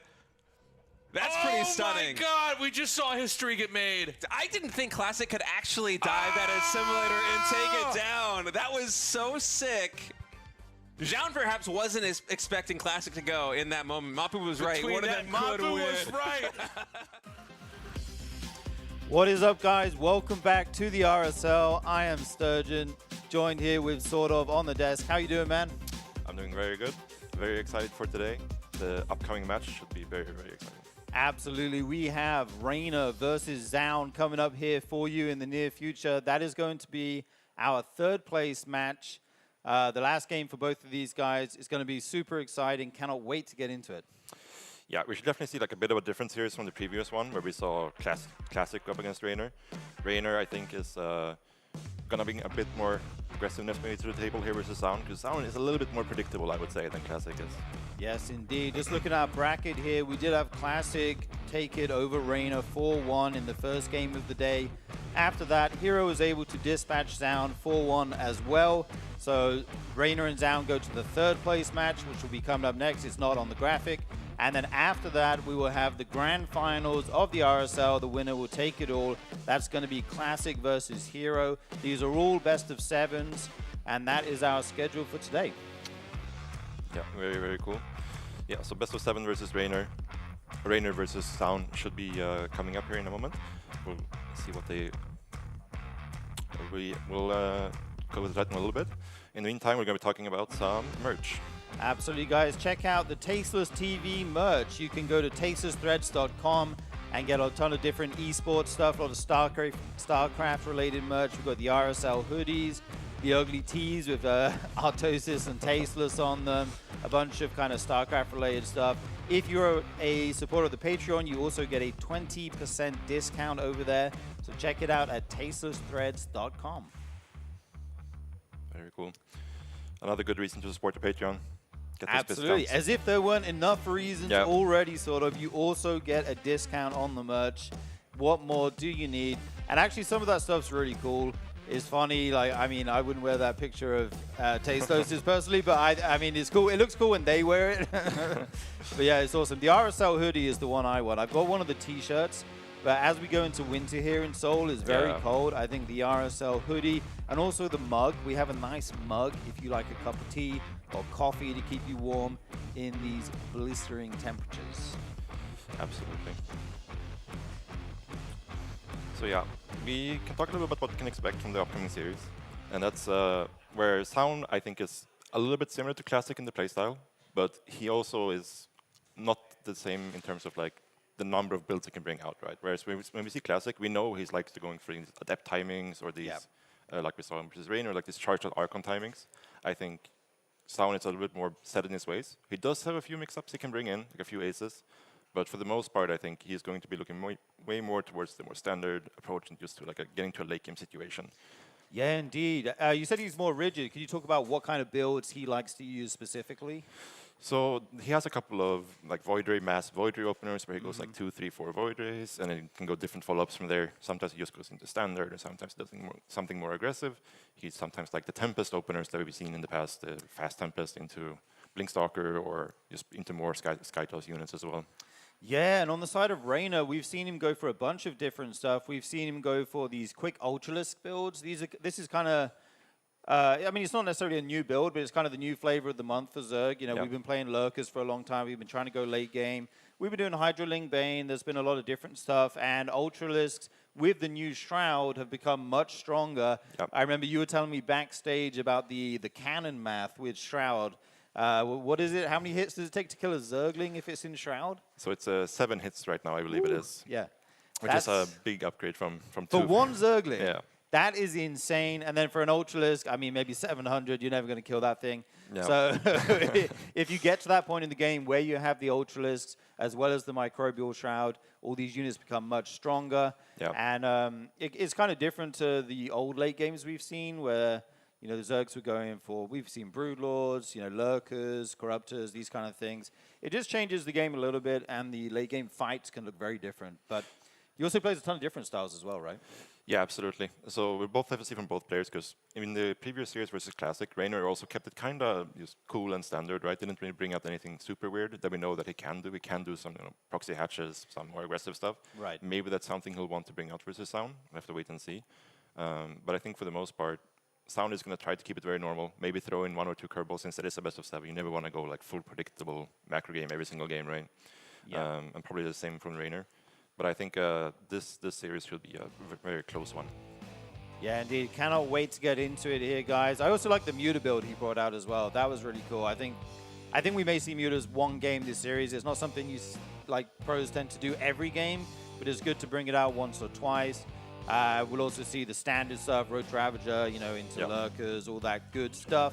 And on the side of SEOUL, like you say, I'm sure he'll throw a few curveballs in there, maybe an all-in or two.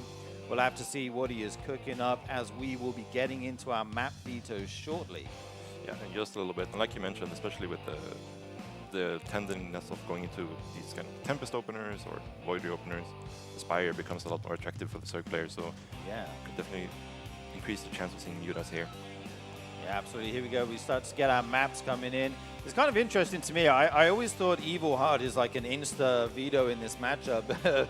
Apparently Reynor doesn't agree because it keeps getting through the vetoes so far. And it actually led to some interesting games. That was the game he went mutas against Classic. Yeah. And then he had another good game against Jumi where he did that Colossus push. So Evil Heart's always a very interesting one. We do see Maganatha and Magnetic North as the first vetoes here. Yeah. Go Reynor! Go Reynor. Zerg for life. I love to see it. Nice. Yeah, so Evil Heart is kind of like a double-edged sword, right? Where if the Protoss goes for an aggressive timing, it will hit a bit faster. But likewise for the Zerg, it does open up some more mid-game aggressiveness options in terms of like Roach Ravage or Queen drops or something like that. Maybe even like a Ling Queen walk across the map to kill the third if they're going to like multiple oracles. These kind of builds becomes more viable when you have a very short map like this. So we'll have to see what happens in that map. Celestial being picked here by SEOUL, I would have to imagine, as this is most likely I would say the favorite Protoss map in the map pool, where they can play very, very slow and steady. They have their pocket base that they can always secure, and after that, even securing their fourth once the Rox is down, everything is very well set up defensively. They feel very comfortable just dragging out the game on that map. Yeah, for sure. We also have Mothership in the pool, our only 3-player map, which can lead to a lot of interesting games that you don't always necessarily scout your opponent the first time you do send out that Overlord or Probe. That can lead to some funny stuff. And then we got Botanical. I think that's the biggest map, or the map with the most bases. Yeah. Has it got more than Mothership? I think Mothership probably has a few more. Mothership has more, but Botanical is also huge. Yeah. That is a big map. It's a lot of bases, yeah. So yeah, a lot of macro potential in these games. And yeah, this is best of 7 now, so you only get 1 veto each. It is a 9-map pool. And the final maps to round it out are going to be Persephone and Tokamak, some of the more kind of standard maps, right? Yeah, so if this series does go longer, we should expect the last 2 games to look fairly standard. Whereas on maps like, Evil Heart, Mothership, there's a lot more potential for some more crazy play from both sides. Yeah, it's very interesting. We have like the unique maps first. We got the one with the short rush distance, the one with the pocket base, and then the 3-player map as our first 3 maps. And then after that, things become a little bit more normal. We do see the players just setting up here on stage, checking all their settings already, making sure they got their game plans, got their notebooks ready with their build orders, all that good stuff. Yeah, getting ready, getting locked in, ready to take on their opponent. And yeah, we'll see how they choose to open up here. A lot of times in the best of 7, it's very attractive to open up with something aggressive in game 1, and especially on a map like Evil Heart. Just going for something aggressive, getting some momentum in the series, and trying to just, make sure your opponent has to stay honest, has to not cut too many corners. Yeah, even if it doesn't work, your opponent has to be super wary of you throwing in that kind of build throughout the rest of the series. So an aggressive option is very tempting. It is going to be Evil Heart, super short rush distance. Every time it hits a little bit earlier, it's a little bit more difficult to go, up to 5-6 bases. There are those gold bases in the corners on this map. Yeah. Yeah, which we could maybe see like some, early hidden expansion kind of thing maybe. Yeah. But more so in the late game, it becomes super important to control the corners, right? If the game does go longer. So it's kind of unique in that sense, whereas normally a map would just like spread out kind of flat. But on this map, it becomes super, super concentrated in like these 2 areas on the map. Yeah, dude, I love that. I think the game you saw against Classic, where I think it was Shin, went for that gold base, followed up with a Roach all in. That's the kind of thing I like seeing Evil Heart. But we've seen Reina is perfectly happy to play a normal game on this. We saw it just now in the previous series. We saw it against Jumi yesterday. So I don't think it necessarily means he's going to do some crazy all in, which was kind of my initial take on the map.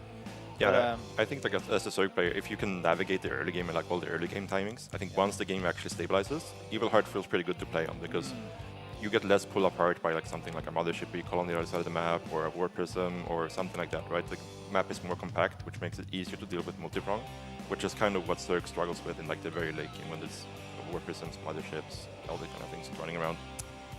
For sure. We are just waiting for the players here. Reina is ready to go. I think Zaun just needs a moment. They are going to be locking in here for game number 1. You always want to try and get a point on the board in the first game. Just get off to a good start. Yeah, absolutely. Especially when we have the play styles that we do have. Like when both of them likes to play the macro game, you don't just want to have to play it every single game. Like we talked about, you want to have these mixed in curveballs in there. So game 1 is a good time to bring it out. Just, get the nerfs out of the way, get some momentum, and take the series from there. But we'll see if that's what we choose to do. Like we talked about, they could just play completely normal here in the first game. All right, guys, let's get into it. Game number 1 here coming up between Reina and Zaun. The first map is going to be Evil Heart. In the bottom left, it is our Protoss in red. Give it up for Zaun.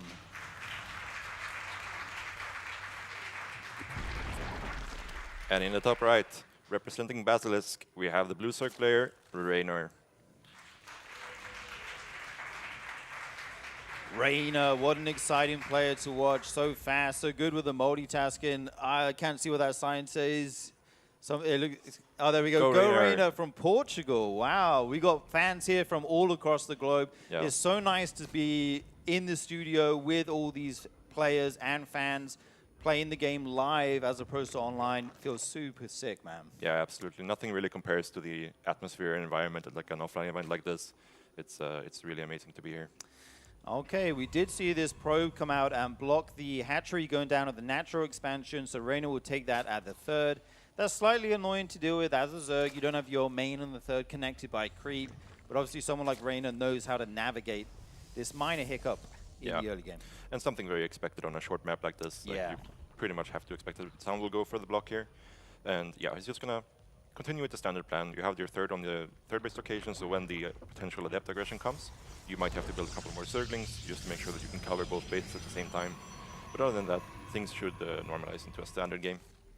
Yeah, and we have Zaun going for that Nexus after Gateway. Then we'll be throwing down his core. Slightly more economic focused than getting the core before the Nexus, which sometimes happens. Reina's minus some gas right now. We'll be getting his link speed and probably pulling out of that for some more mineral income. This probe being as annoying as it can. These pesky Protoss probes. Yeah, absolutely. Just trying to slow down the mineral income in any way he can from Reina. So that in this case right here, he's losing a few minerals here and there, but nothing major. Yeah, indeed. And as the core finishes up, we will be seeing the tech here out of Zaun. He has that pylon in the main base. Now, Reina's been really good at floating his overlords in, especially against Jumi. We saw that yesterday. He would fly his overlord in at the perfect time. Not for the initial building, like this, if this is going to be a Stargate, for example, but the follow-up build from the Protoss, he would fly it in at like 5 minutes from a really good angle and always get that follow-up scout. Yeah, usually it's quite easy to cover your bases for the initial tech, but then it becomes the follow-up becomes a tricky thing where you have to adjust a lot more. So just being able to get that sneaky scout in later is not always easy to do because Protoss gets air units out, they get more stalkers out, so it's a very important thing to be able to pull off. But so far, very standard. We see double adept from Zaun. He's going to put some pressure on. Reina will respond with some Zerglings of his own, and then we'll see what Stargate unit he goes for. Zaun is definitely one of those Protoss players who could go for a Void Ray here, but Oracle will be the more standard choice for sure. Yeah, this adept coming into the base now, going to try and pick off a drone or two. Nice Spork trick there with the drones. Is able to save that one. That's super nice from Reina. Does lose one drone goes down though. So, I mean, not a disaster or anything. He is able to save the 2nd drone. The Adept will go home, meet up with his buddy. That's going to help him take his 3rd base nice and safely. And it's going to be an Oracle first here from Zaun. Yeah, and this should be very, very expected by Reina. He's going to use the links that he made to defend the Adepts to ideally try to keep the Oracle at home here. If the Oracle has to stay to defend the 3rd, it can't be across the map to kill drones. So that's kind of the hope here from Rainer. So we keep this Oracle at home, a little bit busy, run around. Maybe we try to pick at the probe if it comes out. But Sound being very careful here with the Adepts coming out and covering the path for the probe. Yeah, I feel like ZVC, the early game is so important, right? Like on the Zerg side, it's all about how many drones did you lose to the Adepts and the Oracle. For the Protoss, it's did you get your third up without any interruptions? You know, that gets their economy going. We see Spores at home for Rainer, so he will be prepared for this Oracle harass when it does eventually move over the map. Yeah, very nice queen position here as well, ready to receive the Oracles. Has good vision on the other side of the map, so he knows that this is pretty much the only angle the Oracle could potentially come in from. So has all the queens here ready to defend. In the meantime, just spreading his creep, making sure he has activeness with the link. He's making a few more links, so maybe looking to trade, maybe either try to catch an Adept move out, or either just get some counterattack damage into the third. Yeah, as this map is so short on the ground, it feels like the creep gets from one side of the map to the other in such a short time with like 4 or 5 tumors. So I like that Zaun is kind of paying a lot of focus to the creep spread of Rainer, trying to shut that down before it gets too much. But in comes some links to the third base. I thought he was going to go for those Adepts then. But, oh, here comes some Queens as well. This is so funny. They can get to this Protoss base so quickly, and Rainer's still making lings right now. Yeah. He's got his lair on the way as well. Yeah, so this is something you can definitely do on this map, right? Just because of how short it is. Like, the creep spread is already halfway, right, like you mentioned. So you just want to put some pressure on here. Seems like it's a bit indecisive as he's like droning as well. So maybe just trying to force an overreaction out of Sound here, who's getting 4 shield batteries right now. Dude, this is kind of genius by Rainer. It looks like an all-in, right? Like, that's the only time you ever walk your queens across the map. But on Evil Heart, it's short enough that you can actually walk them back and start spreading that creep again. He's droning behind this. The word count equal right now, but like you say, Zaun made 4 shield batteries. He expects a big attack to be coming, but it's not. Yeah, and he also warped in a bunch of extra Adepts as well, which he does not have glaives, and he's like going into Blink here, right? So we don't really want these Adepts in any case. So as long as Rainer is able to keep these links alive, they should be in a really good position to actually deal with this upcoming Blink Stalker pressure that's gonna come out of Sound. Yeah, this is such a cool map-specific thing here from Rainer. I like that he's kind of trying to put the fear in Zaun in game 1 with an all-in fake, it looked like. But I think now, obviously, Zaun knows the attack isn't coming, so he's going for the more normal follow-up. He's getting his Forge for upgrades, throwing down the Robo, and as Blink starts to finish up here, we should see more and more Stalkers being warped in, and he'll try and pressure Rainer on the other side of the map. Yeah, he does have a decent amount of gateways. I want to say he has like at least 6. So he's definitely going to try to put some pressure on. We'll see how fast he goes into the Templar Archives behind this, because that will be the most common follow-up here. Rainer, in the meantime, going into Hydras, which will be very good at using to defend this upcoming Stalker pressure. And then we'll see what Rainer chooses to do. If he chooses to go back into droning, or if he chooses to like commit into something like Hydra Ling attack or Hydra Ling Bane attack. It's definitely viable options for him. Yeah, making a lot of Hydras right now to deal with the Zerglings. These Oracles flying around, checking those really early Infestation Pit or Hive. We did see Rainer go Ultralisks on this map against Classic. So Zaun with some good scouting here confirms what is going on. It's actually going to be a Robo Bay here out of Zaun. Yeah, Robo Bay and a second Robo as well. So looking to go into some Colossus play here most likely, which is definitely not bad versus what Rainer is doing. So we'll see if Rainer is able to identify this. If he identifies very quickly, he can either try to hit a timing before there's like, thermal lands and multiple Colossus out, or he could just opt to go towards Hive, get some Vipers to do with the Colossus. Those are the 2 most likely options here, I would say. Yeah, Zaun actually made 5 pylons at once there, getting a lot of supply free to make as many units as he wants. It looks like he's kind of done making pros for now, but here he comes with these Stalkers. They're surrounded by the Zerg army. They try to escape, but the Lings are there waiting for that blink. So many Stalkers will go down here. Huge catch by Rainer. Yeah, massive catch there. And now, like we talked about before, the Colossus are not out yet. And now there's this massive amount of Hydras knocking on Sound's third base. He's going to jump forward, target fire down the cannon here. And like Oracle does not get the stasis off. That's massive. Zaun needs these Colossus so bad. They're in production right now, but only halfway done. Protoss units are falling. Probes are falling. Zaun has a counterattack on the other side of the map, but will it be enough to offset the huge amount of damage he's taken? Actually, even just the Queens will be enough to deal with these Adepts from Zaun. Stalkers falling left and right, but the Colossus are almost here. Can they save Zaun? Yeah, looks like the third base is 100% dead. And yeah, with it goes the game. So Rainer takes game number 1. Rainer smells blood in the water there in game number 1. He faked the all-in with the Queen walk. He comes back, he drones up, he goes into Hydras to deal with that Stalker pressure, and then he says, you know what, it is time. It's kind of interesting because he made a Baneland nest, and he didn't make Banelings. He didn't get Baneland speed, I think, so he just went for that Ling Hydra timing. Yeah, I think the Baneless is more of a thing like where he realized that there was a lot of adepts, and just in case Sound was doing something like a glaive, delayed glaive follow-up, you have the Baneless to deal with that. But in this case, this round was super, super good from Reynor in the middle of the map here, getting on top of the Stalkers and trapping them. And when they can't blink away, you have to either make a decision as a Protoss player to immediately recall or try to trade out the fight, right? And Sound made a decision to try to trade out the fight, but as we could see, did not really end up well for him.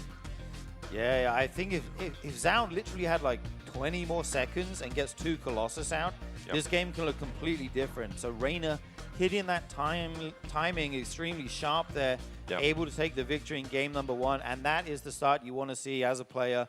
Get your name on the board in that first game. Yeah, absolutely. And like you were talking about, the fake Ling Queen attack across the map, leading into... Sound was gearing up to go for this Blink Stalker pressure early on, right? But because of the extra batteries, because of the adepts he had to warp in, he couldn't really find that aggressive timing. And by the time he actually felt confident enough to move out on the map, there was already Speed Hydralisk with a bunch of Lings ready to pounce on him. That is right, guys. We are going to be jumping into game number 2 here on Celestial Enclave. Let's see what these guys have in store for us on map number 2. In the bottom left of the map, in red, it's the Protoss player, Zaun.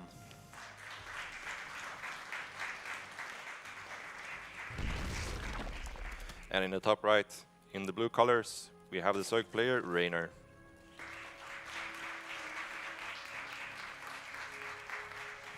Okay, so the map here is Celestial Enclave. This is the only map in the pool with a pocket third base, which is connected to the main, and you can only access this via the worker path there. Only workers can go through there. Talk to us about how this can kind of affect the strategies that we might see on this map, who this might favor, that kind of thing. Yeah, you're way more likely to see something like a faster third from the Protoss player, and then they can decide if they want to actually use that to try to hit some mid-game timing, or just use that extra income to power through into a faster tech and faster fourth base as well, and just play very defensive. Because as the base layout is in this map, securing your fourth is also quite easy with once the rocks are down, you just go out to the rocks, and there's only still your natural ramp really to worry about. So it's a very easy map to just secure a bunch of bases on, and that's kind of what the Protoss would like to do in this situation, where you have a map like this, you want to try to drag it out and go for the late game. Reynor did something interesting here, where he went for the 15 hatch before Overlord, very quick, so he's delayed his gas a little bit to compensate for that, to be able to make use of this earlier hatchery, and probably looking to play something fairly economical here. Yeah, going 15 hatch, then the Overlord, then the pool and gas is slightly different to the order we sometimes see. The good thing about this build is you basically never get your hatchery blocked, like we saw in game number 1, so you don't have to take it at your natural. You do have to delay your gas a little bit, but that's not the biggest of issues. You still have your speed well in time. This probe, again, going to be annoying. Try to deny the mining of the Zerg a little bit here. Yeah, and Reynor obviously being aware how this map layout is, and that Sound is more likely to go for something very defensive. He might have some aggressive option in mind as well with this follow-up, so we'll have to see how he spends his gas, if he keeps mining gas after Ling speed or not. These were the big things to look for. I think as a Zerg player, you're not really too tempted to take this back base early on, because it is a lot less resources on it. So most likely we'll see Reynor take a normal third, and then we'll see what the options is going to be with the Ling speed. For now, it seems like he is completely pulled out and is just happy to get a Ling speed and then go into a normal game from there. Yeah, the payoff for that third base seems to be a little bit lower for Zerg compared to Protoss, for example. You do only have 1 gas down there and less minerals as well. Talking about tech, Zaun is going for a Stargate again, not doing anything crazy here in game number 2. Seems to want to stick to the game plan for the moment. He might mix it up. He might go for some Void Rays instead of the Oracles. We'll have to see as this Stargate does finish up. Reynor, on the other hand, he's got his Queens at the front, going to try and spread some more creep spread and get that going. Yeah, Reynor actually going for a very forward third here on the rich gas. So this could definitely lead to some potential, Muta play, or maybe some Roach Ravager, Queen timings, these kind of things, because this gas is very tempting to get, because if you're going for something like an all-in, you obviously need less drones to get the double gas income, right, just from that rich gas. So we'll have to see what he chooses to do. He could just play a normal game from this hatch, but as soon as you see this as down, you gotta be thinking about there could definitely be some aggressive mid-game timings coming out here of Reynor. Yeah, for sure. And Zaun has actually gone for the Void Ray first this game, so he'll be able to clear out the Overlords of Reynor, fly it around, try and be annoying with it. Sometimes you can get a drone or two, but you can also try and slow down the Zerg's fourth base if you're able to get the Void Ray there before the hatchery gets too much HP, and the Queen's Ray able to help it. We do see a pylon going down at that pocket base for Zound, so it looks like he may be thinking about taking his third base here. The Zergans poke in and see a couple of depths and then just go back. Yeah, we do see 2 more gases coming in for Zound as well pretty early here, so we'll have to wait and see what the tech option is going to be, and there's the fleet beacon. Ooh. So I would expect this is for Tempest most likely, though that could be a little bit dicey if we do see some sort of Ravager Queen Walk early on, but once the Tempests are out, they will be fine to deal with that as well. Yeah, Zound definitely likes his Tempest, doesn't he? He really does, yeah. Especially, like, doesn't matter if it's early build Tempest or if it's late game, he really likes to go into those Tempest compositions.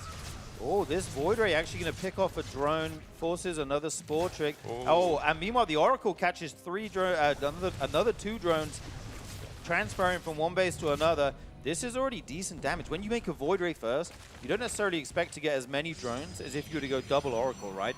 So the fact that he's able to get 3 drones here as well is really nice for him. Yeah, definitely something should be happening. Actually, carriers, not Tempest. So he definitely wants to keep this hidden for a bit longer. Because the carriers, if the Rainer gets a whiff of this early on, he could really take advantage of this and be very, very greedy. But if he doesn't, then it could be very, very strong for Sound to suddenly show up with 2 to 4 carriers and start putting pressure on the Zerg as well. Yeah, especially because he has that forward base, and the carriers can get to that so quickly here. So this game is going to look very interesting. Rainer did take that rich gas before he even took all the gases in his main and his natural. Wants to make use of that. Get it, you know, it's just more efficient, right? You get more gas for the same amount of workers as a regular gas. So that is awesome for him. He's going to be going into Hydras here, adding some more gas now. And the question is, how does Zound want to play this? Is he going to keep making carriers, try to take another base after this and sit back? Or is he looking at some kind of timing here? Yeah, I would think it's more likely he's looking to some kind of timing, as he's not getting +1 range weapons. Which is, if you were planning on keeping on the carrier production, you would want to get that early +1 air attack so you can actually scale into the longer game. But we'll have to wait and see. Rainer going for the Hydra then. There's definitely some Hydra timings you could hit versus a 2-target play like this. But that's the kind of thing where the timing window is quite short. As soon as carrier starts to get up into like 5-6 counts, they start to do really well versus Hydras as well. Ooh, and we actually see Overlord speed on the production tab for Rainer. That's often a cue that they want to go into drops or make a creep highway, something like that. Something which you can use to be aggressive. He is making a lot of Hydras right now. I'm curious if he knows about this Sky Toss transition, as he's making nothing but carriers, interceptors, and even a mothership on the way right now for Zound. Yeah, definitely going for this Hydra timing here. And we'll have to see if we can hit it just in time, because the carrier count is up to 4 now, I believe. And the mothership coming online here as well in the upcoming moments. This is the timing that Rainer needs to hit. If it waits much longer, it's going to be very, very hard to break through here. Yeah, once the carriers hit a kind of critical mass, it becomes very difficult for the Hydralists to be able to out-DPS the interceptors and actually win the fight. And ooh, nice pick off there. Those queens do get that Oracle. And these units have to be so careful on creep, because Rainer's making nothing but Hydras right now. He sees his moment. Well. Yeah, the speed finish as well. He's able to take down 1 carrier. Will he be able to get a second here? This will be an absolutely huge pick-off for Rainer if he can get 1 more. They're slowly floating away here, and it looks like this carrier will go down. Huge win for Rainer. Huge win. Mothership just finished, so that could maybe be the saving grace here for Sound, but this is so far looking really, really rough. The timing here from Rainer is going to do a lot of damage. Yeah, Rainer not making any more drones. He's on 63 right now. Another carrier is going to go down. 3 in a row. Absolute disaster for Zound. He's trying to mass these carriers and hit a timing. But Rainer, on the other hand, is just making Hydras and also sending it. He's going to follow this up with 20 Lins and 13 Dropper-Lords right now. The pressure, he'll be able to send all those Dropper-Lords into that pocket base. Yeah, that's could definitely be something that can either work out really great, or if Sound catches this Overlord, it could work out really bad as well. So we have to wait and see what actually happens. But this was an amazing pickoff for Rainer, getting all these carriers. Right as he's setting up to go for his own timing, Sound moves out right into him and is able to get 2 carriers, maybe even 3 for 3 towards the end there. And yeah, now going for the follow-up timing. Let's hope he has an Overseer with this army, because that could be the one saving grace for Sound if there's no Overseer in the Mothership Cloak. I have not seen an Overseer. I'm very worried about Cloak going down and these units not being able to see anything. It looks like they're just attacking interceptors right now, sort of. The Mothership will just... Okay, it does go down, so now he can see the Protoss army, and these Hydras can get to work on these carriers, on these Zealots. Rainer looking super strong right now. Yeah, that was probably the best scenario that Sound could hope for, but Rainer was just so far ahead in supply after that initial trade with the carriers. Just too many Hydras for Sound to actually deal with at this stage of the game. Yeah, everything seems to go Rainer's way here. GG is called. Rainer takes map number 2. And look at the smile on his face. Yeah. He's happy with that one. That's the dream scenario, right? Your Yep. opponent tries to attack into you with air units as you're doing like a Hydra timing. Yeah, especially on a map like that where you're a little bit concerned about this is probably a good map for Protoss to drag the game out into the late game, and then you're going for this timing too because you don't really want to play the longer game on this map, and then you get the freebie by the carriers moving right into you. It feels great for Raynor. Kind of a map you're kind of written off in your mind already, and you're just like, let's just try something aggressive and go to the next map, and then you actually get the win out of that. It feels really, really good. Yeah, I really like Raynor's kind of game plan coming in here. His choice of builds working out very well for him in this series. Like we were saying, these are the kind of unique maps that we've got coming up here, the first 3 maps. The next one will be our 3-player map, Mothership. What do you kind of expect to see on this? Oh, forget that. We are so back. StarCraft 2 forever, baby. RSL, let's go.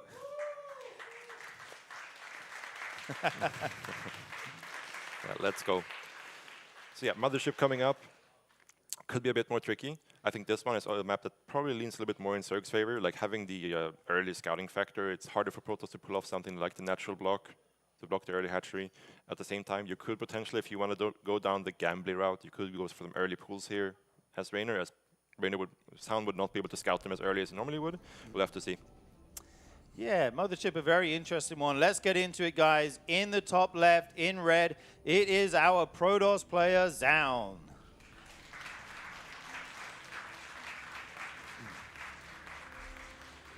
And in the bottom right, we have the blue Zerg player, Raynor.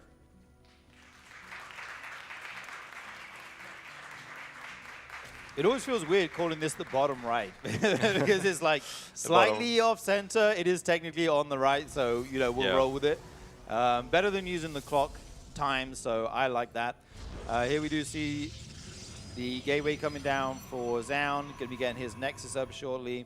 And first thing to note for Raynor is that he's sending his Overlord the wrong way. He will not scout SEOUL first. It is, of course, just a coin flip, basically. You can't know where to send that in the beginning of the game. Yeah, usually when there's a 3-player map like this, you prefer to send your first Overlord towards the natural that's the furthest away, because the second Overlord would obviously get to the other natural a little bit quicker, right, compared to the other way around. So he'll still be able to get this scout somewhat quickly. And as Protoss, there's not that many early options. Like a cannon rush, you would still just want to see it in your natural. You wouldn't really need to see the forge to know a cannon rush is happening, for example. So a little bit less to worry about. There could potentially be like some one-base builds that Protoss could bring out, but it's very gambly for them as well, right? So most of the time, it's just gonna go into normal game. Even going for a cannon rush is hard though, because where do you, where do you send your probe? Exactly, do you send 2 out? Like it becomes risky for both sides, right? Yeah. But I believe now they do know where each other is. At least this probe sees Raynor's bases. He will come in here, confirm the timing on the hatchery, the pool, and the gas. Says, okay, everything looks normal. You're not doing anything crazy. And on the back of this, SEOUL is also expanded as well. Yeah. The one thing that's a little bit annoying here for the Zerg player is normally your first Overlord get across the map, and you'll be able to tell, like, oh, he's chrono boosting his first gateway unit, and you see the Adept coming out and coming across the map, so you can reactively make units to deal with that. In this case, there's not going to be any vision from Raynor on the gateway here, so he won't know if it's a chrono boost or if it's a Stalker or Adept that comes out of the gateway. So he'll have to be playing a little bit more blindly here in the early game compared to what you normally would, but it's not something that should have any major impact on the game. Yeah, you also get to see the core, right? If you see that warp gate instantly, you know it's not a Stargate because they have to spend the gas on that instead. Yep. So yeah, a little bit less information than normal, but Raynor will try and navigate his way through this. I like how he's trying to micro his heart out to catch this probe. Would be a nice little pickoff if he can get it. Yep. But the Adepts are coming over. Oh, hang on a minute. That probe will actually fall as it goes around the corner. Okay, it goes down. And here come the Adepts. Yeah, and Raynor going for the third queen before the third hatch here is going to be quite safe versus this double Adept pressure. The one thing that could feel a bit bad for him, if SEOUL wasn't going for this double Adept pressure and he makes a bunch of lings, then you feel a little bit foolish sitting there with 8 lings and there's nothing coming your way. But in this case, it's going to work out pretty well for Raynor, I think.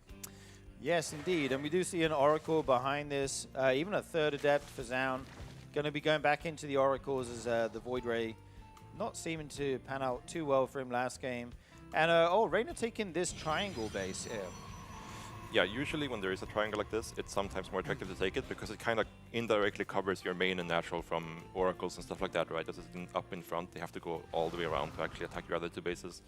So that could be the reasoning behind it. I'm just looking at the mini-map, and there's like there's airspace behind the third and the main, right? Where you can kind of go from one to the other. So that is somewhat nice. I mean, at the end of the day, it's more preference, right? The players have bases that they like to take based on their style and stuff. Right now, we do see the Spores are in time to deal with this Oracle harass. The Queen's in position. So Zaun actually not able to get any damage with his first Oracle. The second one will be joining it shortly. And that's when you look to pick off a few drones, right? Yeah, exactly. Just come in and see what you can find. Normally, 1 or 2 drones is usually kind of expected, but anything more than that, you start to feel pretty happy as a Protoss player, I would say. But so far, just droning as Raynor, not making any extra links, trying to punish a third base here or anything. Just trying to scout and figure out what's going on. Yeah, and I feel like that's a Raynor's staple, like making quite a few lings to try and pressure the third base of the Protoss. But this game, he's kind of done something a little bit different. He's just making as many drones as possible. Yep. And he's not taking damage to the Oracles, right? If you don't have lings, then the Oracles are free to move across the map, try to pick off your workers. But Raynor's kind of got the best of both ends, I feel, here, because he's not taking any damage and he didn't make any extra lings. Yeah, exactly. Sound obviously knowing that Raynor does like to make these links. You can see how careful he was with the Oracles, keeping both of them at home and then even splitting them off in 2 different directions to check for links and stuff. He's playing it very, very carefully because he does not want to get his third cancelled here. Does come across the map here with the 2 Oracles for depth pressure.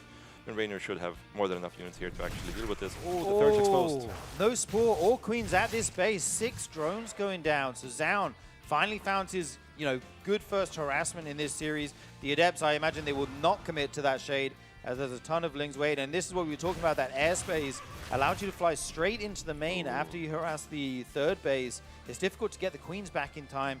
9 drones going down total. This is a very good early game for Zaun, it feels like. Yeah, definitely the best position he's been in so far in this series. Getting these 9 drones is a massive, massive pickoff. Raynor going for the +1 melee is pretty good for him because Zaun is going into that Blink Stalker. If he was doing something like, like the builds the classic pulled out with the charged Archon timings, this would be a bit more suboptimal. But he doesn't even have the Roach Warren to fall back on in case he needs to make Roaches. But in this case, we should just be looking at Zaun, trying to put some pressure on with the Blink and +1 here when those upgrades finish up.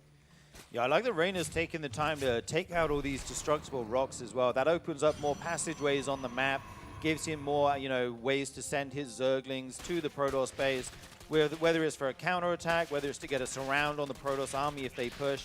It just gives the Zerg more options, which always feels great. Yep. Started overload speed there for a second and cancels, probably just a misclick, I would imagine. We do see many hatcheries coming out here for Raynor, and that's actually 3 at a time. Wow. Yeah, it's actually quite nice versus the Stalker pressures because, like, if you ever get up a position where you can't defend your base, you can always just move to a different base, right? And if you're playing these ling-heavy composition like Raynor is here, you kind of need all the extra hatcheries to actually have the larva to make the links in the first place. So not a bad choice at all here. Yeah, Ling's very lava inefficient compared to more expensive units, so having those extra injects on the hatcheries will be nice. He's pressuring this base right now. I think Raynor might just let this go for the council. Oh, never mind that. Raynor go in here with all these links, but the stasis wards are huge. More than a half the links getting tied up, but he will pick off a unit or 2, fall back, wait for that stasis to wear out. And he's making so many lings right now of 72 drones. I kind of like Raynor's position here. He's even got double Evo.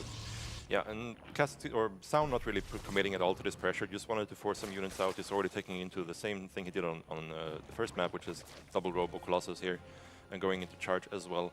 So Raynor should be pretty happy with this. He got away with a pretty high drone count, double Evo like you mentioned, and Sound at the same time is just going up for this next timing. There shouldn't really be any big counter timing here for Raynor like we saw in the first game. He should just be looking to power up this creep, power up his drone count, and then deal with the army. I feel like Zaun didn't really get to show what this build can do the last time he tried it because Raynor just went for basically an all-in, right? Yep. And tried to kill him before this tech got out. But this time we do see that the Colossus will be able to spawn, and Zaun's got his 4th base going up. He's got thermal, the range upgrade for the Colossus on the way, thermal lance. He's getting charge and upgrades. I think this looks like it might be our first kind of macro-orientated late game of the series here. Yeah, absolutely. And this sort of like Colossus Stalker composition is something that can definitely hit very powerful mid-game timings here, but it's also, the Colossus is a unit that doesn't really scale super well into the later stages of the game when units like Lurkers, Vipers, Ultras come out. So definitely, most likely we'll be seeing some sort of timing coming out here from Zaun. It could just be a timing to deny a base and then go back home and get stormed behind it or something like that. But so far we don't see any Templar Archives. We see a couple of sentries getting warped in as well. So most likely he's just going to actually commit to this double Colossus production timing here. Yeah, kind of the mortal enemy of the Hydraling Bane army is Storm. Kind of anything other than that, and you feel like you can fight it, especially on creep. So we'll have to see what the follow-up is for Zaun as he sees this big army, but he will not have time to do that. Reyna's making almost 40 Banelings at once, going to pull the trigger here, try to hit a timing before there's too many Colossus. Yeah, I think Sound should be pretty okay here, actually. Like, he has a lot of force fields. He has, I believe, now 4 Colossus out, and he has Thermal Lance and +2 about to finish. So unless he gets a really good fight here with a good surrounded Raynor, this should be pretty hard to break. Baneling speed wasn't finished there. Those Banelings waddled forward and very slowly, and it just finishes now. It feels like a bit of an awkward moment there with the upgrade timing for Reyna. Yeah, and then seeing all the Colossus in the sentries, he just pulls back to creep. He's probably going to make a few more Banelings here, as he has 11 more Banelings coming in. And if Sound oversteps on creep, Reyna will definitely be ready to pounce. But I think we're not going to be looking at Reyna trying to actually fight Sound anywhere off creep at the moment. Yeah, Reyna's on 89 drones right now, and I think 6 bases. So his economy is looking fantastic to go into a late game. We see him add in the Infestation Pit. He'll be able to go to Hive, get Ultras, get Microbial Shroud, whatever he wants to do with that. But I don't think Zaun wants to go there himself. He's looking like he's setting up for a big push here at the front. Yeah, Sound very committed to this timing. You definitely want to make this push work and end the game here. Great force coming out here for the initial fight. The flank coming in from the back though. So much Link Bane stuck on those force fields for the flank from the back. Huge damage with those Banelings. A lot of Zerg getting deleted though, and Zaun takes game number 3 here with a sharp timing. Those Colossus plus the force fields, it became a meat grinder for the Zerg. Yeah, the force field are really key, right? When there's no Ravagers to break the force field, there's no Ultras, there's no Vipers to pull Colossus to actually break the force fields. There, you have no real way to actually get on top of the army. You need to get on top of that army with your Baneling army, otherwise they're just completely wasted, right? All the Banelings. Yeah, the fight kind of happened in an awkward spot for the Zerg. Normally you want to be coming in from, 3 or 4 angles, but just the way Zaun was pushed this here, he only had to fight on 2 fronts, right? Yeah, Force fields at the front, then he tries to protect his Colossus as well as he can with this blink here. Actually tanks a ton of the Bane shots on the Stalkers. The Colossus are able to reign free and just zap down all these Zerg units once the force fields do dissipate. Beautiful timing here from Zaun. Yeah, definitely a strong timing versus this high-rolling Bane composition. I do wonder if Reyna was maybe a little bit too eager to take that fight. Maybe he could have given up the base and tried to fight in a bit more open area where it's harder to force field off an entire side like that. But either way, great executed timing from Zaun, and we'll move into the next game. Yeah, I wonder if he should have waited there, because I'm thinking like Reyna was maxed, right? Both of them were almost maxed, and the situation for Reyna doesn't get better until he gets Hive. Until he gets Vipers, where he can abduct the Colossus into his army and take the AoE splash damage away from the Protoss. Yeah, no, I think he was very set on hitting that Hydra Bane timing himself. Yeah. But then he didn't quite realize what composition that Sound was on, right? He saw the Blink Stalkers initially, but did not realize that the Colossus Sentry was the follow-up. Right. And I think if he knew about that, he probably would have tried to hit the Hive a little bit faster and just be a little bit more defensive, maybe try some Baneling Rumbars or something. But either way, here we go into game number 4. It is going to be on Winter Madness, guys. Map number 4. Reyna currently leading the series 2-1. In the top left, the red Protoss, it is Zaun.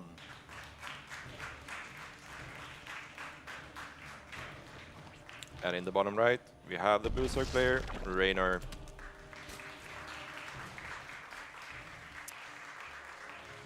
Yeah, in that last game, you'd love to get to Hive as Reyna, but you just didn't have the time, right? Yeah.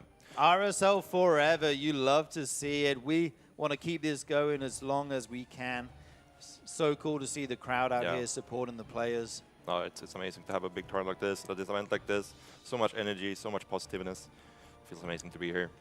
But yeah, that last game, I think Reyna, like if there's something like a Storm follow-up instead of the Colossus there from Sound, I think he's definitely in a bit of trouble there, as we have like 50 Banelings about to collapse on him. At the very least, we're looking for a pretty good trade-out for Reyna.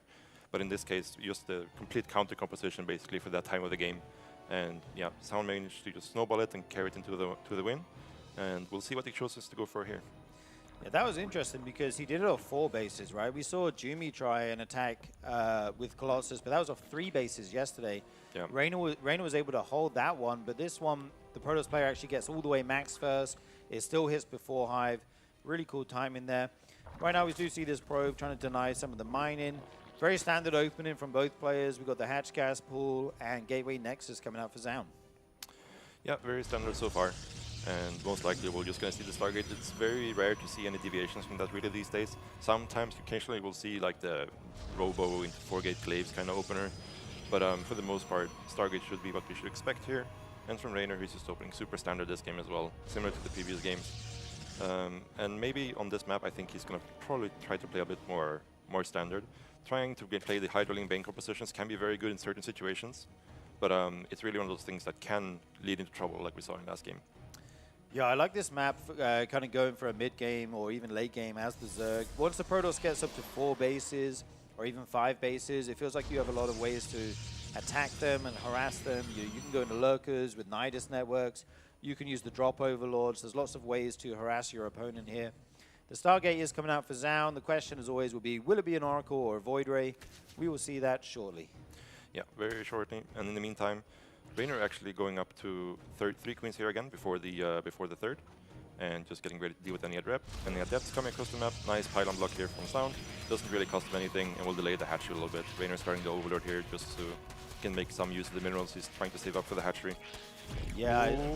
Okay.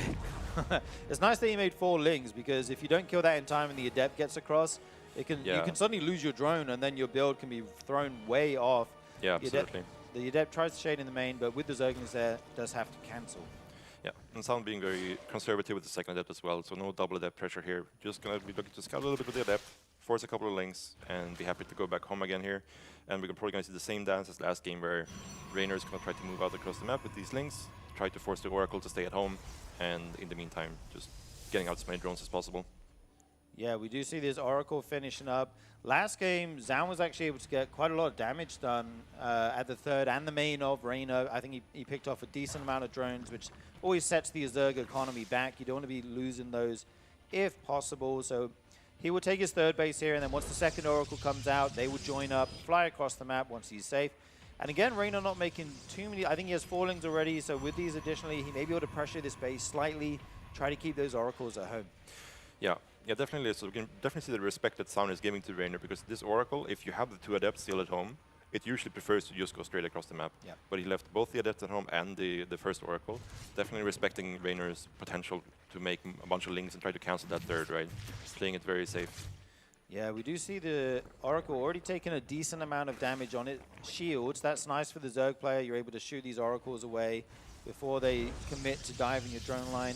We have a shield battery come down at the third, just trying to be super safe, make sure he's airtight here.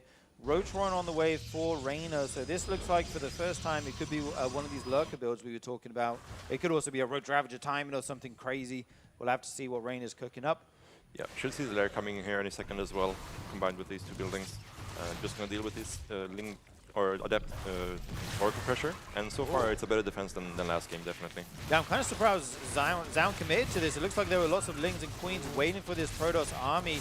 Reynor target firing down the Oracles as best he can with the Queens, leaving those Adepts to the Zerglings.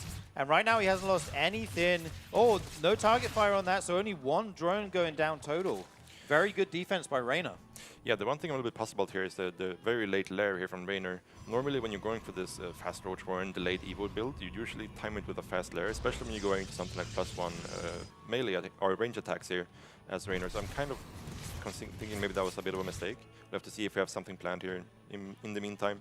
And ZOUN is just going into the same thing as been doing in all these games and just going into +1 and blink. Yeah, indeed. We do have 4 more gateways coming down, so he will be able to make a lot of Stalkers, pressure the 4th base of Reynor, try to slow down that Zerg economy, and tech up to a fleet beacon behind this. All right, so I would most likely suspect that this is for either Blink Stalker pressure into carriers, or he's just going to look to get like a super fast mothership out there. Those will be the 2 options that come into mind right away. Reynor, we'll have to see if we can sniff this out.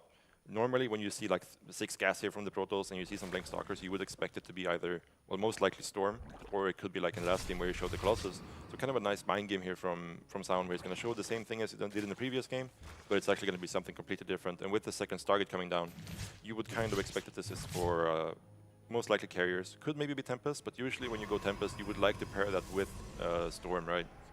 Dude, I had a ladder game the other day where the guy went Fleet Beacon and 3 Stargates and then didn't make any capital ships, and I made a bunch of Corruptors like an idiot, and I just died. That was really annoying. I don't think we're going to see that this game. Reynor, much better than me.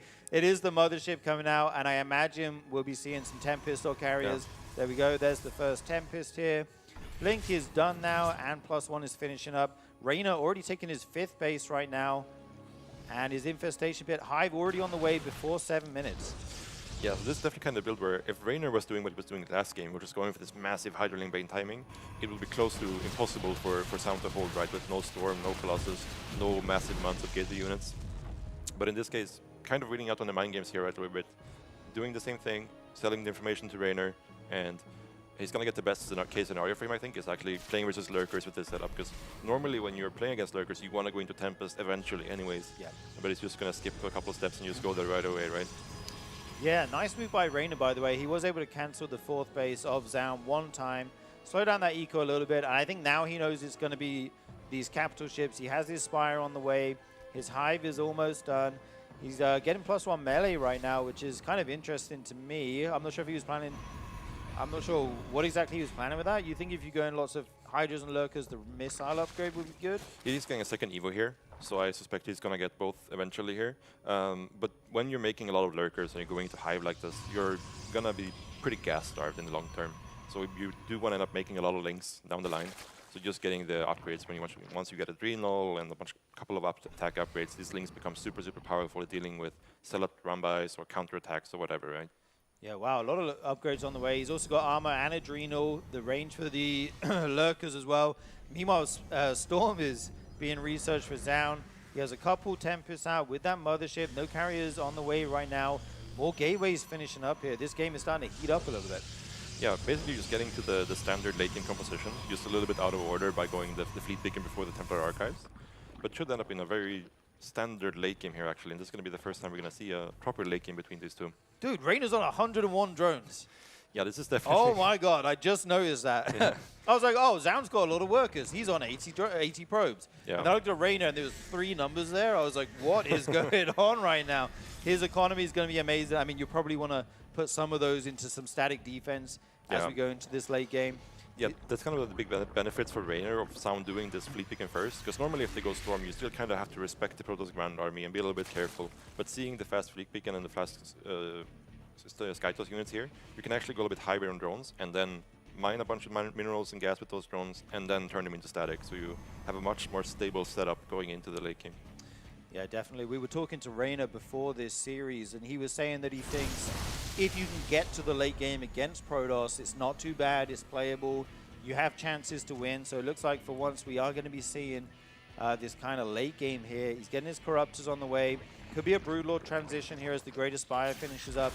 He's going for the beginnings of what looks to be a Spore Forest here with all these Spore Crawlers coming down. Yeah.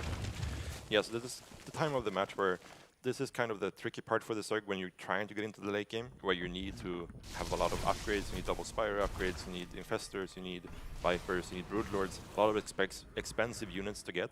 But as you can see, Sound pretty much already has his late game army up and ready. He's ready to go out on the map and start poking and looking for some fights. So now it's kind of on Raynor to try to keep Sound a little bit busy so that he can't put too much pressure on him, while Raynor is setting up his perfect late game army. And once we get there, then we'll see Raynor starting to look for some more head-on fights. Yeah, Raynor one of the best in the world when it comes to using Zerglings and being annoying with them. Running around, picking off workers, finding little groups of units like this and clearing them out. More of the Protoss army will come over here, so these Zerglings will all fall. But it's nice for him to trade those out, because now he can make Broodlords. Yeah, exactly. You know, having the Adrenal just makes your Zergling so much more efficient at fighting Zealots, right? So you can actually take these fights head-on and keep some map control. You don't just want to give up the entire map and just get stuck in your corner and let the Protoss expand for free and control the entire map. So very nice play out of Raynor. Gonna lose this hatchery most likely, but at this point in the game, you're not really super ready to actually saturate this space, because you kind of have to keep everything nice and tight as a Zerg player here, not to get pulled apart by a War Prism or a potential like Mothership trying to sneak around the map.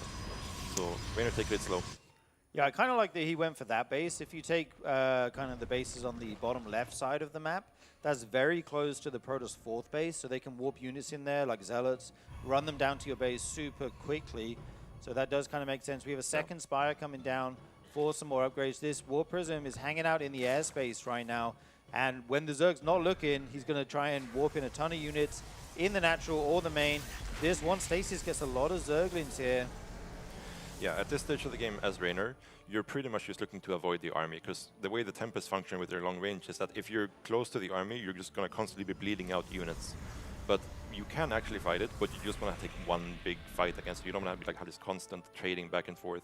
So Reynor is just going to try to avoid the army, keep him busy, and then once he's actually ready to fight, then we'll see him try to engage. Doing a good job here with the Lynx, just keeping a little bit preoccupied. In the meantime, securing up this base again, like you mentioned, getting the second Spire online, getting more Corruptors. Probably going to see a couple of Infestors get added in here as well. Yeah, that was kind of funny to see a drone go to take a base in the top right, and there's just 2 Zealots waiting for him there. Denied, but here comes Down, finally looking to make an aggressive move on the map, at least clear out a little bit of creep, even if he doesn't want to go too far. Lots of Overseers on the way for Reynor. That's going to give him a ton of vision, be able to run those changelings around, see exactly where the Protoss army is moving across the map right now. Yeah, obviously, like we mentioned, Sound just out here looking to get some value out of the Tempest, see if he can kill some stuff for free. And in the meantime, just securing more bases. And Reynor, he's still building up, right? And he has a really high drone count still. When you actually want to start to get a fighting army out, you probably need to go down even lower to like the 70s, like high 60s in terms of warrior count. But you obviously want to keep a high drone count for as long as possible, just so you can soak up as many resources as possible. Dude, there's so many upgrades on the production tag here. We've got 3-3 coming down for Reynor, as well as that +2 attack flyers on the air units. A Dark Shrine going to be added in. I feel like you should always do that as a Protoss. Like, it's not that expensive a building. In the late game, if you have a big fight and you can warp in DTs to a new base or something and shut that down, that could be a game-winning move, so I like that.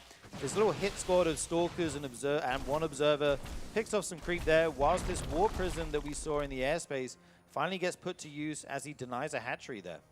Yeah, Sound probably just looking to trade out some of these Stalkers. At this stage of the game, he would probably just want to replace them with either more Tempest or potentially some Immortals or Archons or something like that. But you don't really just want to throw them away for free either, right? So he's kind of out here just seeing if he can find some nice trades for his Stalkers. Nice Fungal here from Reynor. Such an efficient cleanup on these Stalkers. Gets the Fungal into the Lurker Burrow. Doesn't lose it. One unit. You were talking about you want to trade them out for something, but Reynor does not let him get anything there. Yeah. I'm not sure what that was. That Changeling? That seems like pretty overkill for a Changeling or two. But yeah, he will shut that down. And now, what do you think the plan is for Reynor here as we kind of get into this super late game? Are you looking for one big fight or some run-bys? Yeah, so what you really need to start off the fight is a Fungal on the Protoss army. Because otherwise what happens if you just try to straight up run on the army is he's just going to kite away and use Time Warp, Stutter Step, Storms, and you end up bleeding out so many units as you try to connect. You really need that Fungal to start the fight so you can actually connect with Protoss army. Because at this point in the game, once you get into this high upgrade Corruptor, Broodlord, Infestor army, the army is super, super strong. It's just about the matter of fact, can you actually force the fight or not? Reynor doing such a fantastic job with these upgrades. Already got +3 air weapons, flyer attacks on the way for Zerg. I feel like the Spire upgrades seem to come out way later than the Protoss upgrades. Obviously, they have Chrono, and if they go for these air units earlier in the game, like Zaun did, they often have the upgrade lead. But Reynor doing his best to keep up here. Yeah, it's just the kind of thing where when you're going into late game as Historic, there's so many upgrades to get in terms of Infestor upgrades, Salty Ground upgrades, Lurker upgrades. And you're just going to have to make sure that you want to keep somewhat of a bank, right? So you can actually make sure that if a fight happens, you have some money to remax on. But once you feel like you're stable, you do end up getting a second Spire. But yeah, some smart trade here happening with Lurkers. Reynor probably also similar to Sound, looking to trade out some of these units. Definitely want to keep some of them alive so we can deal with Zealot Runbys and so on. But for the most part, he's looking to replace these with more Corruptors, more Infestors, these kind of things. Yeah, some of those Lurkers will go down. I love that he's adding a Nidus network on here. This will give him the option to be aggressive on the Protoss side of the map. You can't really get your Broodlords over there easily, so this gives you a way to still harass the Protoss and hurt some of their economy. One random Zealot almost takes out a Spore, but the Lings will help it out there. Yeah, it's the kind of thing where like Niduses, you can either use them to just put some pressure on the Protoss, keep them off of your side of the map, or you can just use them defensively on your bases to allow your Lurkers to rotate from one base to another if there's like a big attack coming in as well. We'll see what he uses it for here, but in the meantime, Microblow Shroud and Ultra Cavern coming out as well. This will be nice for him to have like a small ground army that can actually deal with counter-pressuring sound spaces, but also deal with potential incoming run-bys as well. Because right now, I think Reynor is pretty happy with the look of his main army. Reynor just had 9 spores in production. I'm curious what the count is. How many spore crawlers do we have in this game right now? It must be 33 spore crawlers out on the map for Reynor. Yeah. That is an insane amount. 32 cannons on the other side for Zaun. Here's the first Nidus of the game. Yep. Reyna's probably got a few lurkers in there. If you can get them into a mineral line, it'll be annoying to deal with as the Protoss. But Zaun shuts that down super early, which opens the window for these units to push this base here. Yeah, I think Reynor is just happy to force Sound back home there. Just keeping him off the map, giving him more time to mine out his bases. Because when you have this like massive Broodlord army, it's so slow. You kind of have to just take bases one at a time. So anytime he gives Sound away from him, he can just peacefully mine his bases and start slowly moving into one side of the map. We're gonna see here, Reynor's gonna have to make a decision. Does he want to go for the top right corner or the bottom left corner? And we will see which side he chooses to go for. Yeah, you can't put all your spore crawlers on both sides, right? You need an insane amount. I mean, sometimes you can get 2 or 3 fronts going of spores, but yeah, like you say, the Broodlords are so slow, it becomes difficult to defend. Normally one player ends up taking one side of the map, the other will take the other, and we get a kind of split map scenario. Yeah. Here is this Protoss army, so many changelings waddling across the map there. And Zaun looking to move on to creep, potentially, no, not yet.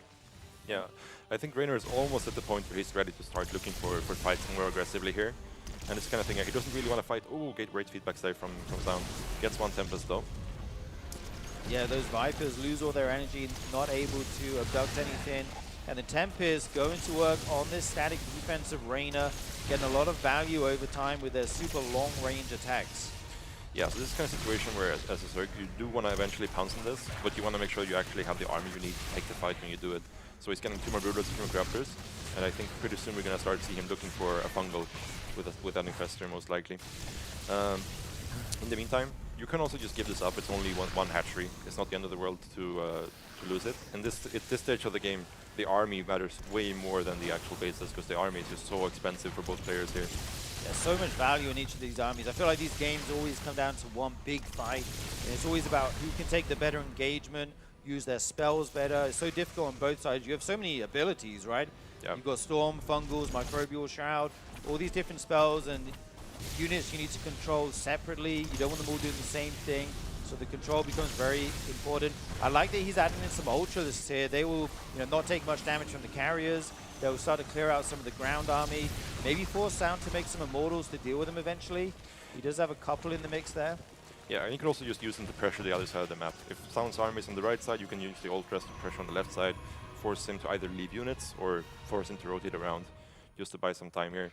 Because it's definitely kind of a situation where if Sound just gets to expand here and starts putting up static defense alongside his army, it becomes really hard for Zerg to win a fight. Zerg kind of wants to fight away from any sort of proto-static, because the shield battery and the cannons do add a lot of value to that Protoss army. I think right now both players on 6 bases, I believe. Reynor's 6 going up here. So this may come down to just a war of attrition, who runs out of minerals first. Zaun taking another Nexus here. I believe that's his 7th. At this kind of forward position, he may use that as a launching pad. These Tempests, again, so much value, killing spore after spore here. Yeah, and we see Reynor starting to look for quite a little bit, gets a couple of Templars here, nice neural on the Tempest as well. So nice picks up here for Reynor, just bleed out a couple of units, but not too bad at all. Yeah, it all comes down to the efficiency here in the super late game, who can preserve their units while picking off some of the others. I kind of like to see Reynor take the bottom left base. That feels like maybe an easy one for him to get at some point. There is a DT there. Oh, so he did try and take it, but it was denied. Yeah. Yeah, that's difficult to deal with. You need no nice fungals here. Yeah, big fungal from Reynor looking to engage. The Broodlords get on top of some of these high Templars. Zaun says no thank you and forced to recall out of there. Yeah, makes the decision to recall right away. And that's the kind of thing where if you're going to recall as the Protoss, you have to do it right away. There's no point in waiting 10 seconds and you just lose more units, and then you lose even more units as you're recalling out. So great snap decision there by Zaun. I like this little double shield battery at the front. Just like, if I want to push, I'll do it here, and my units will heal their shields up a little bit. Reynor now adding in more Vipers, Ultras, getting the ultimate late game here. This is like the dream Zerg army, right? You couldn't make anything better than this. Yeah, absolutely. So looking for this multi-prong attack here, very nice. He does want to clean this up. Like we mentioned before, Reynor doesn't really want to take any big fights near proto-static. He wants to fight out on the map. So it's very important that he's using this side army to clear out these forward bases from Sound, right? So there's no static fallback point for the Sound army. Yeah, and this little side army becomes so extremely efficient with the Microbial Shroud. Just saw like 100 lava at that base, by the way. Reynor is going to have an instant remax. And if we look at the banks, as the players do start to mine out these bases, Zaun actually has quite a good bank. Normally we see the Zerg with a bigger bank, but he's already got 10k, 7k in the bank, 11k, 7k for Reina as well. Both these guys can afford to make their army maybe twice more, I would say, maybe 1.5 times, I'm not sure exactly.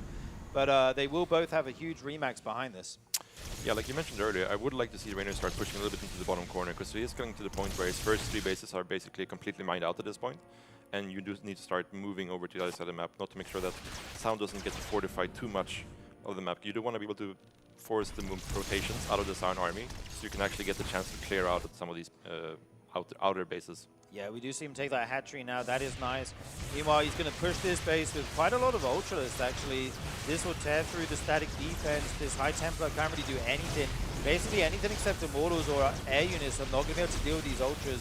Going to work right now, picking up a lot of static defense that's quite expensive, getting a couple workers. Meanwhile, the feedbacks are huge. Yeah, massive feedbacks there. Still gets a couple of fungals off, so he will pay some price for that. But that's this kind of thing there where Rainer's actually going for the fight, picking up someone with the Tempest. But I think we'll have to see him back off here in just a little bit. He might actually lose all those Overseers, which are up there together. And he won't be able to see the units if he doesn't have detection here. The Broodlords start to fall. Zaun picking up a lot of Zerg units here that are super expensive. He lost some workers over here, but these Zerg units need to come back home and defend. Yeah, that was a disastrous fight for Rainer, starting off with the great feedbacks from Sound, and not having the Infestor in here in the fight is so crucial. And then, like you mentioned, all the Overseers dying, the Mothership just reigning supreme in that fight. And we'll see, Rainer tries to remax here, he always has the map bank to do it, but his Sound got actually in the time to get another army out like that. We'll have to wait and see. Rainer in so much trouble right now, trying to remake his army. He's making 50 lings. That's not really what you want in the late game, it feels like. There are a ton of Stalkers here at the front, though. Gets a fungal. These 3 Adrenal lings will go to town on these Stalkers. You can't really run away on creep because the Zerglings are just so fast. There's even one lurker there. They will try to get out of there with their lives. 6 more Ultras on the way. It feels like a good engagement for Zaun, but here comes the Remax of Reina. Yeah, definitely like a very expensive army there that Rainer just lost. So even though he doesn't die here, the units lost, as you can see now, is now very much in favor of Zaun. And that's the kind of thing with this game. It's not like a CVT where the Zerg has a lot more bases than the Terran. The economies are always going to be pretty even. So you actually need to keep trading kind of efficiently here in the late game as a Zerg player. So that fight puts Zaun in a really good position. Yeah, the only bad thing for Zaun was that he did lose that one base, the left side base, the kind of 9 o'clock one. But on the flip side, he just picked off one with DT, so that's also nice for him. And now both these guys trying to re-establish, remake their really expensive armies. Yeah, this fight not being it for Rainer. Obviously, fighting right next to the Protostatic here. There's a warp-in point right there. It's really, really hard to win the fight if you're fighting this close to the Protoss bases. So, amazing fight there from Sound. And Rainer going into more of like Ultralisk-based composition now. And it's definitely something that can work, but the Grand Army is quite big from Sound. Yeah, and if we just look at the banks once more as that fight concludes, 6.6k, both minerals and gas for Zaun. Rainer, a little bit more mineral heavy, doesn't have quite as much gas, which is what it all comes down to with these expensive armies, right? You often have the minerals, but the gas is what really kind of limits how many of your tier 3 units you can make. This one Immortal seems lost. Yeah. A little bit of a problem right now for Rainer is that he was worried about Sound pushing after that last big fight, so he actually ended up remaxing on 9 Ultras. But now that the game is slowing down again, you kind of want that same army back where it's more Broodlords, more Corruptors, more Infestors. But now he doesn't have the supply to make everything he needs. So the next fight is going to be kind of awkward for Rainer here, where he kind of needs to find a way to get some good value out of these Ultras. Yeah, it would be nice if he could trade them out for some bases while the Protoss army is somewhere else. It does move quite slowly. Of course, you do have double recall available with the Nexus and the Mothership, so you always have that option as the Protoss, who's continuing to build up his Archon count, getting a couple more observers here. Yeah, absolutely. We'll probably see Rainer is just going to run away from this army, I would expect, and try to run over to the right side, but he's kind of trapping himself here a little bit. Yeah, indeed. You don't want to lose these units for nothing. You'd like to trade them out, but they are still expensive. Oh, these Ultras are all going to get caught by these Archons and Tempests. A couple of them go down. He comes back to this bottom left base. And this has been the difficult thing for Rainer, establishing this bottom left base, right? It keeps getting denied. Yeah, he's not really in trouble. Oh, the Infestors! You cannot lose these Infestors. They're so important in the late game fights. They're 150 gas a piece. They're very expensive. But finally, it looks like Rainer does find an angle to take out some static defense. Yeah, so this is a great scenario for Rainer. Now it's just a question, does he actually have enough to take this fight? Because Sound is definitely bringing the fight to him. Yeah, I only see one Overseer in this army right now. Got to be very careful not to lose out. The same thing can happen. The Storms go down. The Fungals go down. There is so much splash damage on the screen, but it looks like Zaun will be coming out victorious in this fight. The consolation prize is for Rainer is he'll get one Nexus, but I don't think it's enough. Yeah, he does up to remax on Ultras here, and the plan is just to try to wipe the ground army and then remax on Corruptors, but as you can see, the bank is very limited right now for Rainer. There's not really going to be a Corruptor remax. He realizes this, cancels some of the Ultras that are in trouble down there, but still, this is... He can most likely win the following fight, but these Zealots are clearing all the hatcheries, so it's not going to be any larva. I think Zhao may be on the brink here of making progress in this game. Finally, Rainer's bank, at least the gas has been depleted. All these Zerg units so expensive. You need that gas to remake them. He's got a ton of Lings and Ultras, which can't shoot up. Yeah, so he can still win the ground fight, or maybe he can try to force some weird base trading scenario, but he's gonna need a lot of time to actually, make Infestors, make Corruptors. He has the Vipers out already, luckily, but he needs time to get more economy back out, and you can see his production and everything is completely havocked here. Yeah, he's lost so many hatcheries, making two on one base right there. Yeah. But it's the bottom left locations he needs to get again if he wants to get some real mining. 1DT here does confirm those hatcheries going up. Sound says, okay, you're trying to expand that spike Q to put the pressure back on. Gonna take out this hatchery, a bunch of creep here, even the queen. And Rainer's down to 5 workers right now. Yeah, taking the fight here, probably gonna be the last fight of the game. This is the kind of fight where he might win the ground fight, but then there's a remax. Great fight from Rainer, honestly, though. Amazing spellcasting, getting a lot of the ground army, all of the ground army, and most of the air units. The problem is just there's just no money left in the bank for Rainer.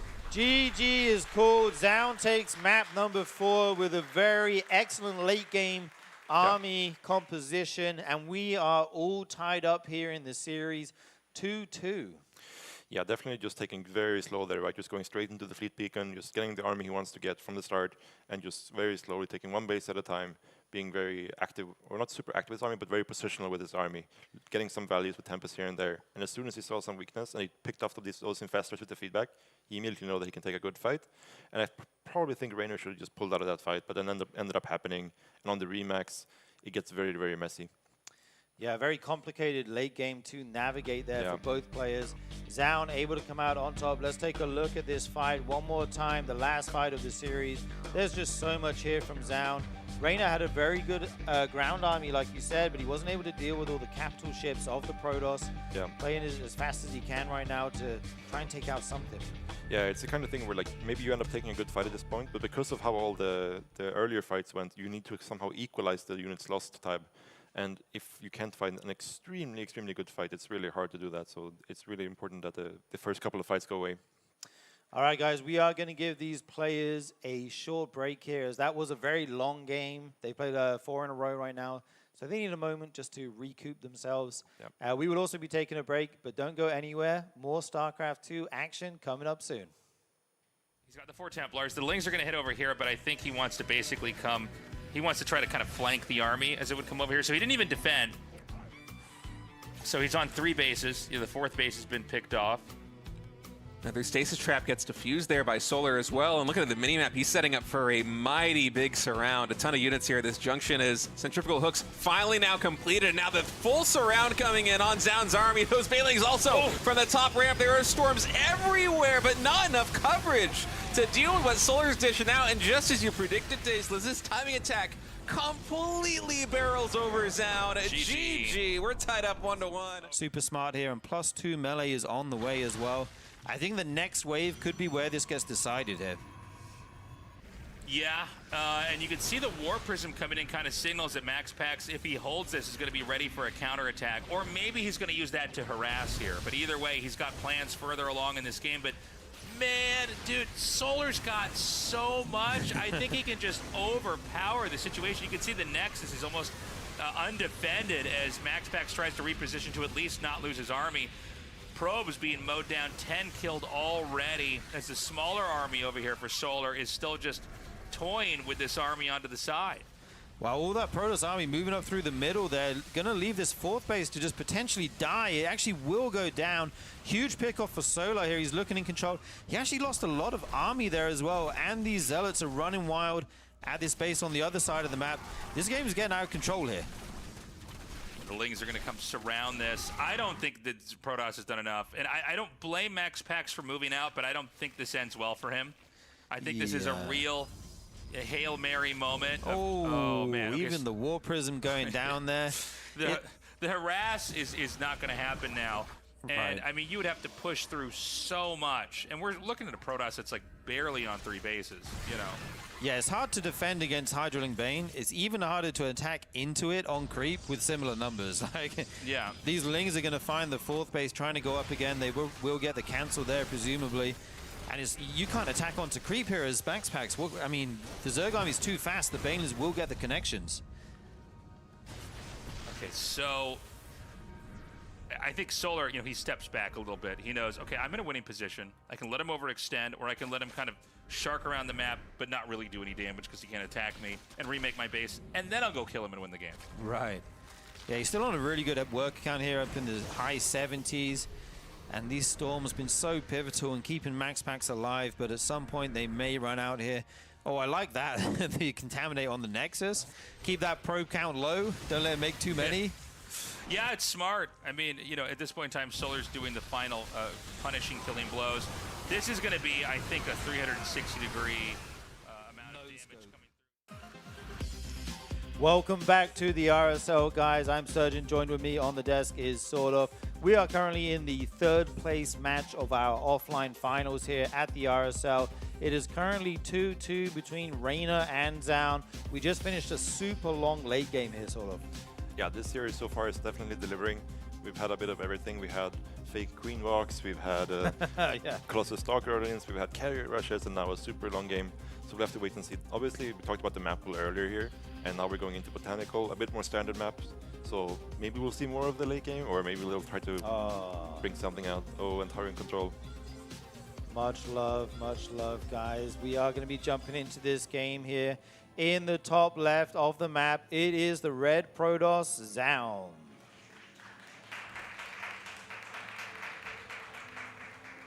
And in the bottom right, the blue Zerg player, Raynor.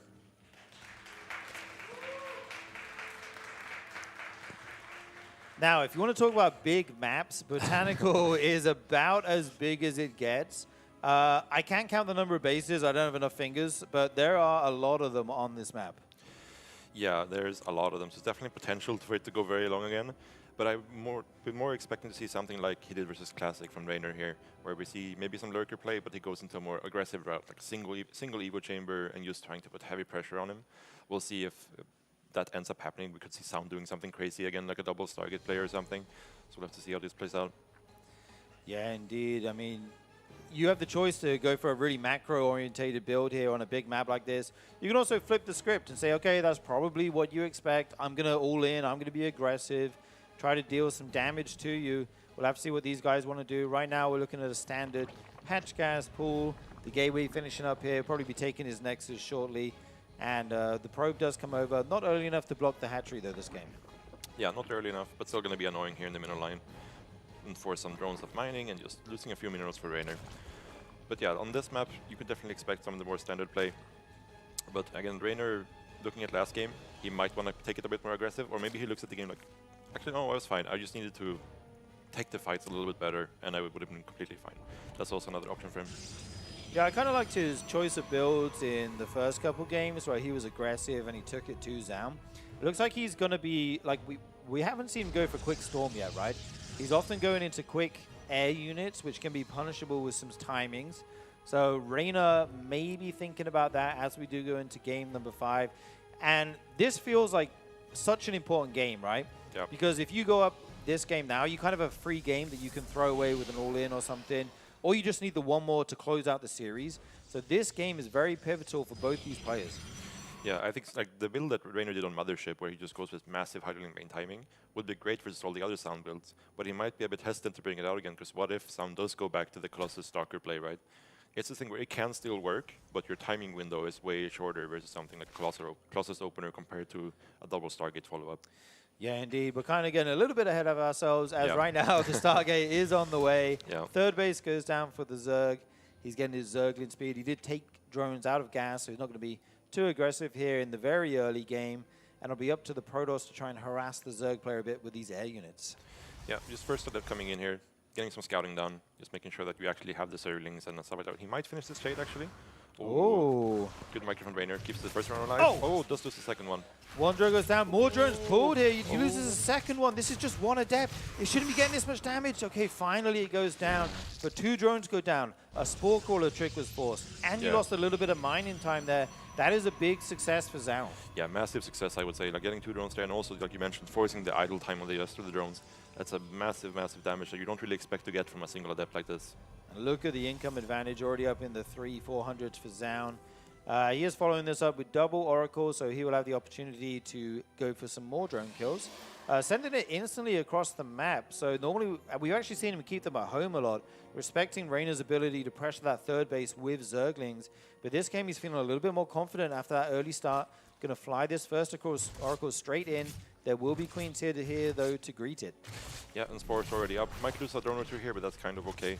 And the fact that he did choose to send his Oracle straight across the map does mean that his third is slightly delayed. It is a few seconds late. Rainer not being able to find the probe on the way out, though, so he will get it down at a decent timing, at least. Yeah, I like that Rainer has a creep tumor in the main here as well. It's like quite a big main base, it feels like. Having being able to run your queens around it quickly to zone out the oracles feels very nice. Absolutely. I feel like sometimes the Zerg skip the tumor in the main, like... Yeah, there's so many directions you want to creep, but you kind of have to pick and choose in some situations. But yeah, definitely in a situation like this, having that creep tumor there, and you can eventually send it down to the low ground from the main base, right? So definitely not a bad choice at all. See the fast Evo chamber coming in from Rainer into the standard Twilight Forge from SEOUL. Yeah, so he's going for that quick Evo chamber that lets you get +1 melee. This normally leads into, you know, a Hydra build where you go with Zerglings as the opener. He does have a Roachron on the way as well. That could just be for safety in case there's some crazy all-in coming his way. We do see on the back of this, Zound's going for a Twilight Council as well as the Forge, adding a couple more gateways on. Everything looking quite standard right now. Yeah, everything looking super standard. Rainer, most likely, like you mentioned, he's going to make some links, and we'll see what the tech choice is here from SEOUL. It's going to be the blink, and that's kind of what you're hoping for when you're going for the +1 melee like this. Should be a good position for you to just hold on to any stalker pressure. The links are very efficient at fighting the stalkers, and they can also threaten counterattacks that the stalkers have to go home and deal with. So great start here for Rainer, I would say, other than the messy early adept defense. Yeah, he actually put a stasis ward on Rainer's 4th base, which caught the drone trying to make it there. So that's actually going to delay this 4th base for Rainer by quite a lot, as that drone will have to be free from its paralysis, able to make that base. A couple more drones go down for Rainer, but he is getting his lair on the way. +1 will be finishing soon. Oh, it would be very nice if he's able to catch these Zealots. Gets the Adept, catches 2 of them there with the surround. This one will just shade out, and the Stalkers will be coming to its aid. It's a slow warping, actually. Oh, it goes down anyway. Yeah, that was a slow Stalker warping, so it was a little bit sketchy there for a little bit, because that pylon is not in range of the gateway there. But yeah, seeing this extra Stalkers warping in is already great for Rainer, because he knows there's no Adept follow-up, there's no charge slot Archon thing coming. He knows there's just going to be Blink Stalkers, so he can prepare properly. And he's doing the double expansions he did on Mothership, whereas if SEOUL opts to pressure one of the bases, he can go to the other one. But SEOUL, like we saw on Mothership, is going into that Robo Bay, and most likely going to look to hit a similar timing as he did in that game. Yeah, we may see a repeat of that game as he throws down this Robo Bay and a second Robo as well. Probably going to be double Colossus production once again. These Oracles flying around the bases of Rainer, trying to scout exactly what he's doing. Is there an infestation pit? Are you looking to go Hive? Rainer's actually making a lot of units right now off the 60 drones. It looks like he's going to be getting very aggressive here, as we do see some Overlords upgrading into Drop Overlords as well. Yeah, bringing the Queens here, look to hit the timing, and he's going to be able to hit before any Colossus is out. So this is looking very promising for Rainer. There is not going to be any Banings here, I believe, but it's still going to hit very, very hard versus no splash damage from the Protoss. 5 shield batteries and 3 cannons coming down for SEOUL, so he absolutely knows the Rainer is looking to be aggressive here. It's all about how much damage Rainer can get done. He's moving towards the natural. It looks like he's going to be trying to fight in this space between the natural and the third. The force fields go down, but they kind of keep the Protoss army out more than the Zerg army. Yep. Rainer moves to the natural. Good bios on that static defense. The Queens are here. Transfuses go down. He's going to be spreading creep, trying to bust through this natural door. Yeah, this Colossus coming out is going to be very crucial to hold up all of these links, because right now there's no other answer to these links. And the position between the bases is very awkward here for SEOUL. So far he's doing a great hold position with the Oracles killing at all links, and the first Colossus is here. The static defense starting to fall at the natural for SEOUL. He blinks back to the third base. We had a drop here in the main as well. Rainer fighting on 2 fronts right now. And he's actually going back into drones and infestation pit. I'm not sure if he feels like he's done enough damage or just that he can't kill Zaun here, but he's going to be pulling the brakes here. Yeah, the Colossus coming out kind of means that since there's no banelings or anything like that, it doesn't really have any way to actually bust through with only links. So making the choice to go back, not ideal for Rainer, I would say, but I would also say he's kind of in a playable position. It's not like the previous game versus Colossus where he didn't have access to Ravagers, something to deal with force fields. So the counter attack here will be a little bit less scary. Obviously, his economy is a lot worse than it was then, so he'll have a hard time to match the army count of Zaun. Yeah, this is very nicely controlled by Zaun. It's difficult to deal with two things at once. Controls the Stalkers very nicely, blinking back, keeps his units in the natural alive as well. This Colossus, like you say, came out at the perfect time to help with his defense. And only losing 6 probes to this is very impressive. Yeah, very good hold from Zaun. We'll have to see now. Rainer is going into Ravageling Bane, so if Zaun opts to pull the trigger here, he will have a timing. But if Rainer has enough time to get up a decent number of Banelings and Baneling speed finishes, he can definitely win a fight here. Yeah, he doesn't have Roach speed or Baneling speed right now, so Zaun definitely has a big window to be counter-aggressive. One Stalker falls there, the rest will blink away. I love that Rainer's sending these Lings out to counter-attack, try and buys himself some time here. As he is on 75 workers now on 5 bases, he has a good mid-game economy. He just needs to not die in the near future. Yeah, so that Baneling speed is crucial here. That's probably something he's looking to buy time for, right? It's these Ling run bys, he's trying to force Zaun back home, give me some more time to get this upgrade out. And if it does finishes, obviously the army supply is not looking amazing for Rainer, but it does have a fighting chance here. Extended Thermal Lance is finishing here. That may be Zaun's cue to send it. We see a little Zergling drop in the main. Zaun will have to deal with that. More Zerglings at the natural as well. 1 base for Rainer already going down. He's going to look to try and engage as Zaun comes down this ramp, it looks like. Yeah, very hard place to fight in though. They're so choked up with the ramp. And also coming in from the other side, it's also very choked up with the ramp. So it's really hard for Rainer to find a good open area to fight in here. But he might not have much of a choice. Yeah, a lot of force fields available for Zaun, but it looks like he wasn't quite looking for a moment there. A few units going down. The Ravagers will bile down those force fields. And it's scary. I mean, it's scary for both sides. If Zaun comes down this ramp, he can be flanked from both sides here. Yep. But Rainer also can't really go up the ramp and attack into the Protoss army.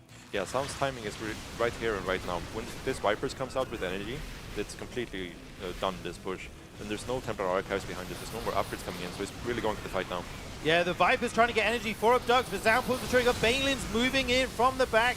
They get some good connections on this Sentry Ball. Stalker's starting to fall. Rainer trying to hold on as best he can. These Colossus on the high ground dealing so much damage to everything. The Ravager Ball survives, and here come the first Abducts. No, the Stalkers zone them out there. Yeah, Rainer just needs to buy more time here. Just get more units out, try to get this Colossus. The Vipers are so crucial, we cannot lose those Vipers. You cannot lose them. One Colossus, oh, saved by the War Prism. Sick anticipation there by Zaun. He's going to be able to save these Colossus, and this is getting so scary for Rainer. Yeah, he's just bleeding at too many units here, not enough money to constantly stay maxed out here, right? You kind of need to have that remax come in to deal with these units that we see on our screen. And yeah, the Colossus are just going crazy. The drones getting pulled and just melting to these armies. Beautiful blink forward there. Every time he adopts the Colossus, the Stalkers blink over with it, do their best to protect it. The Vipers go down, and with that, Rainer's chance in this game, Zaun goes up 3-2. Yeah, definitely a very nice hold there on the Ravager Ling attack. And then the counterattack, Rainer had the correct composition this time compared to the Mothership game. But obviously when you have that failed all in, your drone count is not what it needs to be, you don't have the same bank. Because ideally there after the fight, you're able to like almost immediately remax as a Zerg, right? So you can just be ready to take the next fight as soon as your unit pops. But there wasn't really much of a bank at all there for Rainer. So after that first fight didn't go his way, it's really hard to actually get your army together to fight. Yeah, I just want to talk about how well Zaun played that, by the way. First of all, that is not an easy push to stop, what Rainer did. And then second of all, he knew Rainer's win condition was abducting his Colossus, and he anticipated it so well both times. The first time he's able to save it with the War Prism. Here we see that fly in, picks it up, he's ready for that instantly. And then the second time, every time Rainer abducts one, that was sick, by the way. Oh my god, what a save on that Colossus. And then the third abduct, he blinks all the Stalkers forwards with his Colossus, so it's difficult to target it down for Rainer. Yeah, because when you adopt a unit like this, you want to target fire it down, obviously, but then if the Stalkers are there as well, you're not attacking the Stalkers if you're target firing the Colossus, so the Stalkers all just get full attack value, right? In a situation like that. Obviously, at this point, the numbers were heavily in Zaun's favor, but very nice execution either way. Yeah, I mean, if this game goes a little bit longer and we see 3, 4 Vipers come out, it gets a lot more difficult there for Zaun. So he hit his timing very sharp. We are going to be moving on to Persephone here for, what game are we on now?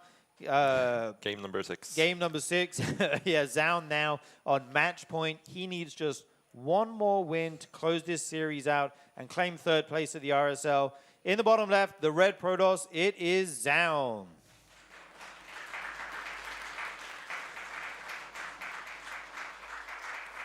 And in the top left, the blue Zerg player, Raynor.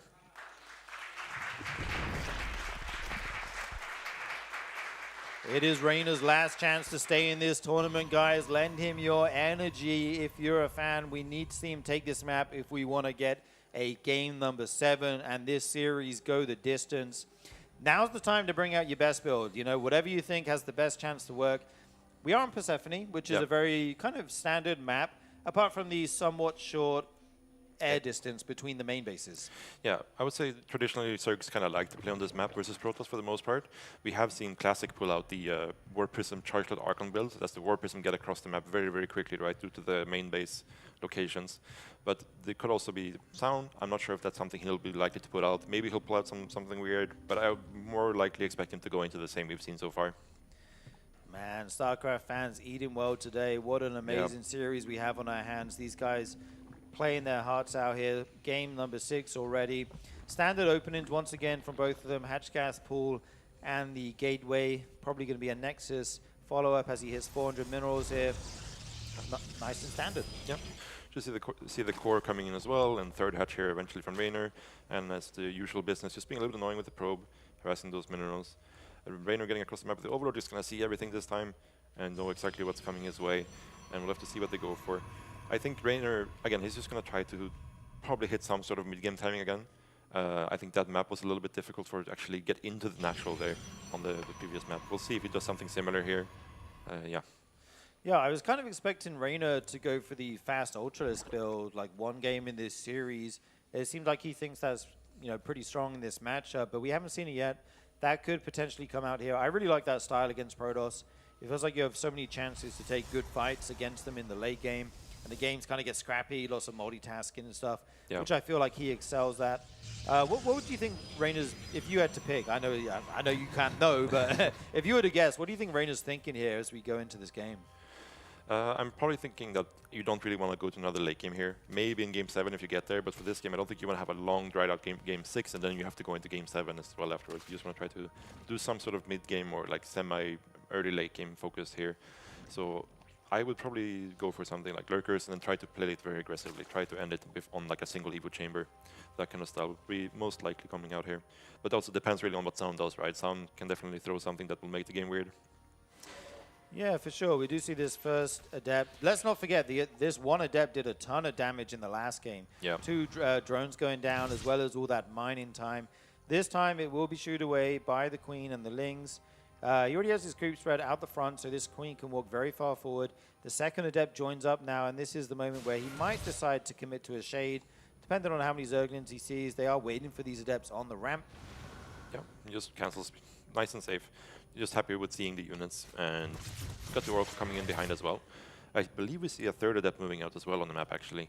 So he's probably just going to keep these Adepts alive, and then with 3 Oracles, or 3 Adepts plus the Oracle, actually moves back home. So maybe a little mistake there from Sound. Yeah, turning around here. He does have Oracles on the way. We'll be able to join those up with the Adepts, trying to get some economic harassment done. Spore Crawler's going down here for Raynor as well, so he is prepared for this. He's got his Queens together. No Creep Tomb in the main this game, but the Oracles will see those Queens and turn back around. Oh, sorry. Sorry, Raynor. There it is. Goes down on the ramp. Yeah, the nice thing about keeping these 2 Adepts out of the map for that long is that he knew exactly where the Zerglings were the entire time, right? He was able to see them every time with the Shade, and for that reason he knows that the Oracle is safe to fly straight across the map. Doesn't have to stay at home to defend the 3rd base going up, as we can see as it is right now. Yeah, we do see this rather standard kind of quick Nexus here for Zaun going down at the 3rd base. He's taken 2 more gases. a shield battery just to stay safe here. These Oracles haven't got anything done yet so far. No, not really any drones falling. So I think Reina will be very pleased with how this early game has gone so far. Yeah, it looks very good so far, especially compared to the previous game with already the first Adept kind of got out of control, and then we had some follow-up kills by the Oracle. So Reina should definitely be happy here. We do see a fast Lair, fast Roach Warren, no +1 Evo this time. Yeah, no upgrade on the way. Ooh, that Oracle just getting away. Okay, he does get 2 drones. I feel like that's kind of the minimum you should get if you do fly in with the Oracles. They have a decent amount of HP against those spores. The follow-up here going to be, once again, the Forge and the Twilight. 2 more gateways. This looks like the builds we've seen previously out of Zaun. Looks like this is how he feels the best way to close out this series is.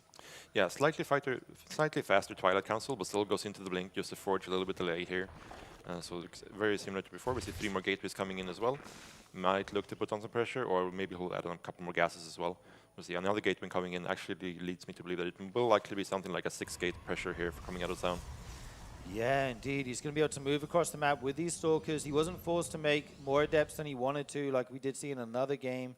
Blink, as that finishes up, we'll see him move across the map, and it's all going to be about Reina's defense. He's already up to 68 workers.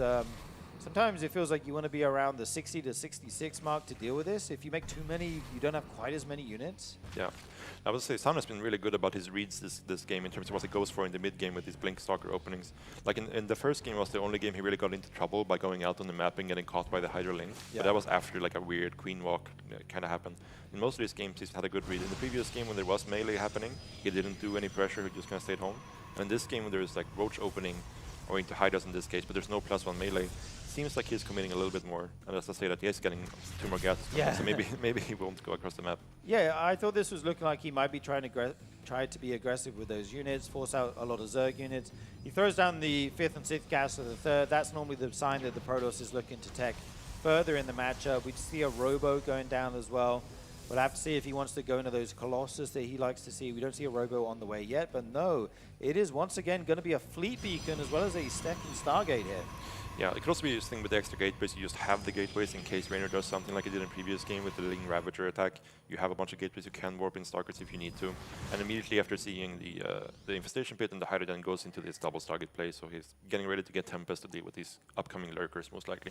Yes, Reina's actually made a lot of units, and Zaun's Stalkers are out on the map. They do have that Stasis Ward to fall back to if the Zerg army tries to catch them. Ooh, some Adepts going back down in the middle of the map. That's very nice for Reina. So active with his Zerglings. Yeah, one big thing here is like he built the Stargate and the Fleet Beacon right after the Overseer went through, so Reina won't really know right away. Ooh, massive Stasis here. Won't really affect too much as there's not much else happening. He might be able to catch the Stalkers. Oh, nice recall. So yeah, this timing is actually kind of scary for Zaun, because if Reina was just going into Lurkers and going into 90 drones, the Tempest would be great. But now Reina is actually just making more Hydras and coming across the map here. And the Tempests are not going to be super useful in a scenario like this. Yeah, they do a lot of damage, but they shoot very slowly. So if you waste those shots on Zerglings, overkilling them, the DPS feels somewhat wasted. He is going to lurk at them behind this. Just now adding the drones on. So I feel like he wanted to be a little bit more safe in the mid game. Not sure exactly what Zaun was up to.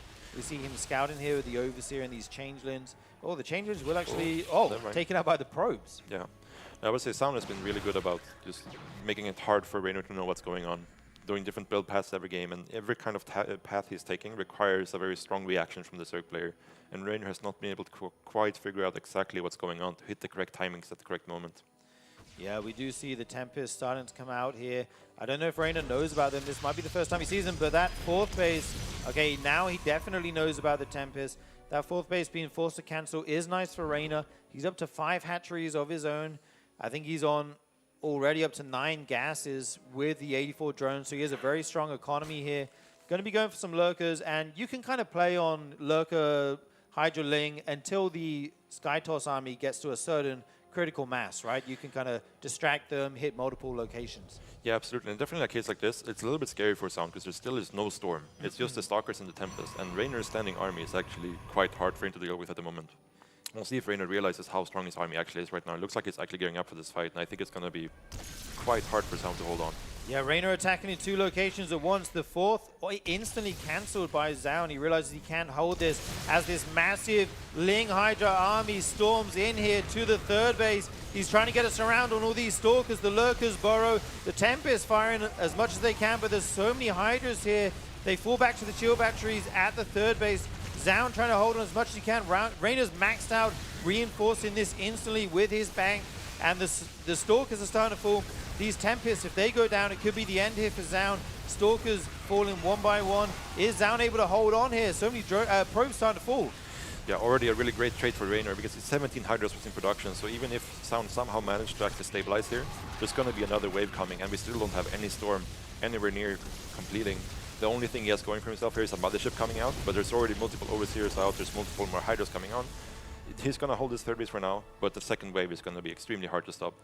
Yeah, the fourth base cancelled by Reynor. 14 probes going down. Zaun now down to just 60. This second wave, as Reynor maxes out, will hit even harder than the first wave. The one thing he has going for him, Zaun, is that he has a lot of Tempest now with the Mothership. They can go forwards, start to pick off what they can. They get a Lurker for free almost. The Overseers scout these cloaked units, but if those Overseers go down, that could be trouble. Reynor pouring in now. So much Zerg in the third base. These Lings going to run wild on the mineral line. Zaun's economy taking a massive hit here. Yeah, he's holding on as best as he can, but there's obviously just so much Reynor here, right? And losing this third base is basically a killing blow, where sure, he might be able to survive and keep his army alive, because there's only a few more Hydras left, but what are you really going to do with a 5-base Zerg on as a 2-base Protoss? Yeah, this was an absolute success here by Reynor, able to kill the fourth base, then the third base, a bunch of probes, and now he says, okay, the only thing you have going for you is these scary air units, so let me go into Aspire, but never mind that, he doesn't even need the Aspire, he says. Gonna run in here with the Hydra Ling, try to pick off this Mothership. Such an expensive unit goes down, and GG. Reynor ties us up 3-3 in the series. Yeah, we're going into game number 7, and it's gonna be a spicy one as well. That was a spicy timing by Reynor there. Yeah, that was very, very nice. Like, that was probably like the last timing he had in that game, right? Before Zaun really had enough units to make sure that he can't really die. And yeah, very nice by Reynor to identify that if you have this fast of a Mothership, this fast of a Tempest, there can't really be any Storm. He was looking around with Zerglings, didn't see any Templars, and he just opts to pull the trigger with 3 Lurkers before he even had the upgrade. So really realizing what the timing was there and what he could hit. And yes, we can see here coming in for the fight. He's pushing the third really hard here. Obviously, the Zaun's army is still strong, but what can you really do when your third base is getting ravaged like this? Even if you have a really strong army, you still need an economy to back it up. Yeah, I really like Reynor's strategy choice here in this game. This is something that's designed to punish a Protoss who goes for these quick Sky Toss units. If you go for Storm, it can be a little bit more difficult to make work. The Tempests gain a lot of value over time, but they don't kill Lings quickly enough. They shoot so slowly, and you can be overwhelmed by some kind of Hydraling timing, as Reynor showed here. These players getting ready to jump into our last game of this third place match. Game number 7, we ain't getting all the StarCraft action here, sort of. Yeah, it's been great. The series has really had a little bit of everything. And we've seen some amazing late game as well. And going into Tokamak, one of the more standard maps in the map pool, I would say, where we could definitely see another long game. Or we could see something similar from Reynor. I wouldn't be too surprised, because having this like Lurker build with the option to hit before the Lurkers as well, versus this fast Tempest stuff that Zaun has been doing, kind of covers all his bases versus Zaun, right? If he's going into something like a Colossus push, he will have access to Vipers and Lurkers if he needs to. If he does something like he does in this game, he can try to hit the same timing. So I think Reynor will probably most likely go to somewhat similar to his own game number 6. Yeah, we see a beautiful shot of the venue here. Look at the lights, aren't they pretty? We got our crowd here as well, just as we get these players ready to move into the last game. Like you said, Zaun, he loves his Tempest, he loves his Colossus. I would not be surprised to see him go for one of those 2 builds. The last map of the series is going to be Tokamak, a very standard map here. For the last time in the offline finals, guys, give it up for our red Protoss, Zaun.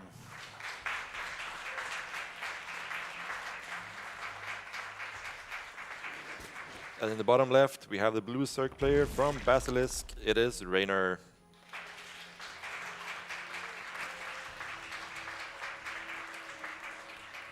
Dude, I had this thing during the normal RSL seasons where I couldn't say Tokamak. I just kept saying it wrong. I had like this mental block. And once again, it comes out here in game number 7. What a series we've had so far between these guys. We've seen we've seen early time-ins, we've seen mid-game time-ins, we've seen the ultra late game between these guys. I don't feel like Reynor wants to go back to that, considering how it went. At least not from like a position like that where they both just kind of power up and then goes for the late game. Like both of them just like going straight there, right? I think if he's going to go into the late game, he would prefer to do it from a position where he has some sort of advantage in the mid game leading into it.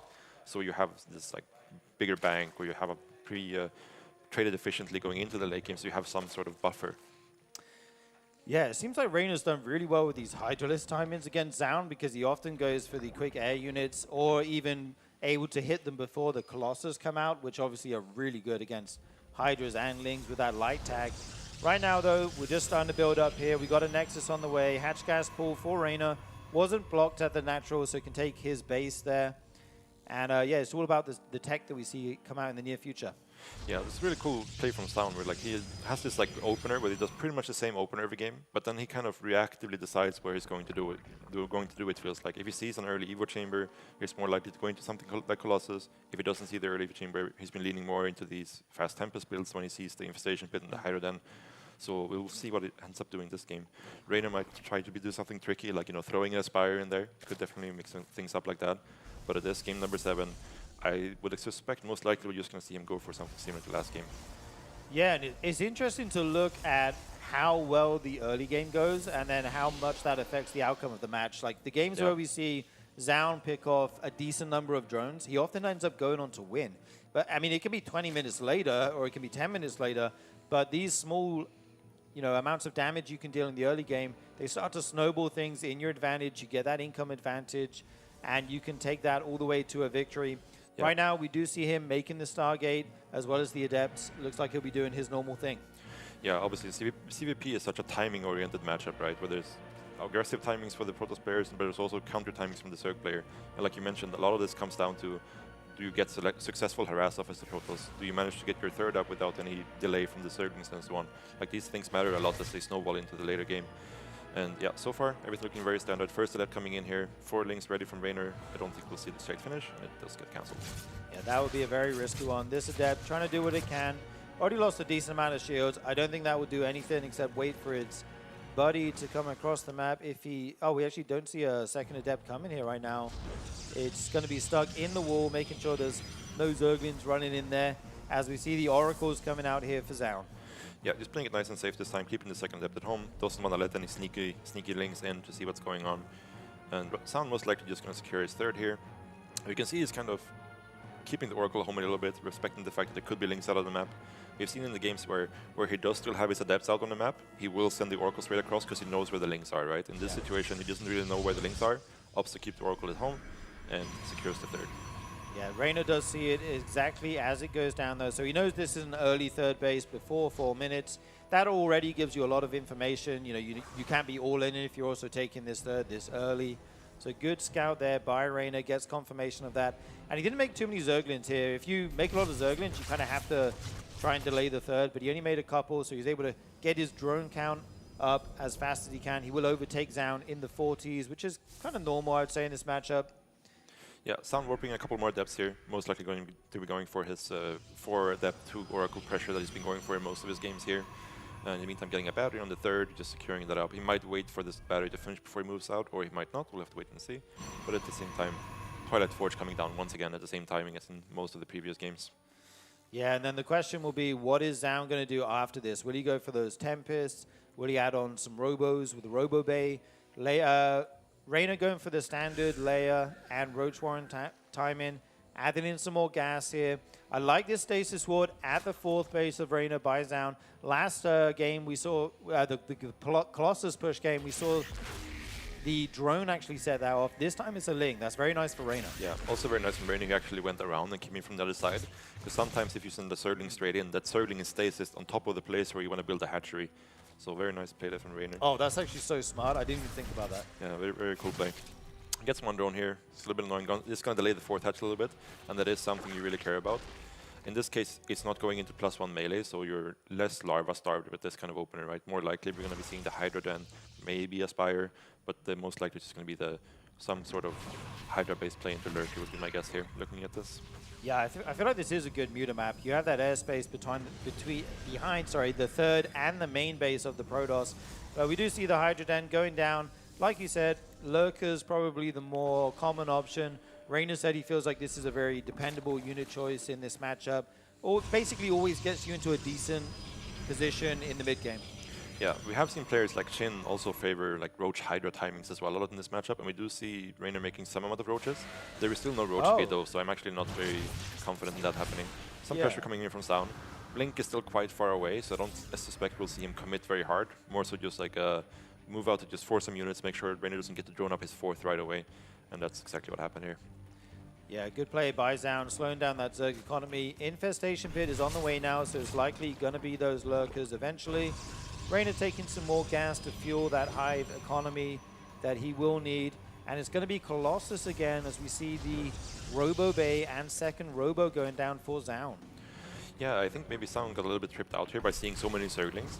So he's actually going into this Colossus response again. But this is actually pretty nice for Reina because he's going to have a very fast Hive, and he also has the option to go into Lurkers, both very good answers to the Colossus.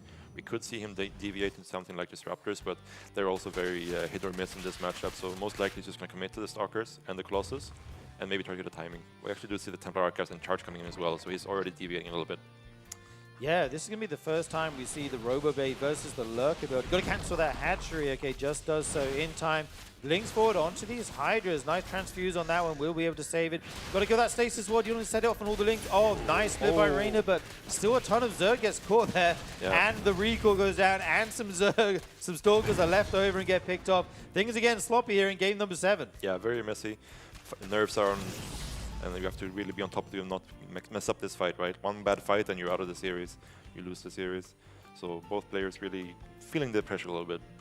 But absolutely, we have seen a big differences. Sound actually scouted the fast Hive here from Reina, and now he's going into the Templar Archives as a response, which I think is a good call. So if you try to commit into double Colossus versus a Zerg on a fast Hive, there's just going to be Vipers out by the time you hit. And if the Zerg has a big army and Vipers, it's really hard to get any big value out of a big Colossus army unless you have High Templars with it as well.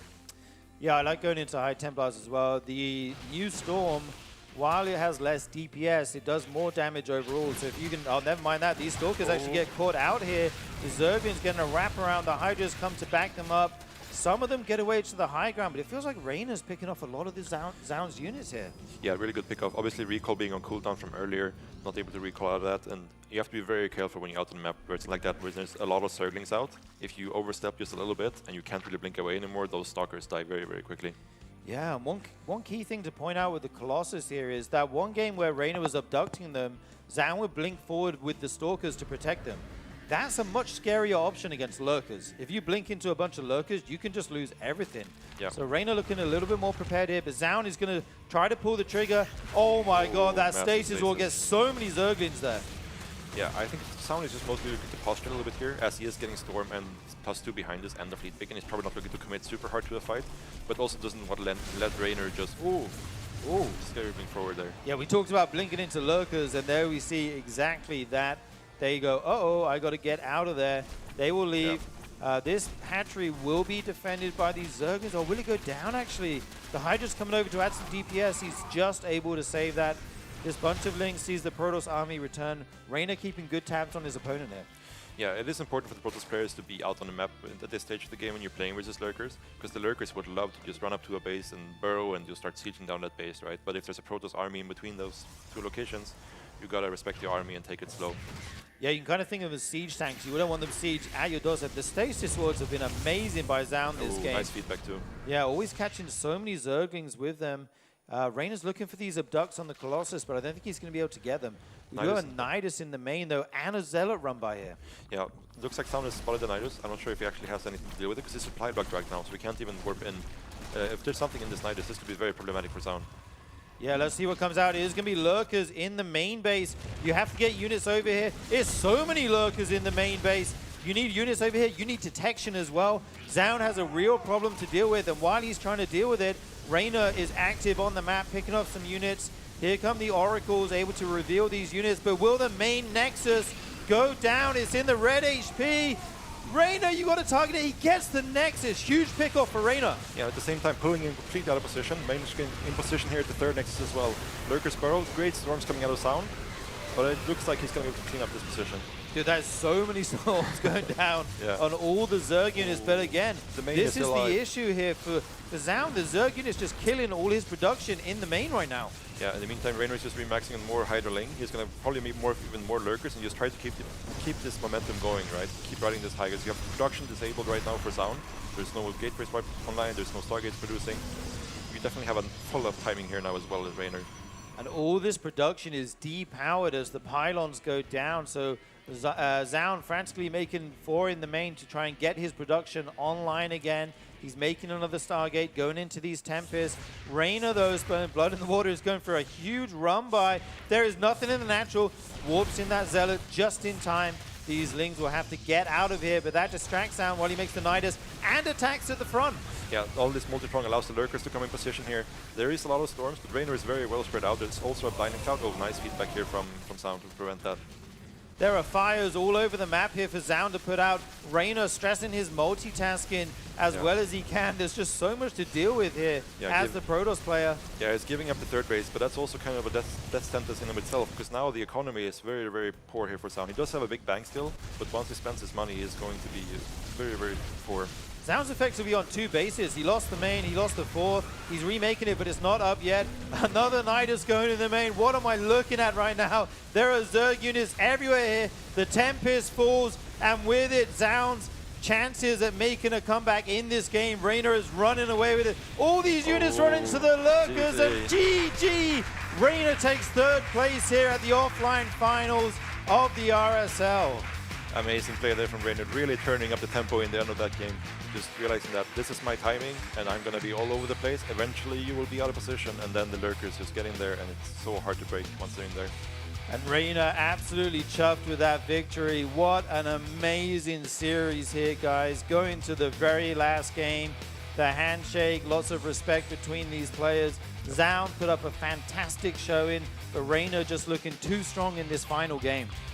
Yeah, he really identifying what went wrong in the previous games and just adjusting his play a little bit and finding these very, very crucial timings that he missed in the previous games, right? He did try to hit it on Mothership, but the army composition wasn't quite there. But then just small adjustments and great play from Reynor in the last couple of games.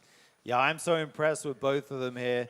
Really long series, a lot of long games. It's kind of mentally exhausting to play that many games. Yeah. But Reynor makes it look easy. I think he's going to try and walk through our camera shot right now. That's fine. He's lost. He's going to the room at the back of the thing. Okay, we're figuring this out here. It is a bit of amazing here, guys. It's not easy to get to the RSL couch as Reynor joins us for his winner's interview after taking 3rd place here. I'm very excited to hear what he has to say about this series. Yeah, I think we're going to be jumping over to the couch to hear from the man himself. All right, thank you very much, guys. We're here with Reynor, who gets 3rd place in the RSL. Congratulations.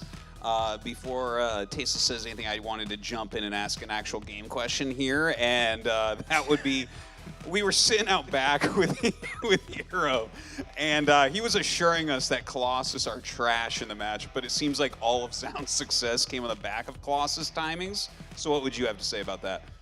Well, Colossus are really good, specifically against Hydra Bane, and I wasn't really scouting his main base much. I was trying to go off info at the front, and I got pretty unlucky with my build order choices. Like one time I went Lurkers, he went fast Tempest, and one time I went Hydra Bane, he went fast Colossus. So I was like, okay, I'm gonna start scouting. And yeah, Colossus are pretty bad if you scout them, but if you don't, they can hit hard. Reynor, congrats on getting 3rd place. Thank you so much for participating in this tournament. Before we close it out, this segment, is there anything you want to say to your fans, and what's next for you? Yeah, thank you guys, all of you, for coming. Thank you for watching at home. Thank you so much for supporting me and the tournament. And hopefully it's uphill from here. Just want to add that I don't want to see a Protoss player at least for 10 days. And yeah, other than that, I'm pretty happy regardless. Excellent. Well, thank you so much for participating. We got a quick plug here, guys. We want to say thank you to Pulsar. They make amazing stuff, and they've been supporting our event. And also thank you to Archon Studio. They are making the StarCraft tabletop miniatures game, and we were lucky enough to have them sponsor us for the entire year. We got the first piece of Zeratul set. There's a lot more to come, and we're going to be going to the finals next here, so stay tuned. We will be right back. Zoun is not actually full scouting either. He's left his probe in the main that he sees is empty. So he's not going to have any information that this has been a Nexus first for an incredibly late amount of time. He's basically going to get it when his Sentry hallucination comes out. And depending on if he actually boosts it or not, might even make it even later. We'll see if he decides to do that. He's going to kill this probe first. Will he actually recharge the Sentry for the faster scout? He doesn't. He hasn't. So he's getting this as late as possible, this information that it's a Nexus first. This Nexus is going to be like half mining by the time he even realizes it and by the time he has his own Nexus down. And Zoun hasn't thrown on any tech. Okay, he's going for a Nexus. In some way, this feels like the worst possible situation this is here. Awful for him. For Zoun. Had he gone for, say, a proxy Twilight Council, which I think he actually might be as one gets started in the production tab and that blip in the bottom of the screen on the minimap gets a little bit bigger. Oh, no, it's still there. Dark Shrine is what I thought immediately. When Yeah, I saw that would make a lot there. of sense. No, I think you're right, but this is painful for Zoun. Already, it's just a 3-worker lead here for Hero, and that Nexus is not even halfway done. I want to look at his face. I'm looking at his face when he sees this nap. Bro. Yeah, Natural's already done. Man, he's got a poker face. Yeah. Just does not. Does he realize how fast it is? I don't know. It's already a 6-worker advantage here for Hero, Boom, and it's going to keep adding in. He has nothing. Yeah. He has no other option. Good call, but Hero, he's going for that Phoenix. Actually, wait, is it a Phoenix first? No, it's just straight into Oracle, isn't it? Yep. All right, well, Zoun better hope that these Oracles are out of position, because if they're anywhere in the realm of Hero's main base or natural for Revelation, he's going to have a hard time getting the economic damage that he needs to equalize. This is already a significant lead here for Hero. 7 workers at 4 minutes. No workers even. That's still potential for some damage here because it is still the only thing available. So maybe this will actually get some equalizing damage, and he's even going to track it. I love this, not only because it helps to defend it, but it also keeps awareness of where it is to know where the DTs should be going in to get maximum value. Yeah, and there's also that cooldown on the Revelation. It's not a very long one, but when there are DTs in your main base and your natural expansion, it certainly does feel like a long time. The DTs now coming through here for Zoun. Hero, besides his Oracle, has no detection on the map. The Oracles are actually in position to intercept it. Zoun knows that as soon as these DTs start doing damage, the Oracle, if it doesn't get recalled, it's going to fly right over the Stalkers, and it gets 2-shot! Oh my god, What a play! He's pulled this out of nowhere. This is actually so huge. The Oracle is only just started. There's no detection on the map. Probes are getting moved all over the place. The DTs are inside the force fields where the probes are, so it's not actually helping. 8 probes already dead. This is going so perfectly for Zoun, considering the fact that he started this game off with almost no hope at all. Oh, this is unbelievable. Hero, had he recalled, the Oracle would have been able to circumvent disaster, but instead 9 workers going down. Zoun now with a 10-worker lead. The probes are not mining from the main base. There's minimal mining here. The natural expansion. The Forge is getting unpowered. Eventually, Hero will be able to get the situation under control. But my goodness, this has been so impactful. Even there, the third base, looking at the minimap, it gets canceled by Zoun's pressure. God. More probes are falling. I feel like this game is basically over, and oh man, what an awesome start from Hero. Basically gets bungled by a killer play. Hero's laughing about it right now on screen. You have to respect the move coming in from Zoun. The Hallucination Scout confirming the position of the Oracle, and then the 3 Stalkers to intercept was just so beautiful. Yeah, I mean, it's just like textbook. Yeah, this looks so tough to break, and he's making that Sky Toss transition right now. Here come the Locusts. Reyna gonna go for it here at this base. They fall down on top of the Stalkers who blink back. Big damage actually coming out from the Locusts, able to take out an Archon. So much static defense here, though, sort of. Yeah, but he's out of Storm for now, which is a big problem for Classic here, because without Storm, there's really nothing to do with the massive amounts of Hydras and things. Where are the carriers? Okay, finally the carriers arrive. They will be able to push back these Hydras for now. It can, you know, Hydras, you can kind of sometimes deal with carriers in small numbers, but once you get up to like 4, 6, even 8, it can get a little bit out of control. And right now, Classic does not want to take the risk of pushing out onto creep. Yeah, for sure. I think Reyna definitely has like 1 or 2 more waves in him before the carrier counts get out of control, right? So the next Locust wave here, combined with the Hydras, is going to be very crucial. Dude, this is so many Locusts. I love the split on these Locusts by Reyna. Not going to be able to storm everything. So much Zerg here. The carriers doing what they can. The High Templar run away, just trying to stay alive. They morph into an Archon. Probe starting to fall.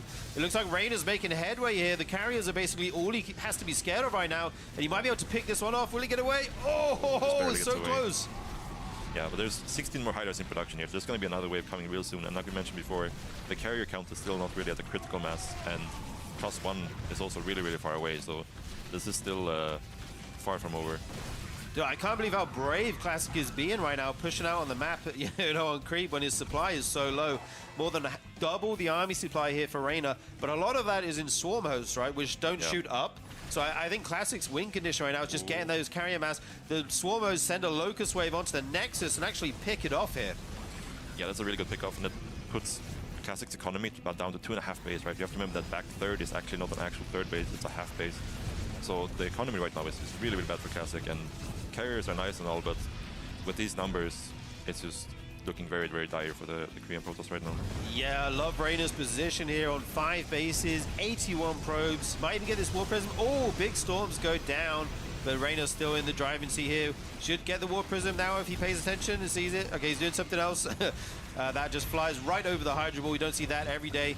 Tons of the Interceptors actually being picked off here. Yeah. That's when you know when you're winning, when you can fight Hydras against Interceptors, right? Yeah, exactly, yeah. Yeah, at this point it's just a numbers game, right? Like, it doesn't really matter what Raynor throws at him. It's not enough in Classic. Okay, the Locust gonna shift around to this other base over here, and that's just too much. Reyna yeah, I think he did sneak Blink in at some point, but there's no cannons here, no batteries, nothing. I mean, can the Archons even fit through the wall of the Natural? I'm not sure. Maybe you have to recall them. I don't know how big the wall is. It looks like it won't be able to. The probes evacuate. This is going to be huge damage, and Reyna doesn't have to mass mutas or anything like that. He can just kill a bunch of probes here, go back into Hydraling Bane. Okay, Stalker's getting warped in here, but this is already a lot of damage. Classic down to 40 probes right now. Yeah, he's essentially forced into an all-in here. Like, he could try to drag this out even longer if he wants to, but again, if he gives Raynor time, he's just going to drone up his 4th, he's going to get a 5th, and then the economy is just way too big, right? Yeah, now Reyna going for the Lurkers, trying to fill out the whole tech tree right now. I mean, if you get a big number of Lurkers against what Classic has, I don't even think you can attack into it. Maybe you can storm them. The storm does last longer on this current patch, which can be good against, burrowed Lurkers. Obviously, you can move them when you have the upgrade. You can do that quickly as well. Yeah. But Reyna are going to continue to do economic damage here while the Hydraling Bane rushes into the 3rd base. This is so many probes going down. He even saves all these Banelins. Oh, that storm on the probe as well. Yeah, but Raynor at this point, he can just chill. Like, I think he just kind of wants to end the game as soon as possible, but he doesn't have to actually run into these storms, right? But it's looking very, very dire for Classic. Just the numbers game is not in his favor. Yeah, there's so many Hydras here. Classic cannot back off here. If he loses the 3rd base, that's basically game. Reyna's back up to 4 bases right now. Only 28 probes as well. Classic can't really make anything. Look at the production tab. It's completely empty for the Protoss. Good. He's making units. Again, he's poking the 3rd, trying to see the unit comp here for Classic, but he has no idea right now. Yeah, the big difference here is Raynor has +1 melee, and there's no +1 for Classic, so the links are actually a lot better in this scenario, like a lot better than last game. And Raynor already has made a lot of links, so as long as he can get them in position here and keep his queens alive, he should be very well equipped to actually deal with this. Okay, Reyna takes out those Zealots down there. The Queens, even though they died, they actually bought a lot of time for the Lings to get back. The drones will have to be evacuated, but Reyna looks like he's defending well now. He's going for Infestation Pit behind this. I don't know if that's going to be more Swarm hosts or what, but he's just trying to hang on as best he can. More Zealots being warped in. Stasis Wards frantically going down here for Classic as he continues to try and make this push work. Yeah, the Lings are just trading so effectively versus these Zealots, right? Like +1 for the Lings, no +1 for the Zealots, so they take 3 shots to kill the Lings. The Lings are so much more effective here, and he gets a good cleanup. He did lose all the Queens, and he's also probably missing Injects during this time, and his drone count is still kind of low. But again, Classic has no Forge, the transition is very slow, so he has to do a lot more with this. Yeah, Classic is still probing a little bit behind this. Maybe there's some way he can try and play this game out once the attack is over. And, I mean, Storm is finishing up here, which is the one saving grace for Classic. The Ultra Cavern is finishing, though, so Classic has to make something happen, because once those Ultras come out, like you say, they'll be pretty much uncontested. They'll shred through these Zealots, High Templar, etc. And Classic's going to try and make this happen. Yeah, there's +2 melee now. They just have a healthy amount of Archons, but if these Archons go down, like the Lings will just clean up completely everything. There's so many Queens here as well, doing a good job tanking all these Zealots. The Lings try to get us around here, but there's actually a lot of Archons here, sort of. Yeah, this has actually turned very, very badly for Rainer very, very quickly. I think he was a bit, maybe too confident in his position here, where he probably could have pulled back and waited a little bit more for a bit more units. The first couple of ultras to come out. The G. Yeah, GG. Not even GG, just the G. So this is going to be a pretty close defense, I think. Yeah, Classic actually waiting for another warp in there. Gonna throw down some initial force fields. Easily cleared out. I don't think he got too much for those, but he has plenty of energy. There's plenty more where that came from. The Immortals actually not shooting right now. A couple of them in the back. Gonna try and deal some damage here, but it actually looks like Rainer has quite a decent amount of units, but they're just all stuck right now. There's so many force fields. The low Ravager count can't deal with them all. Yeah, like he expended a lot of force fields there, but looking at the supplies, I guess the defender here, when you're defending with Roach Ravager, if the supply is even, it's usually a very bad sign, and there's a lot of adepts here. Yeah, dude, so many adepts. These Lings gonna get absolutely shredded before they can even engage onto this Protoss army. I feel like Rainer needs some big bios that like hit everything or something crazy like that, or take out the War Prism. He's actually got the supply advantage right now, although I don't know, there's more warp-ins. This is so hard to call right now. Yeah, the adepts are obviously like not great when they don't get to actually attack, but they get stuck on each other like roaches do, right? But it's actually a very awkward position for Rainer with this hatchery in the force fields. It's a very close fight. It looks like Rainer just barely has it. Yeah, the sentries go down, no more force fields remaining. Bile's going down on that War Prism, not enough to kill it though, but it looks like Rainer is somehow going to hold this, sort of. He's pushing back the army. The Immortals have to be picked up and shipped out of there. Yeah, now this is a very, very bad situation for Classic. Like, he can fall back and, you know, he's getting Templar Archives, he's getting +2, he's getting more Immortals. But the thing is, like, you don't have a Templar Archives up, you don't have any Storm, you don't have a Robo Bay. You all you really have is these gateway units you can make now. And there's no charge, there's no blink, there's just glaives. And he warps in another on the glaives, which basically means, like, okay, we're taking a fourth, but really we just gotta go again, because these adepts are not gonna be useful in a longer scenario, right? There's a lot of time he needs to buy here to Storm, to a higher Immortal count.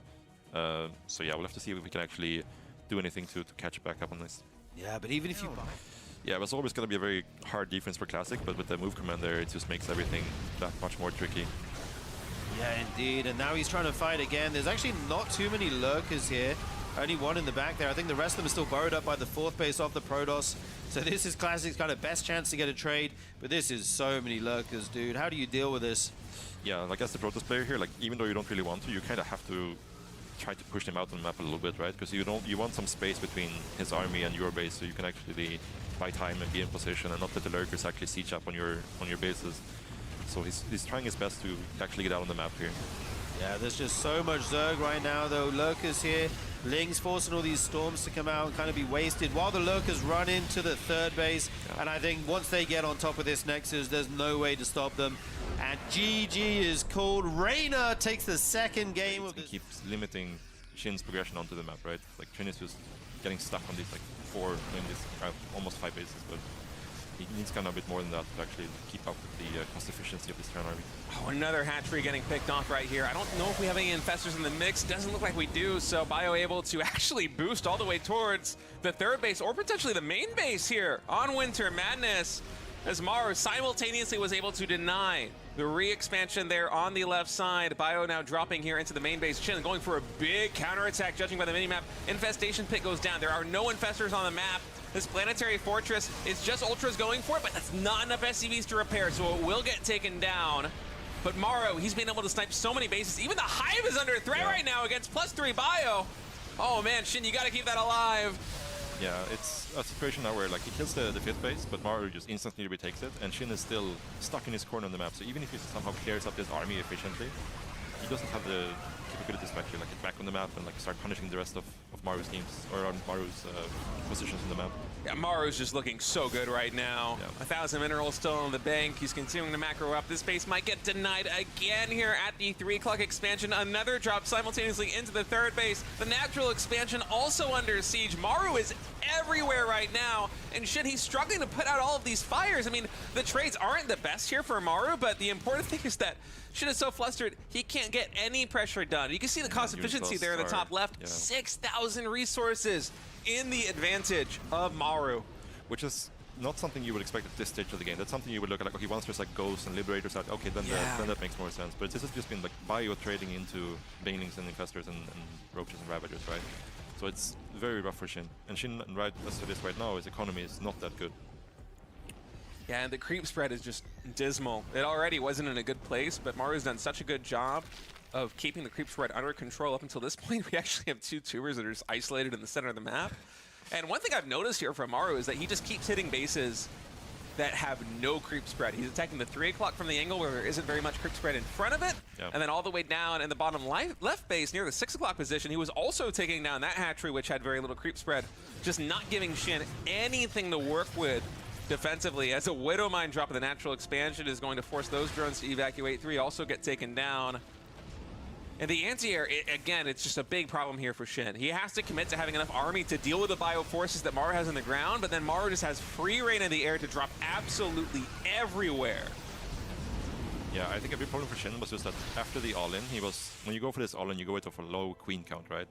And then after the all-in transition into a macro game, he never really replenished his queen counts. He wasn't really able to have enough queens to actively keep pushing tumors out, which kind of leads into this scenario where you slowly just get starved out unless you're able to find amazing fights. Oh, this is a bottleneck and a half to fight through. Those command centers just really proven to be an issue. Ultras get taken out very easily right there by Maru. GG is called, and that is going to be a 3-0. And Macro up behind it. This is very weird to look at. You have Trigger push in max packs with a proxy gate while expanding behind this. It's like he's attacking and expanding at the same time. It feels like it's breaking a rule of StarCraft. You know what I mean? Like, yeah, you're not supposed to do 2 of them. Yeah. But he's making it work right now. And if the Phoenixes aren't across the map killing his probes, eventually the Stalker count will get out of control. But the problem is these Immortals. They're going to do so well into the Stalkers. There's Oracle finds his way into the mineral line again against Phoenixes. They're going to get... Okay, 3 more workers, but they're adding up now. The recall has to happen, and that takes the pressure off Max Packs. Yeah, that's the big win right there. Sure, he only gets a couple pros, but now he knows the army is back at Trigger's base. He's free to move down the ramp, kill off this proxy gateway, and all that pressure is gone, and he's able to take a third base of his own. And despite the fact that Trigger got the faster third, it does mean that his army is going to be a little bit smaller for now, because obviously he used those extra resources in taking that faster third, whereas MaxPax was just making more army. And you can even see now Trigger realizing that fact is kind of panicking a little bit. He's making some extra batteries at his third. He's not exactly sure if MaxPax is just going to full-on counterattack or not. But for now, it's just going to be the Phoenixes doing harassment, which means that Trigger is going to quickly fall behind here because the economy is getting roasted by all these Phoenixes. Yeah, even though he has the extra base, he's behind in the work count now, so it probably won't even lead to an income advantage until the mains start to run out here. We have the Forge finishing up as well as Charge. Yeah, look, he did have a lead, and then as soon as the Phoenixes hit the worker line, it's dropped back in MaxPax's favor. He can remake workers quicker, though, with the third Nexus, which is just finishing up on the other side for MaxPax as well. Trigger's 4th base may actually be cancelled here if he's not able to get in position. So many Immortals hitting it right now, it will actually be forced to cancel that. And Trigger's standing army has a lot of Stalkers with some Archons being added in, but the Immortals look so scary on MaxPax's side right now. Yeah, it's very difficult for Trigger to actually engage into that. Wisely does not actually pull it. I almost did it, pull the trigger. That's so hard. Just keep doing it. Just Dang commit. I'm not even doing that on purpose, I swear. He nearly pulled the trigger. I'm so sorry, guys. But yeah, he just had to cancel the 4th base. Just has to play it safe and super slow at this point. He needs to draw this game out in any way possible because right now his army cannot compete with what MaxPax has. You can see he's just trying to poke and prod, just try and see any little damage he can get on the Immortal. Just kind of, you know, use the mobility of the Blink, since that is the only advantage that he really has this game, is that he does have the more mobile army, but you can kind of just tell by looking at the minimap, he's not actually able to use it. He's just kind of stuck back in his base. Normally you want, as the Blink player, to be kind of out on the map, controlling the pace a little bit more. You know, you pick off units as they're walking across, almost like a going against the sieging Terran, where they're, you know, you try to make them siege up and stuff like that. But Trigger's unable to do that, just kind of sitting here at his 4th, trying to defend it. Yeah, we have transitioned into this kind of Zealot Archon portion of the PvP. Huge warp-in by MaxPax as well. Going to try to be matched by Trigger, but I don't know if he had quite as many warp-ins available there. That trade may go in MaxPax's favor. The army is now engaged. Phoenix is picking up as many units as they can, even getting an Immortal there in the back. Super valuable unit just being taken out of the fight. Meanwhile, the Zealots running wild in the natural. The probes have to be pulled. MaxPax's army looks huge right now. I think he's winning on both fronts. Going to be taking out all these units. The shield batteries are not enough to help. And some Zealots are remaining here in the main. Yeah, this is an excellent push from MaxPax. Forces the recall into the natural, splitting up Trigger's army, and then just pounces right at the third base at the same time. There's nothing left for Trigger to be able to defend against this. He knows it. MaxPax 3-1. Small, minute little victory here for Classic, I would say. Wow, and Zound's not going for the expansion. He's warping in shield batteries right now in the Oh, natural he didn't even take a expansion base. of Wow. Classic. And because they're warping in aggressively, they're only going to be completing with... We're finally here, everybody. It is the grand finals of the RSL here in our live studio event in Seoul. I'm Tasteless. Joined with me at last is Artosis. How you doing, man? Oh, I'm doing fantastically, Tasteless. This tournament has been amazing so far, all year long, really. But here we are finally in the finals here, reunited once again. Yes. And I can't wait. I just want to cast some GGs with you. We will be getting many GGs will be said today. Hopefully. So it's going to be a PvP. We just wrapped up the third place, fourth place match here. Raynor did come out on top in a very dominant performance. Now it comes down to two players, Classic and Hero. And these are basically the best two Protoss players in the world going at it. They both showed some pretty heavy domination. Hero 4-1 over Zound, Classic 4-1 over Raynor. Both these guys have won RSLs this year. It's a very fitting grand final. It's going to be interesting to see who can take this. I kind of lean towards Hero. He has historically been the strongest PvP player if you just look at who has the most wins. But Classic has kind of debunked a lot of my concerns that I had early on and that I thought he might be maybe really strong in like the first patch of 2025 and might get phased out. Instead, he looked like he was untouchable in a matchup that I thought, in this one, in case we're seeing right here on screen, I thought he wouldn't be able to hang as well as he did in PvZ. You know, honestly, for me, Tasteless, I do love Hero. I love watching him play. He's so exciting. But I really do feel like Classic is one of like maybe the best three Protoss literally ever in the history of StarCraft 2. Yeah. So whenever I see Classic, I vote Classic to win. Well, he really delivered an insane series. We started the day off with this in the Final Four here. And, I mean, talk about a range of play, right? He had some of the smartest, most patient macro games I've ever seen. And then he shifted gears halfway through the series and really went for the jugular. Went for, you know, the Achilles heel, if he could see one, and trying to just take Raynor down. And, frankly, it panned out and worked out. Yeah, he did really, really well with it. I actually thought that was going to be like a really long, close series, but it felt like Classic kind of geared up throughout it when it just got stronger and stronger throughout the match. And yeah, it actually turned way more one-sided than I thought it would. Now, this finals, I don't think there's really any chance for that. You know, like these two are both so strong, and it feels like historically when we have like one-sided semifinals, the finals is always very good and very close. Yeah, I think this should be a long one, at least as far as, you know, how many games we're going to get. PvP can be short game-wise.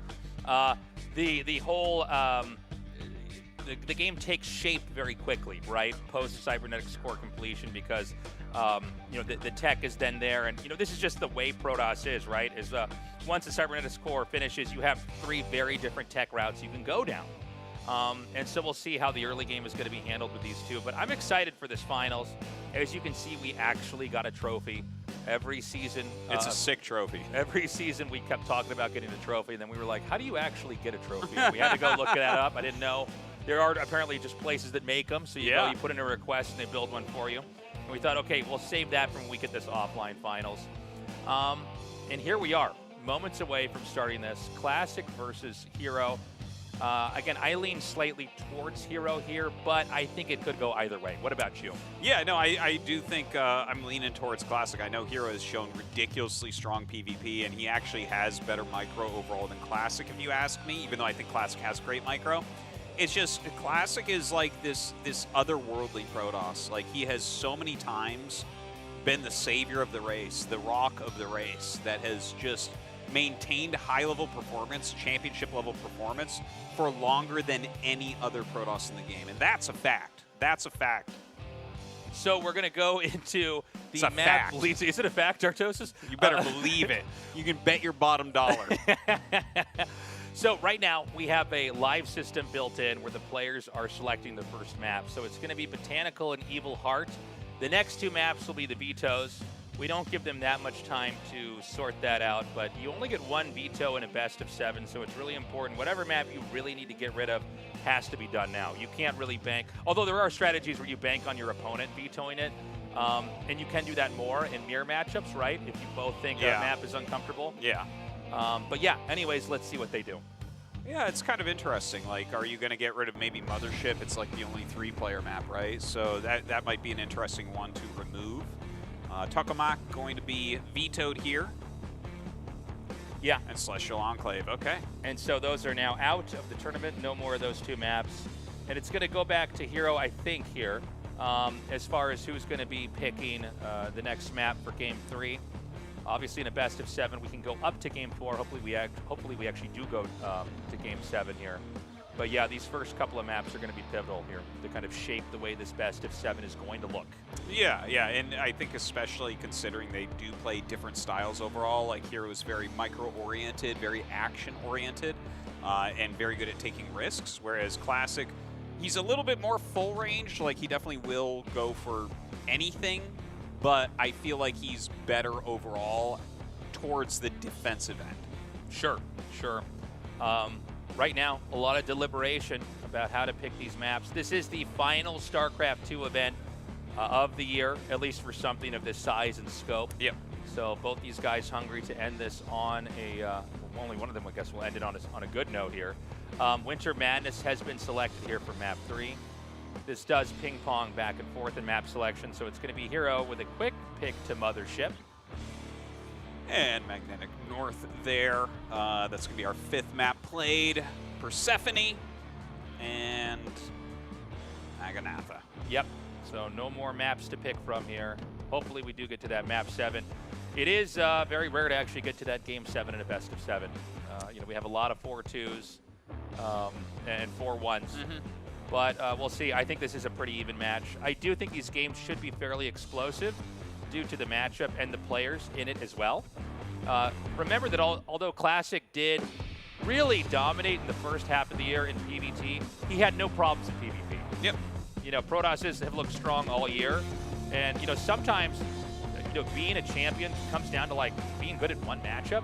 For sure. And sometimes in a race is very strong. The matchup that really mattered the most was the mirror matchup because that was where the players of that race were performing well. So really the guy that was the best in that came out on top. A lot of times, and I know it's StarCraft 1 in this case, but I always think of Rain in StarCraft 1 where Protosses were killing everything, and he just seemed to have such a handle on the matchup. It was untouchable. Funny you would bring him up because also in StarCraft 2, one of the greatest of all time for Protoss. Yes. Like he's actually in my top 3 with Classic. So there you go. It was a good save there with the sign. Excellent assist. So Protoss fighting here. Yeah, we're moments away from getting into this match. We have the Observer in game along with our 2 players. Little shout out to Mapu. They're doing a great job throughout RSL. Yeah, Mapu has been here observing every game in the RSL. We appreciate him. And guys, let's get noisy in here. Our finals is finally here in the bottom right in the red. Make some noise for Classic.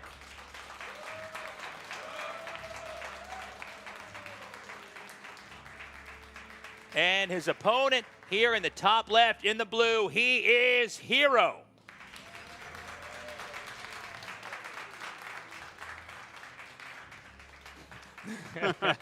He's in, don't worry about it. Okay, so on this map, both players are going to go for a pylon at the expansion. That's because there is another low ground outside of your expansion. A lot of times, you almost always have a low ground outside of your main base, but this one there's another low ground outside of your would-be second base. And so they basically set the wall in up over there. And then, we'll see what kind of techs it is. And they don't have to expand right away. We do have some tech games from this, too. Well, raised naturals normally do result in a fast nexus, but then you know that it's raised natural, so both players send the probes, block the nexus, a zealot gets made, some gas gets mined. Like, we see this pattern pretty often in Protoss versus Protoss on bases that look like this. But, of course, we'll have to wait and see. Like, you don't necessarily have to play that way. Yeah, we have the scouting probe inside the base on both sides, so there could be a nexus block on either side as well. You can see that Hero's already banking up. Well, he was a second ago to make a nexus. It was actually Classic that ditched making the nexus earlier and just switched into other tech. And yeah, I mean, it's important. You have to decide pretty quickly, are you going to try to get rid of this probe and push it off, or are you going to go into more of a tech game? Yeah, I actually really like the quicker switch where it's like, yeah, just grab the gas, make the Zealot. You know that this is happening. But with that being said, the Nexus is going to come up quite a bit quicker here for Hero, which you would generally consider to be a bit of an advantage. Yeah, that's pretty big, getting your first base up a little bit faster. We see Classics' Nexus starting just now. And what we're waiting to see from this point on in the game is what is going to be the Cybernetics core tech. Is it going to be a Stargate? Is it going to be a Robo, a Twilight? And it is going to be the Stargate here for Classic. So we'll see if there's going to be mirrored behavior here for Hero, or if he's going to take this game into a very different direction. Yeah, because if it is the Stargate, like, you might actually end up in Phoenix versus Phoenix, and I know that that's not something that Hero in particular likes too much. And I think that that's an area where Classic would very likely outplay him. So I don't think that that's what we're going to end up seeing. I'd be very surprised if Hero were to throw down a Stargate. And yeah, he hasn't as of yet, and there's no reason you would do it this late. So I don't think that's what we're going to see. Yeah, I guess if you make it that late, if your opponent had made the Stargate that early, you're just behind in an arms race. You're never going to catch up, and assuming the other side plays correctly. So it's going to be a Twilight Council coming down here. Probably for Blink, but, you know, there's still other forks in the road there. And it is going to be the first Phoenix, actually, here for Classic, not an Oracle. Yeah, he might be looking at this and saying, oh, there might be a Stargate across the map, right? Yeah. And, like, if you go Oracle into Stargate, you know, it doesn't take as much damage as it used to from Phoenixes, so maybe you can get a couple kills, but the Phoenix player is going to be far ahead. So it makes sense to open up with those Phoenixes. But if you're going to go Phoenix against Blink Stalker, you're probably only going to want to get maybe 3. Yeah. So he gets that first one out here. Does manage to take the probe out. And that Blink upgrade has started. Now, one thing about Stalkers with the Blink is they're going to be very strong at defending against Stalkers. Against Phoenixes. But one of the problems is that you can't leave your base. So the Phoenix player can a lot of times expand and take more risks on the map because the Stalkers are only good at defending as long as they're back home actually staying there. And they're going to try to zone out these Phoenixes a little bit. Those are going to just kind of run around and take a look as to what is going on. Classic has gone into an Oracle as well as a Robotics here. So all of this makes a lot of sense. Like, this is kind of exactly what you would expect from these two players, even down to, like, who's doing what. To see the Phoenixes into a Robo here from Classic makes perfect sense. And, of course, Hero, you can't stop him from making Blink Stalkers. So because it's not going to be a full committal here with the Stalkers, he does actually take out a couple probes here. Hero basically wants to launch an attack from this base.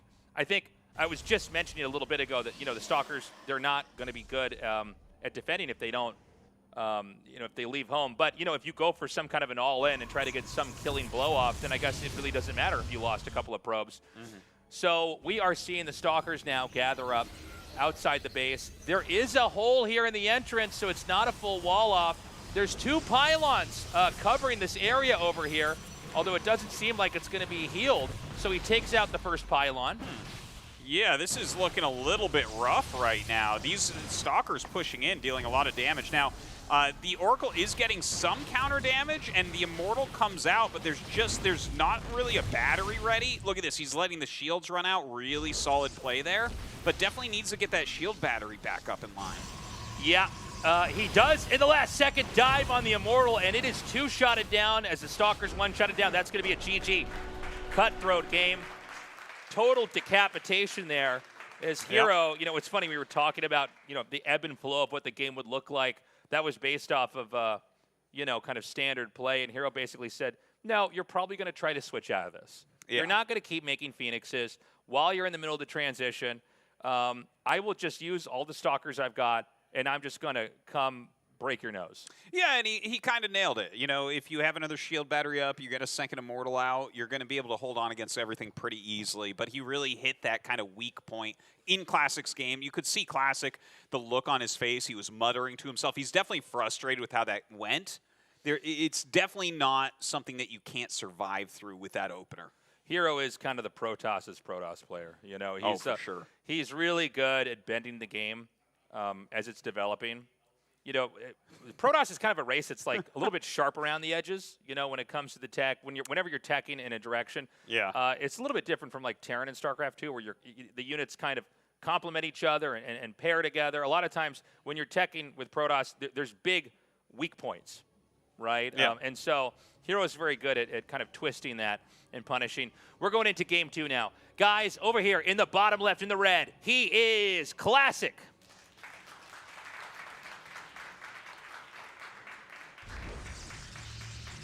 And his opponent here in the top right in the blue, winning game 1, he is Hero.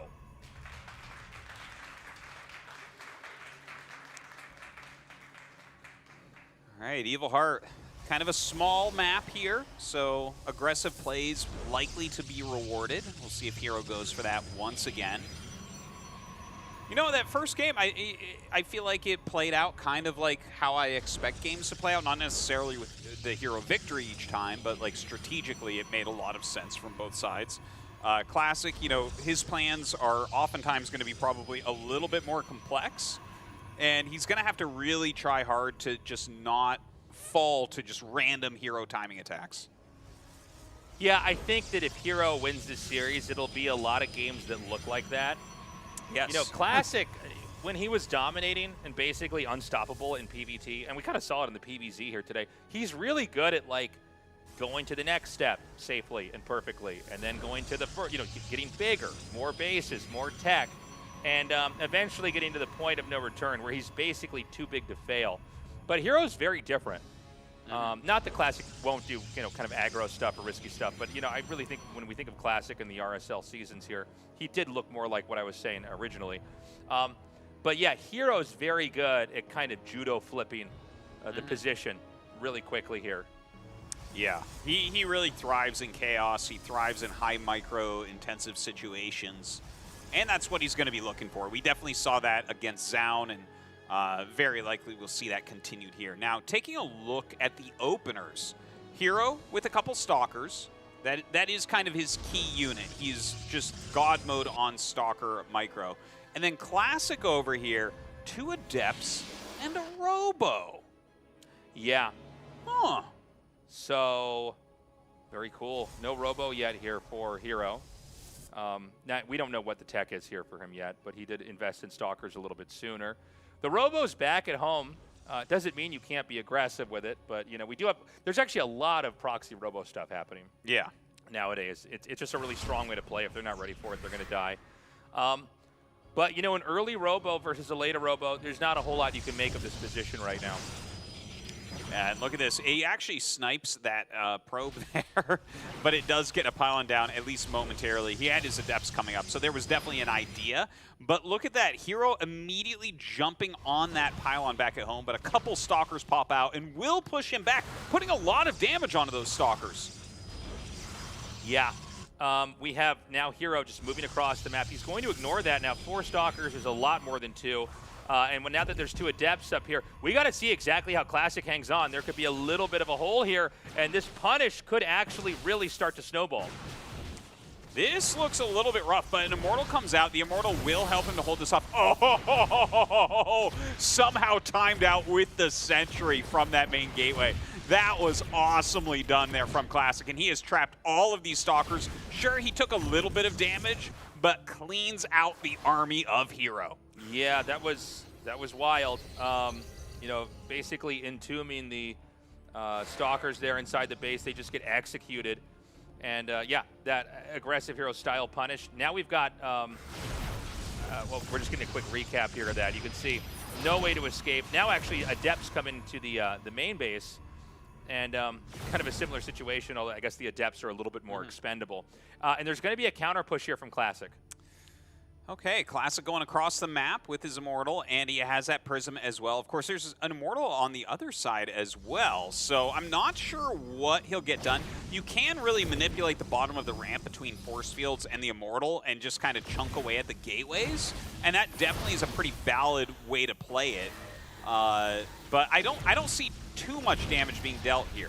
You know, like, yeah, maybe he'll pop a gateway, but I don't think he'll do much more than that. Yeah, he's got to be careful to not let those units get fished over to the side, almost losing the Sentry. Oh, he gets the Immortal locked out on the outside. Oh, man. And if he juggles correctly, he's going to kill that with minimal losses. He takes the first Immortal out. The Gateway's going to fall eventually here as well. Now, Immortal shots cannot be dodged here, so you got to be careful. He's going to warp in a little bit more here using the, hold on a second, he takes the Gateway out. Yeah, and so far, Classic is kind of out-microing a little bit here, but with the Prism out, I think he can still maybe hold on, but the double Immortal against a single Immortal is huge. They just deal so much damage to each other. Well, I mean, now he can't produce anything, right? So, I mean, with every warp in, there's just going to be more material on the board to fight with. He's going to make a battery. Another nice force field. The Warp Prism saves the day. The second Immortal's here. Yeah, the Immortals are really, really key here. He does have another Gateway as well. Some great juggling going on here from Classic. Trying to deal damage to this Immortal. If he can pick an Immortal, that's going to make all the difference. Okay, he's going to try to push forward here. The juggling continues. The probes are going to come out. There's enough money to make a Nexus behind this as well. I think this game's almost over, Artosis. Yeah, third Immortal coming out is huge. But the micro here of Hero has been amazing so far. Unfortunately, he ends up losing an Immortal. He's trying to pop his opponents, but it won't happen. GG! And Classic is going to take game number 2. Beautifully done. I almost didn't believe that push was going to work. But, No? you know, the reality is the damage just sort of built up over at the entrance. Eventually, there's no more gateways. And, you know, with the 2 gates back at home for Classic, he's just able to produce and produce and produce. And he kind of overwhelmed him. And, you know, even if that hadn't worked, he had enough money for that Nexus back at home. Really nicely done. Kind of a rough game. You know, they both ended up dropping units early on. Kind of a game that's, I guess you could say, hard to recreate going forward. Yeah. Here, a chaotic one. Oh, for sure, for sure. I think the big mistake there, we were just showing it on that replay, was allowing one of his Immortals get trapped by force fields, because he went Immortal, Immortal, Prism, whereas it was Immortal, then Prism, then Immortal from Classic, right? So the Warp Prism is going to allow you to juggle and basically never lose Immortals. And that's why Classic was able to just push him right down. So we're going into game 3 right away here. Winter Madness is where it's going to be decided who's going to actually take the lead. And it looks like we are ready to go. In the bottom right in the red, guys, give it up for Classic.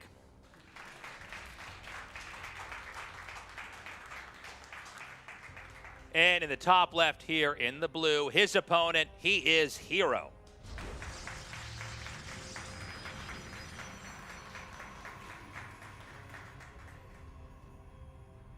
Okay, so pylons in the main, again, you know, you can have games in PvP where you're both, you know, expanding and trying to tech up. The last map, it kind of creates a situation where there's a lot of incentive for 2 gates. The same can be said about this map. Yeah, you know, if you have these smaller maps, sometimes you definitely want to put that pressure on. We'll see how this one plays out, though. We definitely saw great PvP on here earlier today. Hero being the first to scout, sending that probe out pretty quickly. And I'm actually very interested to see, because if I'm recalling correctly, this is where Hero opened up with a single gate previously. But yeah, we'll see about that. He adds his second gas, and he will go for the second gate. So for now, things are mirrored. We have Hero coming across the map with the scout. And yeah, I mean, let's see what kind of game they're going to give us here. It's hard to really call a PvP until we have the core finish and see what the techs are, you know. No matter how many ways that you speed up the early game, you still got to wait for that cybernetics core to know what Protoss is up to. That's for sure. I've been really happy, though, with the maps we've had this season. Yeah. With the fact that Patreon supporters have voted. And we did try to pick maps that weren't completely insane, but we've had a range of different types of games. Now, as I was saying that, Classic threw a pylon down here in the top right. Now, this may be a total red herring, because there's a probe inside the main right now from Hero. So there's an idea, and I'm not saying that's what's going to happen, but there's an idea where, because they're looking for a hidden base, or I'm sorry, a hidden pylon, because they can count how many pylons you should have, they just make a pylon for no reason. Apparently that's not the case, because he is just going to make the robo. Pretty cavalier move here. Yeah, it looks like it probably will be an Immortal Rush, but a proxied one this time. So we'll see how that works out for Classic, because suddenly a Stargate goes down for Hero. And you know, theoretically, the Stargate should be able to beat the robotics, but it's not necessarily going to happen, right? Like, you make an Oracle and send it across the map, and your opponent shows up with some Stalkers and an Immortal, you're going to be in trouble. So it's hard to say exactly how this will go down. So the Adepts are going across the map. And, you know, when you make a robo this close, oh, hold on, they're going to cross each other over here.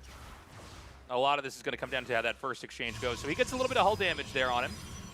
He does plug up the entrance with a pylon. Oh, hold on, I'm sorry. I actually got confused about whose pylon was what there. Yeah, yeah. He puts zone down so he can cancel it to get the Adepts in. So a triple pylon wall here comes up. Yeah, and of course he's going to have to cancel some of that too. The Warp Prism's coming. So what he wants to do is basically put pressure on the entrance. And remember that all these units that you have early on, like Adepts and Stalkers, they shoot little lasers that have to actually connect with the target. Unlike an Immortal or like a tank where it fires and the damage hits immediately. And because of that, you can actually dodge the lasers, which sounds ridiculous as I say it, that you're dodging lasers. But the Jedi can do it, and StarCraft units can do it. So what he wants to do is basically try to juggle. Oh, never mind. He wants to actually go right into the main. Okay. Okay, yeah. The juggling may come later, but I guess getting to Adepts in the main here, the easiest way to take a ton of damage early on that you almost can't recover from is to have 2 Adepts get in your main and just kill enough probes. Because remember, you're both on one base for most of this.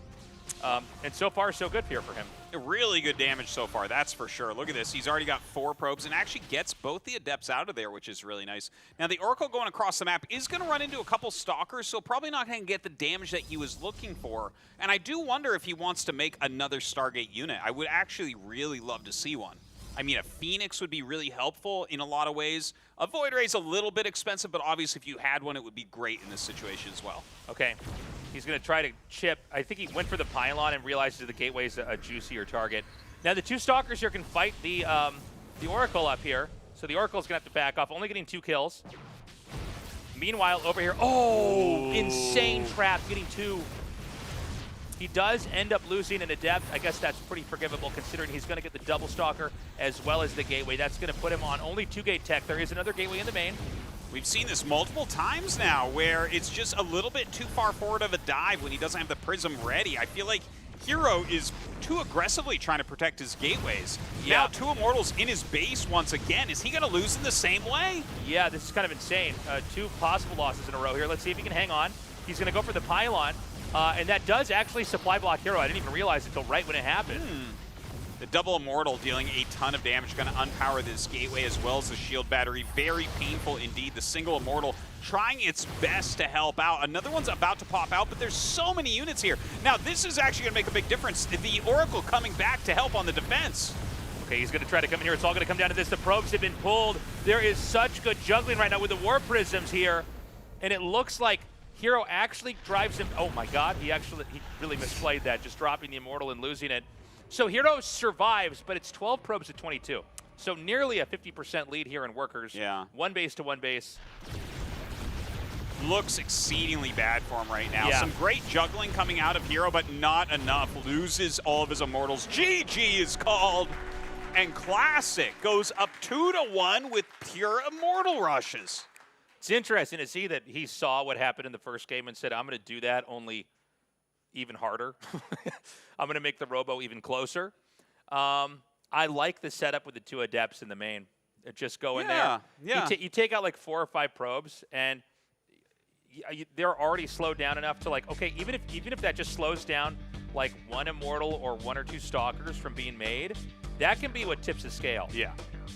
And, you know, really, this series is making me think a lot about these entries and, like, how exposed these gateways are. Yeah. Everybody walls in early on because there's, like, rushes that you never really see online because people wall in so they would never work. But because of these wall-ins, we do have these really important structures hanging out on the outside. And instead of protecting you, now you have, like, kind of an exposed wound. Yeah. Like an Achilles heel there that they can hit and punish. And I tell you, till Hero has a Warp Prism, he needs to just let a gateway die. He's losing multiple units that cost more money than the gateway, and then still losing the gateway. Yeah, I couldn't agree more. We now go into Game 4 here on Mothership, our only 3 spawn map. In the bottom center, in the red, he is Classic.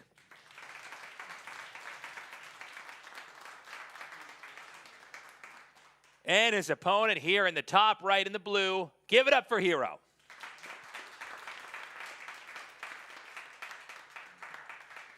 So we can't have the same kind of rushes on this map because, in most of the maps we have in StarCraft 2, there's only 2 spawns. And so there's always the option to go run across the map since their starting location and hide tech and stuff like that. But you can't exactly do that in 3-player maps. There are some pretty advanced tricks depending on the map where you might be able to hide something in close proximity. But this should come out with a little bit more of a standard game. I think that you're probably right about that.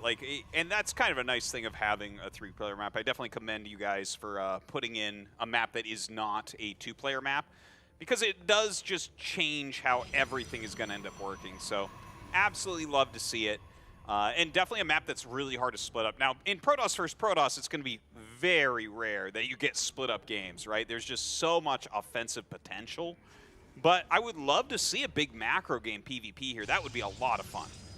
Yeah, I definitely welcome a longer game. I'd like to see, 2 or even 3 bases made, but we see a proxy pylon. Artosis, I think Classic is going to do the same thing again. I can't say that I blame him either. I think that on some level he's going, okay, well, what works? Do I have to stop doing this if he can't stop it? I don't think so.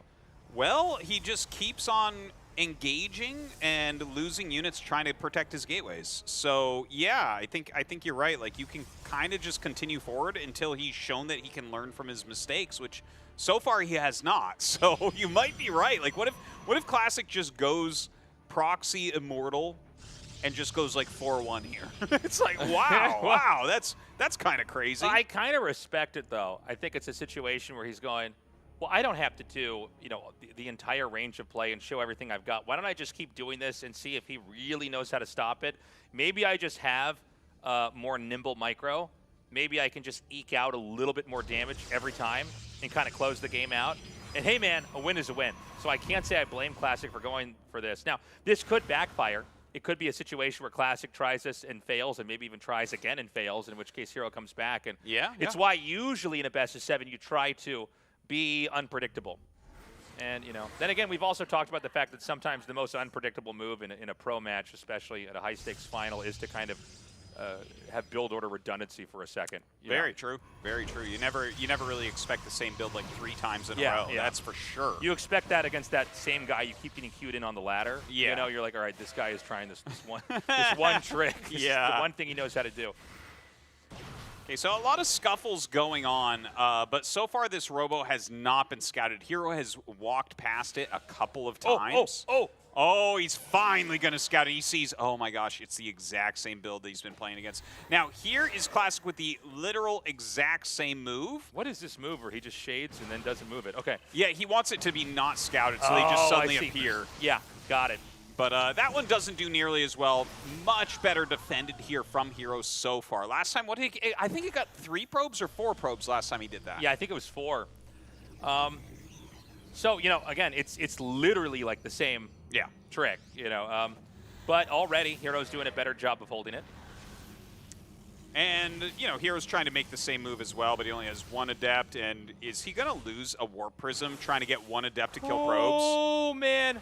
Dude, that's think so he's gonna low. lose it. Oh, God. Oh, just barely not. Just barely gets out of there. But it's so low, you have to actually be really careful with it now. Yeah, there's something really depressing about having a, super low HP Warp Prism. Yeah. You're almost like, I should just make another one of these, but that's also not efficient. But it can be much easier to lose the game. He's going for the pylon, then decides to fight the Stalkers. Taking this out will stop the Immortal from coming down. That's crazy. He gets it. Now, it looks like Hero is going to catch 1 Immortal over here, which is nice with the force fields, but look at how many Stalkers we have there from Classic. Oh my God, the damage is so high that almost nothing recalls. Man, Classic is really good at this. Yeah, I think he looked at those other games of Hero versus Sound and said, wow, he's really good with Stalkers. I should make a unit that counters those. So, the Robo is back up and running. Oh, we've got 2 Adepts in the main. I didn't even realize 5 probe kills. Yeah, Classic getting some good damage there, but Classic's push is coming up. He's got a lot of Sentry energy, which is nice. Drops that Immortal out. I think Hero's going to be fine, though. Even though this started out a little bit bumpy, he's done so much damage to Classic. If he just defends this cleanly, I could definitely see him taking this game. Yeah, he's going to keep pushing up here, though. And you can see Hero being a lot more conservative about fighting he's just going to let him over. Sorry, he's going to let Classic, I should say, overextend. 2 Immortals are out.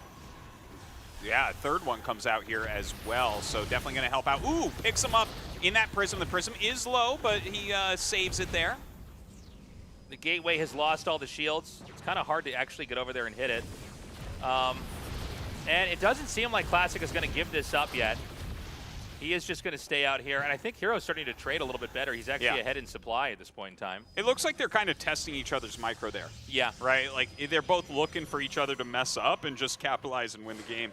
Now, the Prism with the Immortals is going out. I think he's going to hunt the Robo.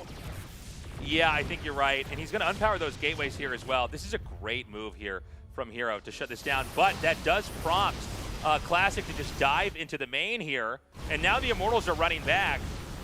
Look at the amount of damage coming down on these Immortals. The juggling doing so well here for Classic. Trying to pick those off. In the meanwhile, Hero is coming back with his own Immortals to try to save the day. Okay, so he comes back, but has there already been too much damage dealt? I think the 2 Immortals can actually pull through. A lot of kills over there, but he does save the day. And we're going to see Classic pull away. Now, he can't use his Robo because it's unpowered in the middle of the map. This is always what happens when you make stuff in the middle of the map. It's like, the game goes on for a while. Now you have this key infrastructure just kind of out in the open. It can be abused positionally. Well, you know what? He's got to go power that up again. I think that's really important. And you can see he was actually looking for that probe, and the probe took a sharp turn there. So Classic knows exactly what's up, and he's trying to repower this to get some more Immortals out. Is he going to turn around? No, he's going to try to attack in here. Now, Immortals, you know, these things were made to kill things like siege tanks, but in PvP, they're actually just good at executing like stalkers and sentries. And pylons and probes they're tough, man. In the Prism, it's so hard to kill The only way to stop him was with other Immortals. Yeah. So he's in here. He's doing a lot of damage, and now we see the rest of Hero completely full send his army over here. He's going to try to do a push. That War Prism is so low. And I don't know that Classic can stop this, man. Okay, whoa.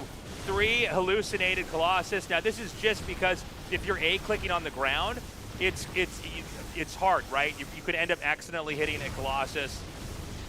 Also a bit of a diss. Yeah, a bit of a flex. They stand over their units, so it's actually hard to target things down correctly. Yeah. So it is kind of a cool unit to pop out there. And look at the damage output here from Hero. It looks like he's about to maybe win the game, but you know, 2 Immortals and a Prism. He feels like he has a chance. I don't know that he does, though. All right, the probes are going to come. It doesn't matter. Yeah. GG. Hero takes that up, tying this series up 2-2. All right.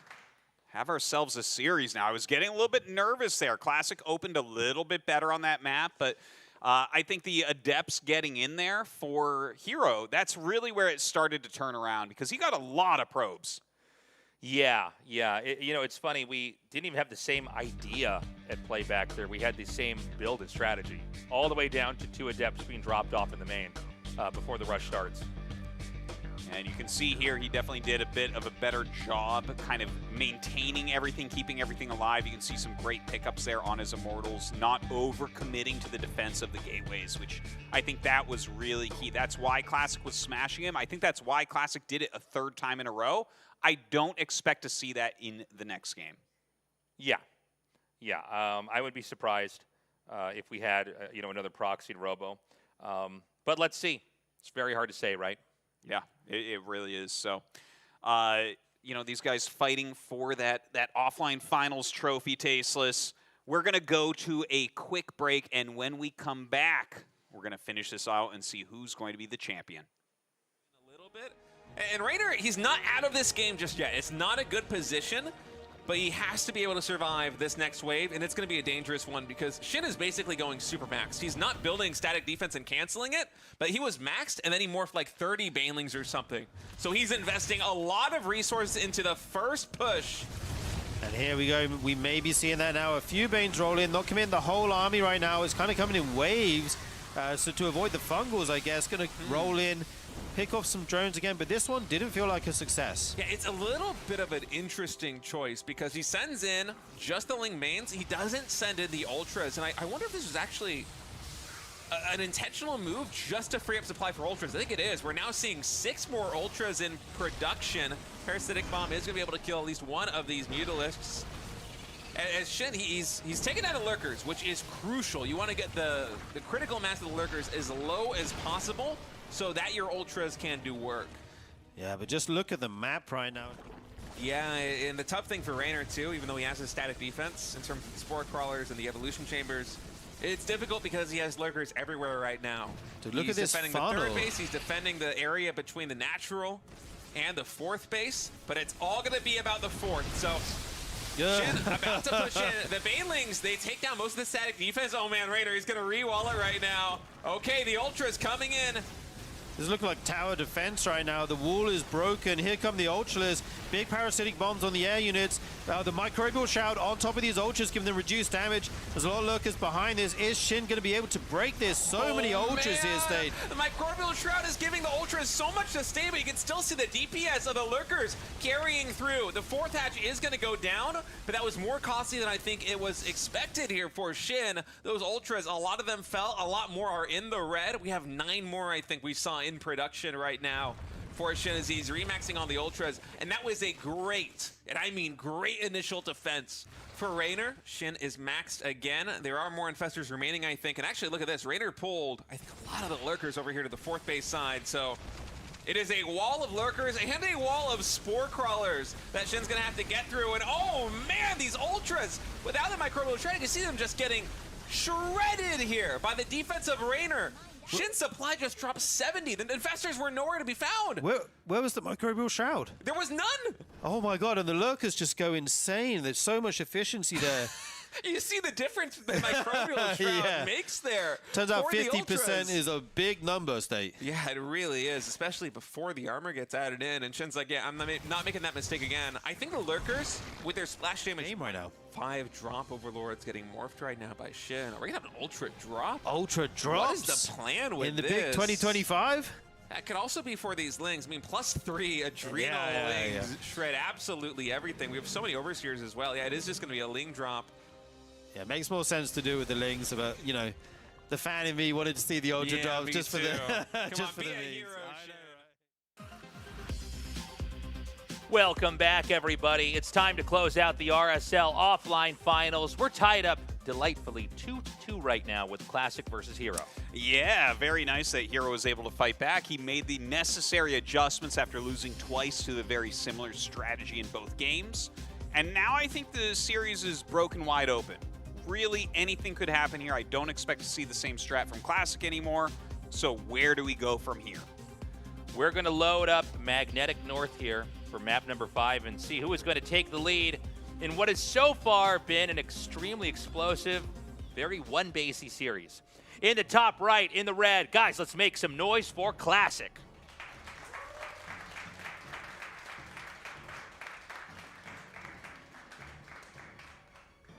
And his opponent here in the bottom left, in the blue, let's get noisy for Hero.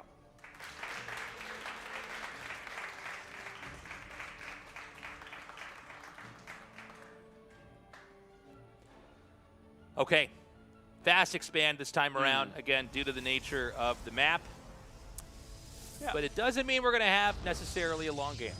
I hope we do, but it doesn't mean we have to. No, well, last time we saw this, Hero just kind of went up the front door with Stalkers after the expansions got up and killed Classic off before he was ready. Now, you know, we already kind of talked about how this opens up and, like, you kind of delay the Nexus gets made. It's like, do you go Stargate? If you both go Stargate, do you need to go Phoenix? Does this make Stalkers better? There's a lot of little mind games here. That's right. We've got the scouting probe coming out on both sides. We're going to have a similar situation to the earlier game where they're both going to be able to block each other's expansions from starting. And so Classic immediately ditches that plan, starts to spend his money elsewhere. And we'll see if Hero does this as well. Looks like he's doing basically the same. Both of them kind of chasing down those probes and are trying to block the Nexus. There's the Cybernetic score going up on both sides. And so, yeah, I mean, let's see what kind of game these two are going to give us here if we do go into a macro game. It does feel like in PvP, there's a lot of fragility in staying alive in kind of the matchup overall until they both have a second base up and things kind of slow down. Yeah. Right? Yeah. Well, you know, the way that they've been playing so far, it's been so unbelievably aggressive. No one's really taken too much of a defensive stance. I guess Game 1 Classic kind of did with the Phoenix play into Immortal, but oh, God, and they both go Stargate in each other's faces. Yeah, that's kind of funny. So when you both go Stargate, oftentimes this will turn into a Phoenix arm race. And the thing is, if you're both going Phoenixes, like, heavily, if one player gets even one more Phoenix, they're going to dominate. Yeah. But if they overmake Phoenixes and you switched into Stalkers, you might have a timing there. And if either player were to do that, it would probably be Hero. Yeah, so this has been a really a game where they're really tripping each other up and slowing each other down. So finally the Nexuses start. And yeah, I totally am in agreement with what you said, Artos. It's like once you start Phoenixes, you kind of can't stop. Yeah. It gets to be this crazy arms race. What? Okay, he's going to go for an Oracle. Yeah. And that's very interesting because on paper, like the theory would be, well, now you have to both go Phoenixes, right? Yep. But, okay, so let's say that one guy goes Phoenixes and the other guy hides Oracles. And the Phoenixes leave, well, you can just run back inside the main and kill all the workers. Well, I think that has to be the plan. Yeah. You know, once upon a time, like many patches ago, Phoenixes killed Oracles so quickly that the Oracles couldn't do damage. One of the best changes they ever made was to make it so that the Oracles no longer took that type of damage. They're armored down. So Stalkers are much better. Phoenixes are not. So even if Phoenixes are there, you're going to get some amount of probe kills with it. So we had the one Oracle made, and then he didn't make anything else. So he's going to hide that Oracle, and he's not going to use the Stargate at all. And you can see go right into the second Stargate for Hero is him doubling down on Phoenix. He'll start a Phoenix before this gets up there. So he's faking that out. That's fake. He's like, look at me, I'm making Phoenixes. Yeah. No, everything's going according to plan. Yeah, now he cancels it. Yeah. Okay, great move there. So Hero is trying to, oh my God, okay. So he knew the Phoenixes would be out now. Look at this play. This is just a masterclass StarCraft game here. Yeah, Classic's doing so well. You definitely sacrifice this all the way. You get as many probe kills as possible. 6 is a great result for this Oracle. He's already going into Blink. Because the Oracle was made and we have 2 Stargate Phoenix here for Hero, he must move across the map and see if he can get some counter damage. But there's not going to be that much damage to get. It's only 3 Phoenixes right now. And remember, I mean, of course the Phoenixes can pick up workers and stuff like that, but that's how you get punished by Blink Stalker. Yeah. Now, Blink's not done yet for Classic, but you know, I don't know how much damage Hero can really do here. I guess there's nothing over this Nexus. Yeah, I not guess he much was in the over here main, to stop. Even if you use all of your energy here, what are you going to get? 5, 6 probes? Yeah. Maybe a 7th if you're waiting around long enough. It's just not going to equal that much damage. It's a huge amount of money he's put into those Phoenixes and the double Stargate, which he can't even use anymore. And you can see that Hero stopped making Phoenixes. He realizes I'm in a very different game than the one I planned for. Oh, okay, he saves the sentry. So there's a pylon and a gateway being made just over there, and you can see Mapu showing us that there's no vision of that. And so what he needs to do is basically get the rest of his army over there and then launch this attack. And if this whole strategy works out for Classic, and so far it's been pretty perfect how he's played this, he will probably just smother this position. Yeah. He just will overwhelm this. The Phoenixes can't really do anything. They're going to like pick up one unit and they're all going to be killed. Yeah. We're going to need to see not just these Immortals getting chrono boosted out by Hero, but just any gateway units that he can muster as well. Like anything he can make. Very, very important of him to just have some sort of damage raining down on these Stalkers as they try to come up to kill him.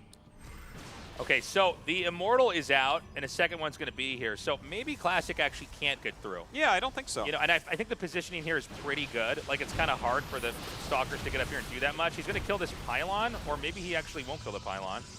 Wow, okay, so that was a pretty bad overextension. This looks good for Hero right now.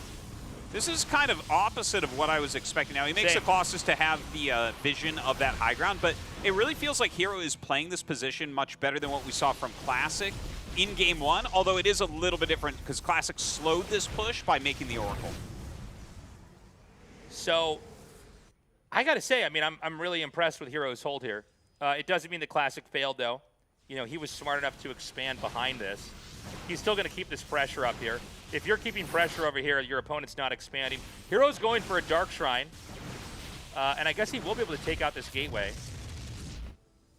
What's the old saying? One behind, Dark Shrine? Yeah. And I guess the Phoenix play is a smart move here as well. If everything is pushing at the front, you might as well just come in here and kill off workers. Yeah, some good solid kills. And that only makes the worker count even after all those workers were killed, which should give you an idea of how ahead Classic actually was in this game. So he's also going to scout the third base.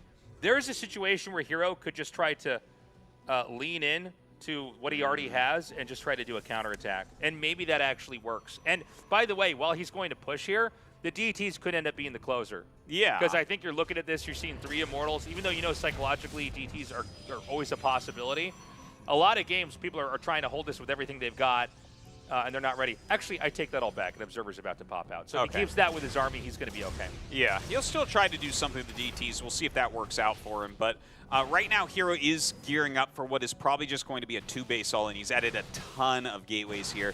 Even if the DTs kind of get found out and don't do a lot, maybe he can make an Archon or something out of them to help out. He is going to slip these up, and oh, I don't see anything there to defend against them. Okay, he's going to be out now. The Stalkers. The probes are going down. Yeah, so the DT is wreaking havoc over here. And, you know, to have the Observer is one thing, but you got to have it where the DTs are. So the second Observer is going to come out. But, you know, the other thing, too, is you can run away with the DTs. You can hide somewhere.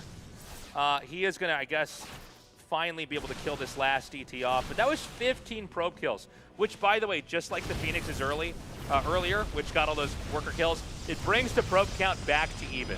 So Hero has been behind, caught up, then been behind again and caught up. That's a good way to put it. He starts his own third Nexus, and not being behind on probes means that that's okay. He can actually do that and not feel like he has to all in.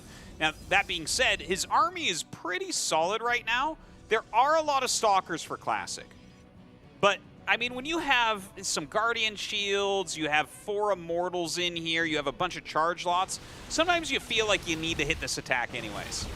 Okay, he's going to come in here, and the angle's actually uncomfortable right now for Classic. He jumps back, excuse me. The Zealots come in here. Yeah, you almost picked off that Observer as well. Right now, the Immortals dealing huge amounts of damage to these Stalkers. They do blink down to the side. It looks like right now the Stalkers are surrounding these Immortals and might be able to pick all of them off, but still a lot of Stalkers left over here for Hero. Yeah, I mean, it's kind of crazy. Hero just sort of let those Stalkers tank damage, but at the end, seems like there might have been enough for Hero, but with another Warp in, I think Classic can drive him back. Well, right now, Hero is bringing up even more Blink Stalkers. This is the type of way that he does like to play, but that Blink forward from Classic looking really, really strong. He picks off several of those Stalkers. As the rest come up, he can turn and fight a little bit. He has more Stalkers right now, but you have to be careful about those charged Zealots.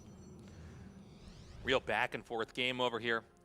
Remember, Hero has given up all the Immortals he made that game. We may not see a lot more Immortals made. We may see the tech kind of shift here. One more DT is being made for Hero. I don't know where it is on the map. Okay, he's going to pick it up in that Warp Prism. Yeah, it looks like I love how low his graphics are, but yeah, going to go ahead, pull all of this back. Yeah, right now, Hero is playing this on a PlayStation 2. Yeah, that's what it looks like just about.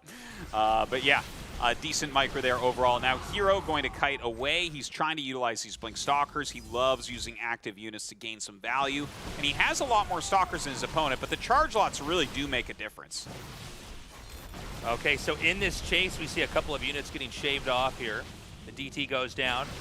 Classic's continuing to chip away. Army supply, it's actually Classic almost doubling as Warp-ins come in.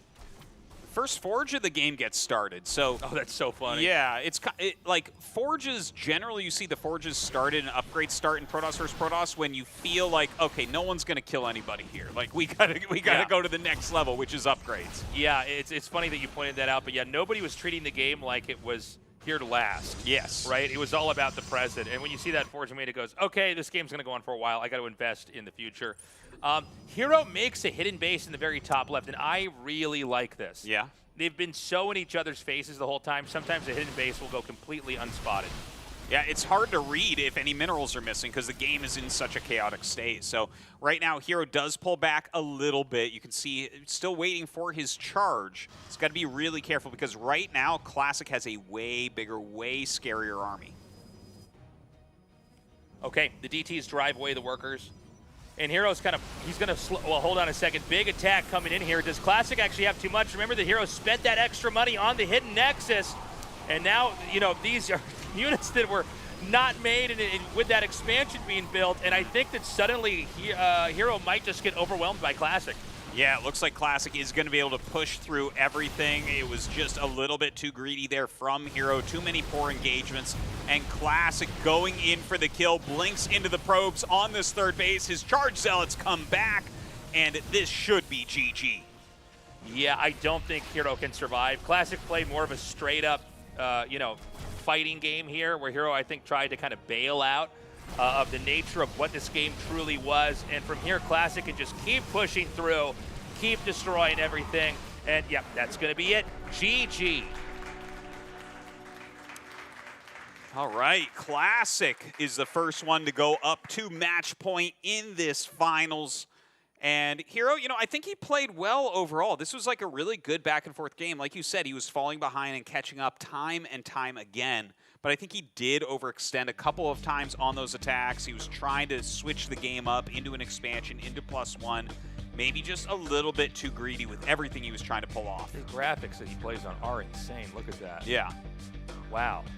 He's playing StarCraft 2 on an emulator here. Yeah, this is... I was just told this was 7.6 AP. So that's, all right. Well, to each their own, okay? 7.6 AP, all right. Okay. Must be a new kid's meme. Yeah. 6-7P, Protoss, all right, yeah. So if Classic wins the next game, I mean, that's it. He's the champion. Yeah, Hero's going toe-to-toe, but there was a period where Hero said, no, I'm out of this. We're going to go for a hidden base and try to macro up. I think he would have been better off either making a forge and not hiding a base, or hiding a base and not making a forge. But yeah, there was definitely just not quite enough there. Regardless, we now go into Game 6 here. In the bottom left, in the red, he is Classic. Well, the cheese might come. It's definitely a possibility. And in the top left, in the blue, he is Hero.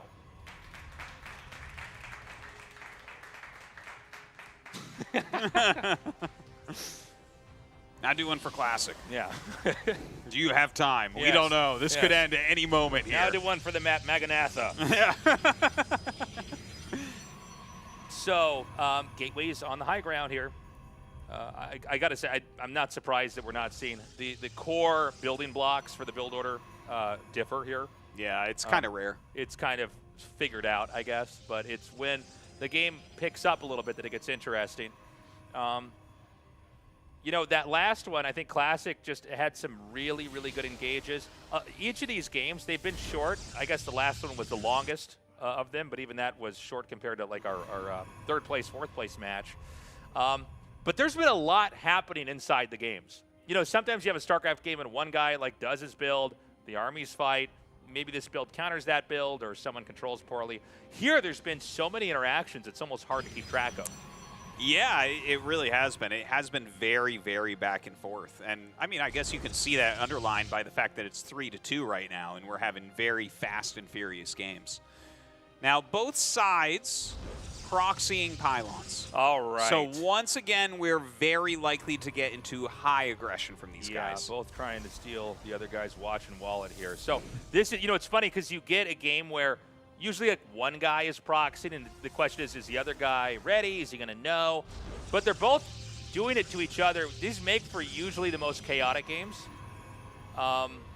Yeah. And a lot of times it's decided by like who spots it first, and then like where do the units intersect as they're trying to reposition. So true, so true. Yeah. And like, what are you going to end up doing with your Immortals and Warp Prism here? Like, they're doing the exact same build.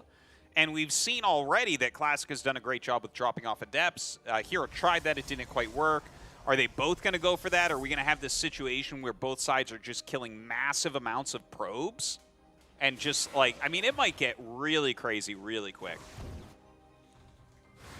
Okay, so we've got a little chase here with the probe on the map. Now, on this map, obviously you both spawn on the left side, which makes hiding stuff on the right side of the map really strong because, you know, a lot of times you're checking to see if they're scouting you. It might be too much work to go over to the side. Not only that, but they both passed each other. So this means they could both hit each other like immediately here, which is going to be interesting. Well, Classic changed it up a little bit. He did go for a couple Stalkers, whereas Hero is just non-stop on the Adepts right now. So the Stalkers are going to fight better against the Adepts, but don't have a lot of potential as far as harassment goes. I thought they were both going to go for a Warp Prism right away, but they both went for Immortal, which is even a little bit spicier. Yeah, it might have to do with just defending against each other, being on the map. They don't want to lose their Robos or anything like that. Now, what?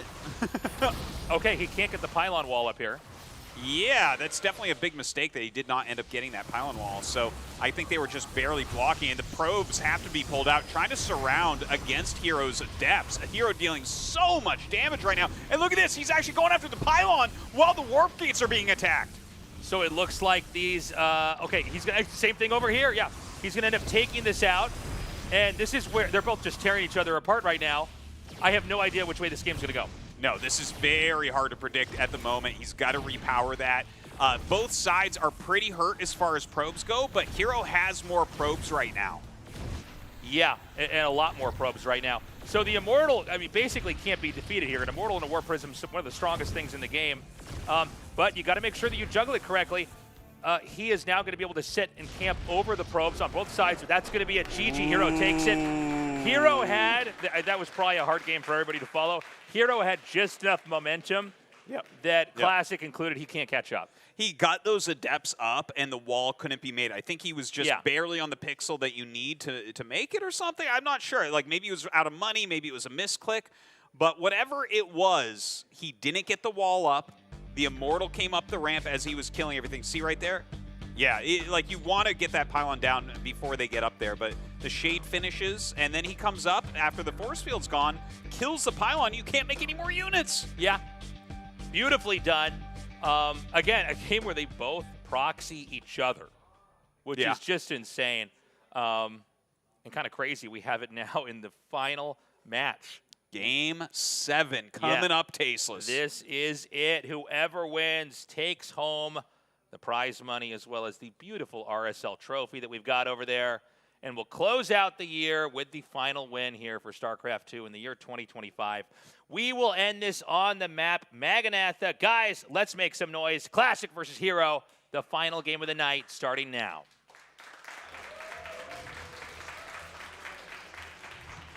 In the top left, in the red, he is Classic.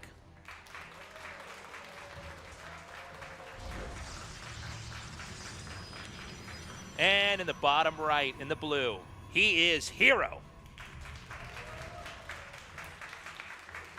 It's been a great tournament here so far, and we're finishing off game number 7 on Maganatha, the one map whose mini-map really looks topographic. Giant mountain range through the center there. Yes. And this is a very big map. Yeah. Now, generally, when you have a big map, you say they can't rush each other because it's far travel distance-wise. But it actually isn't really true with Protoss. Yeah. Because obviously they can warp in and they can proxy. And, so, and that's exactly what they do, in fact. Yeah. But, you know, it does create different situations where, like, forcing recall is really important because if they do that, then it does cause a positional reset. So let's see what they're going to do. We do have, by the way, the first deviation in the kind of starting points for builds. We have 2 gateway here for Classic and 1 gateway here for Hero. So this is kind of exciting. Yes, yes, indeed it is. That's not as common a build. We saw him try this against Zaun earlier on, and it was like a faster expansion with a Stargate. That's generally what 1 gate openers look like. You do have to be a little bit careful with it. You have to be very precise on your defense because your opponent is simply going to be able to make more units than you are. Right. On the other hand, you can tech up. You can get into, you know, that tier 2 here for Protoss a little bit more quickly. So we have a hidden probe here. at the natural. Now we're going to see Classic's probe come up and go into the main, and I think the idea is that as that probe scouts into the main, quietly we're going to see, yeah, oh, hold on.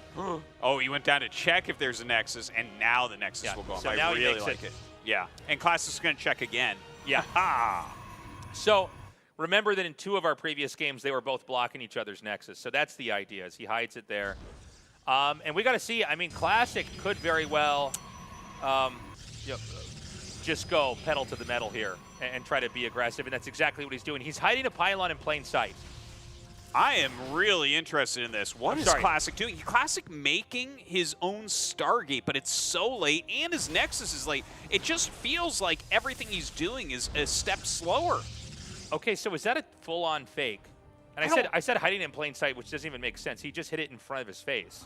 But did he want an overreaction there? I don't know. It's really hard to say where he's going with this. It feels like it's wrong. Like if you were to even like an expert player, you'd say, well, you don't ever want to do that. But maybe he's kind of hoping that Hero's so calculated that he would like cut too many probes. Yeah. I don't know. Could be. It's a hard one to follow here. Well, he's lining up for a Phoenix War that he should be behind it. But, you know, there is the travel distance of sending the Phoenix across the map. So it's like, okay, yeah, maybe if he sits back defensively, but his first Phoenix is coming across the map. He's going to run into 2 Phoenixes. If you run 1 Phoenix into 2 Phoenixes, the chances of getting away from that is low, Tasteless. Yeah, well, you can't really – Phoenixes can't run from other Phoenixes because, they don't get slowed down at all. I kind of actually hated about the 2-on-1, man. Yeah. Like, State may beat Artosis or Tasteless, but not Tastosis. So we've got the Citadel coming down here now, and we have Hero continuing to make Phoenixes, and we're kind of waiting. You know, how is this game going to pan out? It does feel like the distance of the map is really becoming more and more apparent, right? Yeah, Nobody can really attack the other one, and so maybe we will have a pretty long game here for the final game here in this series. Right now, an Oracle is coming out through a very funny angle. It's like 1 Phoenix against 3 Phoenixes, so like Classics' Phoenixes are not going to work well. Look at this, 4 against 1. Very, very one-sided, but he does have these Stalkers to help out a bit. Oh, man, that was a really good move. He took the Phoenix out, then he goes right over the workers. Meanwhile, this Oracle is going to come through here and try to take these probes out. Both sides taking heavy losses. A couple more workers are not killed due to the battery saving that. Yeah, the battery's actually putting out some big work here. You know, he still gets more workers than what was gotten on the other side. He gets 6 against, you know, just 4. But the Nexus was a bit quicker for Hero, so they're still very close. So Dark Shrine tastes. Yeah, they're pulling out all the stops. So Dark Shrine in the very bottom left. And, you know, Classic's going to set up for something. We don't know when exactly this is going to take place. He doesn't have to use this right away, by the way. But I know he is going to make 1 or 2 DTs and send that out. And, you know, he might not find that. He could use that for an attack later on. You know, I tell you, this is getting so crazy right now with the amount of tricks they're trying to pull on each other. If one of them could cannon rush right now, they would, I tell you that. The Phoenix is coming in for some more harassment. They do get a fair amount of probes. Oracle coming back in, but yeah, the Stalkers are there ready to stop it. Okay, he is going to take the Oracle out, but of course, you know, getting those worker kills, not terrible. Where is the DT? It's coming across the map. Is there anything to spot this? Yeah, he does have that Oracle. Okay. Okay, so we got some stasis wards out in the front. Backs that up. Okay, he does use the detection, and yeah, going to be able to lift that. So down goes the DT. Yeah. The DT doesn't work. Yeah, no impact DT. Yeah. And it's expensive to go DT. So right now you can see definitely the army supply is really favoring Hero.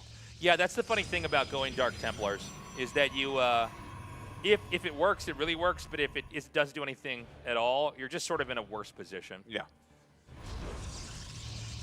Okay, so the Robo has started over here for both sides. And we're starting to see infrastructure be built. Now, there are Stalkers coming down here for Classic. I think it's the same number that are ready to defend here for Hero. So this would probably result in basically nothing. Yeah, he has Blink right now, and Hero's still waiting for his to finish up. So Classic, you know, he goes in, he gets a pylon, he blinks away. Okay, I think moves like that are totally fine right now. I am a little bit nervous because as Hero gets Blink, We know how much he likes to make stalkers. We know how much he wants to be active with them and aggressive with them. And having this additional army supply, having this nice little air fleet with him as well, really puts him into a favored position. Yeah, the Forge is almost finished here for Classic. Hero's going to have that upgrade lead, like we were talking about overall. And I think this game slows down quite a bit, which is welcome. We've had a lot of just really poppy, really explosive games. The DT is going to come through once more. Now, remember, if you don't notice your probes are being killed, you might not have time to react. And he reacts pretty fast, so only 4 probes are killed by the DT there. All right, yeah, and that was a good cleanup. He got that relatively quickly. Classic does have more workers at the moment. He's getting into charge as well. That's actually kind of important if you're going towards charge lots as opposed to stalkers. You really want to have a full economy so you can just pump those charge lots out. And we're just going to see a lot more bases taken here. Zealot Archon is a lot of times how the game ends up. You know, once you start to have these big fights and you have to have the army resets, the easiest way to remake everything is to have Templars and Archons put out here. And look, man, this is a gargantuan map. Yeah. When you look at the expansions and how many bases can be taken. And there's a lot of space to be out of position here if you're not moving around into the right spots. Yeah, nice. Yeah, but you're definitely right about that, and I think that's why we're seeing here as on map 7, it's such a gigantic map, and they're not really attacking each other because they know, like, oh gosh, by the time I go across there, it's going to be really hard to get any damage done, even if I have a slight lead. So even though Hero's been ahead in that army supply for a bit, like Classic is hitting everything just well enough that it's actually pretty dangerous to go attack. So, you know, you can do whatever you can do with these stalkers for the time being. It looks like they're kind of stuck over here. You could theoretically just keep right-clicking them on top of each other, but there's better ways to use your APM. Yeah, so I would that's not say going to so. go on for too much longer. He's going to recall him. Gets a couple kills there. You know, and of course, don't forget, that is supply that's not as useful at this stage of the game. Yeah, It's still somewhat useful, but not as useful as it was, so it's not a huge deal to lose a few Phoenixes. Yeah, there's definitely units in the game where, like, you get them, and that's great, and then later on you're like, this thing sucks. Yeah. I need to get something else. Yeah, like an Adept right now would not be very useful. Right. So we have a later 4th base here for Hero. He's ramped up his army size a little bit more. Both sides are now making that War Prism. Could be for harass or could be for a push. It's hard to say if one player would really want to attack into the other here. No, I don't feel like anyone does want to attack right now, because if you attack and your opponent's just in like a nice concave, maybe they have a shield battery there, they have closer warping points, the battle might go very poorly for you, and you suddenly have thrown a game that's quite even. Yeah. And look how even this is. 66 to 60 probes, 98 to 100 army supply. Their income is somewhat close. Classic is just a little bit ahead in that, but Hero's about to catch up. Okay. The armies are about to crash into each other here, Artosis. You got to be careful. Once the Zealots rush in, you know, that charge, it's got a cooldown, right? So you can't just do it forever. He tears that down and makes a wall. Hero's going to slide over to beat him here. Do you really want to attack here? I don't think so. I feel like this is just a really bad idea to attack. I just look at what Hero's got, and I'm like, no way in hell should you hit that. Yeah, I'm okay with poking like that, but if you do a full engage through the choke, it's not going to work out. And in fact, Hero's coming out. He has a really high-quality army. He pushes forward right now. His Immortal's getting some very strong damage. Yeah, he's looking extremely strong here. There's so many Archons. Hero is beginning to close in on this. He blinks on top and wipes everything out. Classic now on the run, and I don't think Hero's going to stop. Yeah, it looks like a DT does hit here from Classic as well. At the same time, he's going to get a few probe kills, but, well, actually, Hero does turn around, and Classic takes another base during this time. Yeah, the DT is huge. That DT pulled the entire army around. Oh, my God, and then Classic runs in here and hits his Nexus. Oh, my gosh, if he can get out of here, that's huge. Okay, well, he's going to get some of it out, as many as it can fit in that recall. And I think Hero has to send it now. I think you're right. He can't go back and just rebuild. Classic's too big. Now, Classic has a weaker, smaller army, so he's going to try to set up for another counterattack. Meanwhile, Hero has this truck of an army. It's just moving across the map. He's going to hit so hard when he finally gets there. Yeah, he has got like a 35 army supply advantage, and a lot of the units of Classic are just running around the map like these Zealots right now. So he's definitely not going to be able to take a better engagement right here. Well, if he fights only a little portion of the army, maybe he can. Okay, he's going to be able to chase that away. We've got another attack over here, but it is denied at the base. Hero needs to get in there and actually do the damage, but at the same time, he wants to be careful to not be punished by a counterattack. He's going to send some of his army down here to try to fight this. Meanwhile, the rest of it is hitting the third base. Oh, this attack from Hero is looking so strong right now. Gets into that third Nexus and is going to cause it to die if he just right-clicks it for a moment. Looks like he will. This Archon Immortal army looking so strong, but the counterattack coming up from Classic can deal damage very quickly as well. Okay, we've got the attack coming down here now, and I gotta say, I don't think this is gonna last too long here for Classic. Meanwhile, Hero is doing so much damage at the 12 o'clock base. Oh my gosh, he's trying to blink away right now as Hero's clearing the top of the map. Hero getting closer and closer to eliminating Classic from this tournament. Yeah, you can see the Zealots spilling in over here to tank for the Stalkers, and Classic is going to lose whatever is remaining over here. Meanwhile, those Immortals, the Archons way in the north are all still alive. Classic has one hidden base in the top right, 3 base versus 3 base. That is wild, but the army supply is so much in Hero's favor. Although Classic actually still has more probes, that isn't going to translate into army so easily. He's not mining that much. Now the attack of Hero continues forward. These Archons coming in, he's going to unpower a lot of gateways. Oh my gosh, that tasteless pylon goes down. He's going to push this up into the main. And I mean, I just don't know what Classic can do at this point in time. He doesn't have enough, I think, to counterattack and win, so on some level, he's just feeding into the army. Meanwhile, even with the hidden base unfound, I think Hero can just push it to the main and close this game out. Now, don't forget, there are some DTs out here. Maybe he can be sneaky and pick off some observers. I see him targeting them. He got 1 out of 5. He's got 4 more to go. Okay, Hero is now going to push up into the main, and I think this game is over. Classic's going to try to do the same, and it gets blocked off. I think this game is over, Artosis. It definitely looks that way. His Dark Templars are dealing a lot of damage right there, but they're getting picked off as the Observer comes down. Everything looking great here for Hero as he's eliminating the main base. GG! And that makes Hero the champion here of the RSL Offline Finals, having won Season 3, coming in great shape. Classic unable to win his 3rd tournament this year in RSL.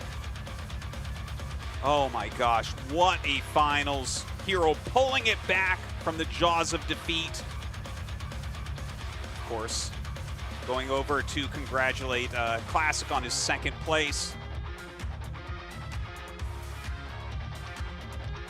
And with this, Hero is your champion. Give it up for Hero.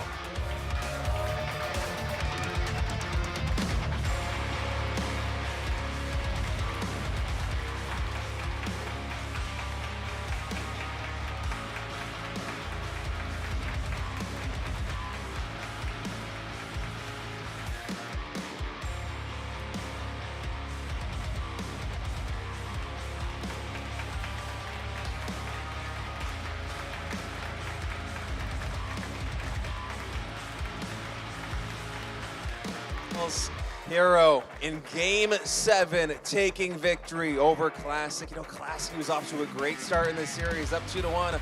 Off to a great start in RSL in 2025. 1 Season 1, 1 Season 2. But Hero just got stronger as the year went long, as the tournament went long. He wins Season 3. He wins the Offline Finals. He is your champion here at the RSL. Yeah, I mean, I can't believe it, honestly. It looked so bad for him at first as well in the first couple games. I mean, it seemed like he just didn't have an answer to the proxy robo stuff that Classic kept throwing out, wasn't able to get the defenses, and then slowly but surely adapted over the series, able to make it work, just find out the right recipe, really, to deal with this, and then even bringing out some own shenanigans of his own throughout. I mean, just a ridiculous series overall. It's really cool to see him continue that momentum from the last season. The games just kept getting better as the series continued on, and honestly, I was a little bit scared watching backstage as he lost 2 games in a row to a proxy robo play. It kind of felt like Classic was just going to keep doing that forever unless Hero finally figured out how to get that situation under control. In the end, he was able to defend the push. He was able to bring the series back, a 4-3 victory for Hero. And we have the man himself on the couch as well. Welcome, Hero, to the couch. Congratulations on winning. How does it feel to come away with the offline finals victory? 일단 김준호 선수 승리 축하드리고요. 또 오랜만에 이렇게 또 오프라인 대회에 와서 오프라인 대회 우승을 하셨는데 지금 소감이 어떠신지 궁금합니다. 일단 우승을 해서 너무 좋기는 한데 제가 연습 과정에서 우려했던 결과가 나온 것 같아서 좀 안타까워요. 그 연습 과정에서 로고 맞춤이 없는 것 같더라고요. 그래가지고 전진 로고가 좀 많이 나올 거라 예상했는데 역시 그래가지고 좀 게임 양상이 좀 아쉬웠던 것 같아요. Yeah, it definitely feels good to win, but that being said, actually in the process of practice, I noticed that there's no proper counter for the proxy robo, so I was afraid that might happen in this series. So yeah, it was. I think the fear is actually happened, but somehow I managed to figure it out. So yeah, I'm glad that I did. So I want to ask a little bit more about that because after Game 3, you lost 2 games in a row to the proxy robo. What was going through your head when you saw that again in game number 4? 마침 그 얘기가 나와서 말인데 사실 3세트부터 2세트를 연속으로 거의 그 전진 로버에 졌잖아요. 그래서 마침 2대2 그때 딱 2대2가 됐을 때 좀 심정은 또 뭐 어떠셨는지. 그냥 저도 전진 로보 해야겠다 생각이 들었던 것 같아요. It just made me feel like, well, I should do proxy myself. Yeah, well, if you can't beat them, join them, as they do say. So that's about how it goes. I mean, Hero, overall in these last couple seasons, I mean, you had the crazy season, crazy grand finals versus Maru in season 3, and now here as well, a full 7 set. I mean, how does it feel to be able to go through these insane long series? How do you keep coming up with new things to bring out, and how do you stay resilient in all of these matches to bring it out in the final games? 사실 오늘도 그렇고 이제 우승하셨던 이제 시즌 3 때도 조성수 선수와의 또 7세트 접전 끝에 또 이제 풀꽉 접전 끝에 이렇게 우승을 또 하셨잖아요. 계속해서 이렇게 치러지는 결승전에서 이 풀꽉에서 좀 살아남으시는 좀 비결이 어떤지, 좀 어떤 좀 마음가짐을 하셨기 때문에 좀 우승할 수 있었는지 궁금하네요.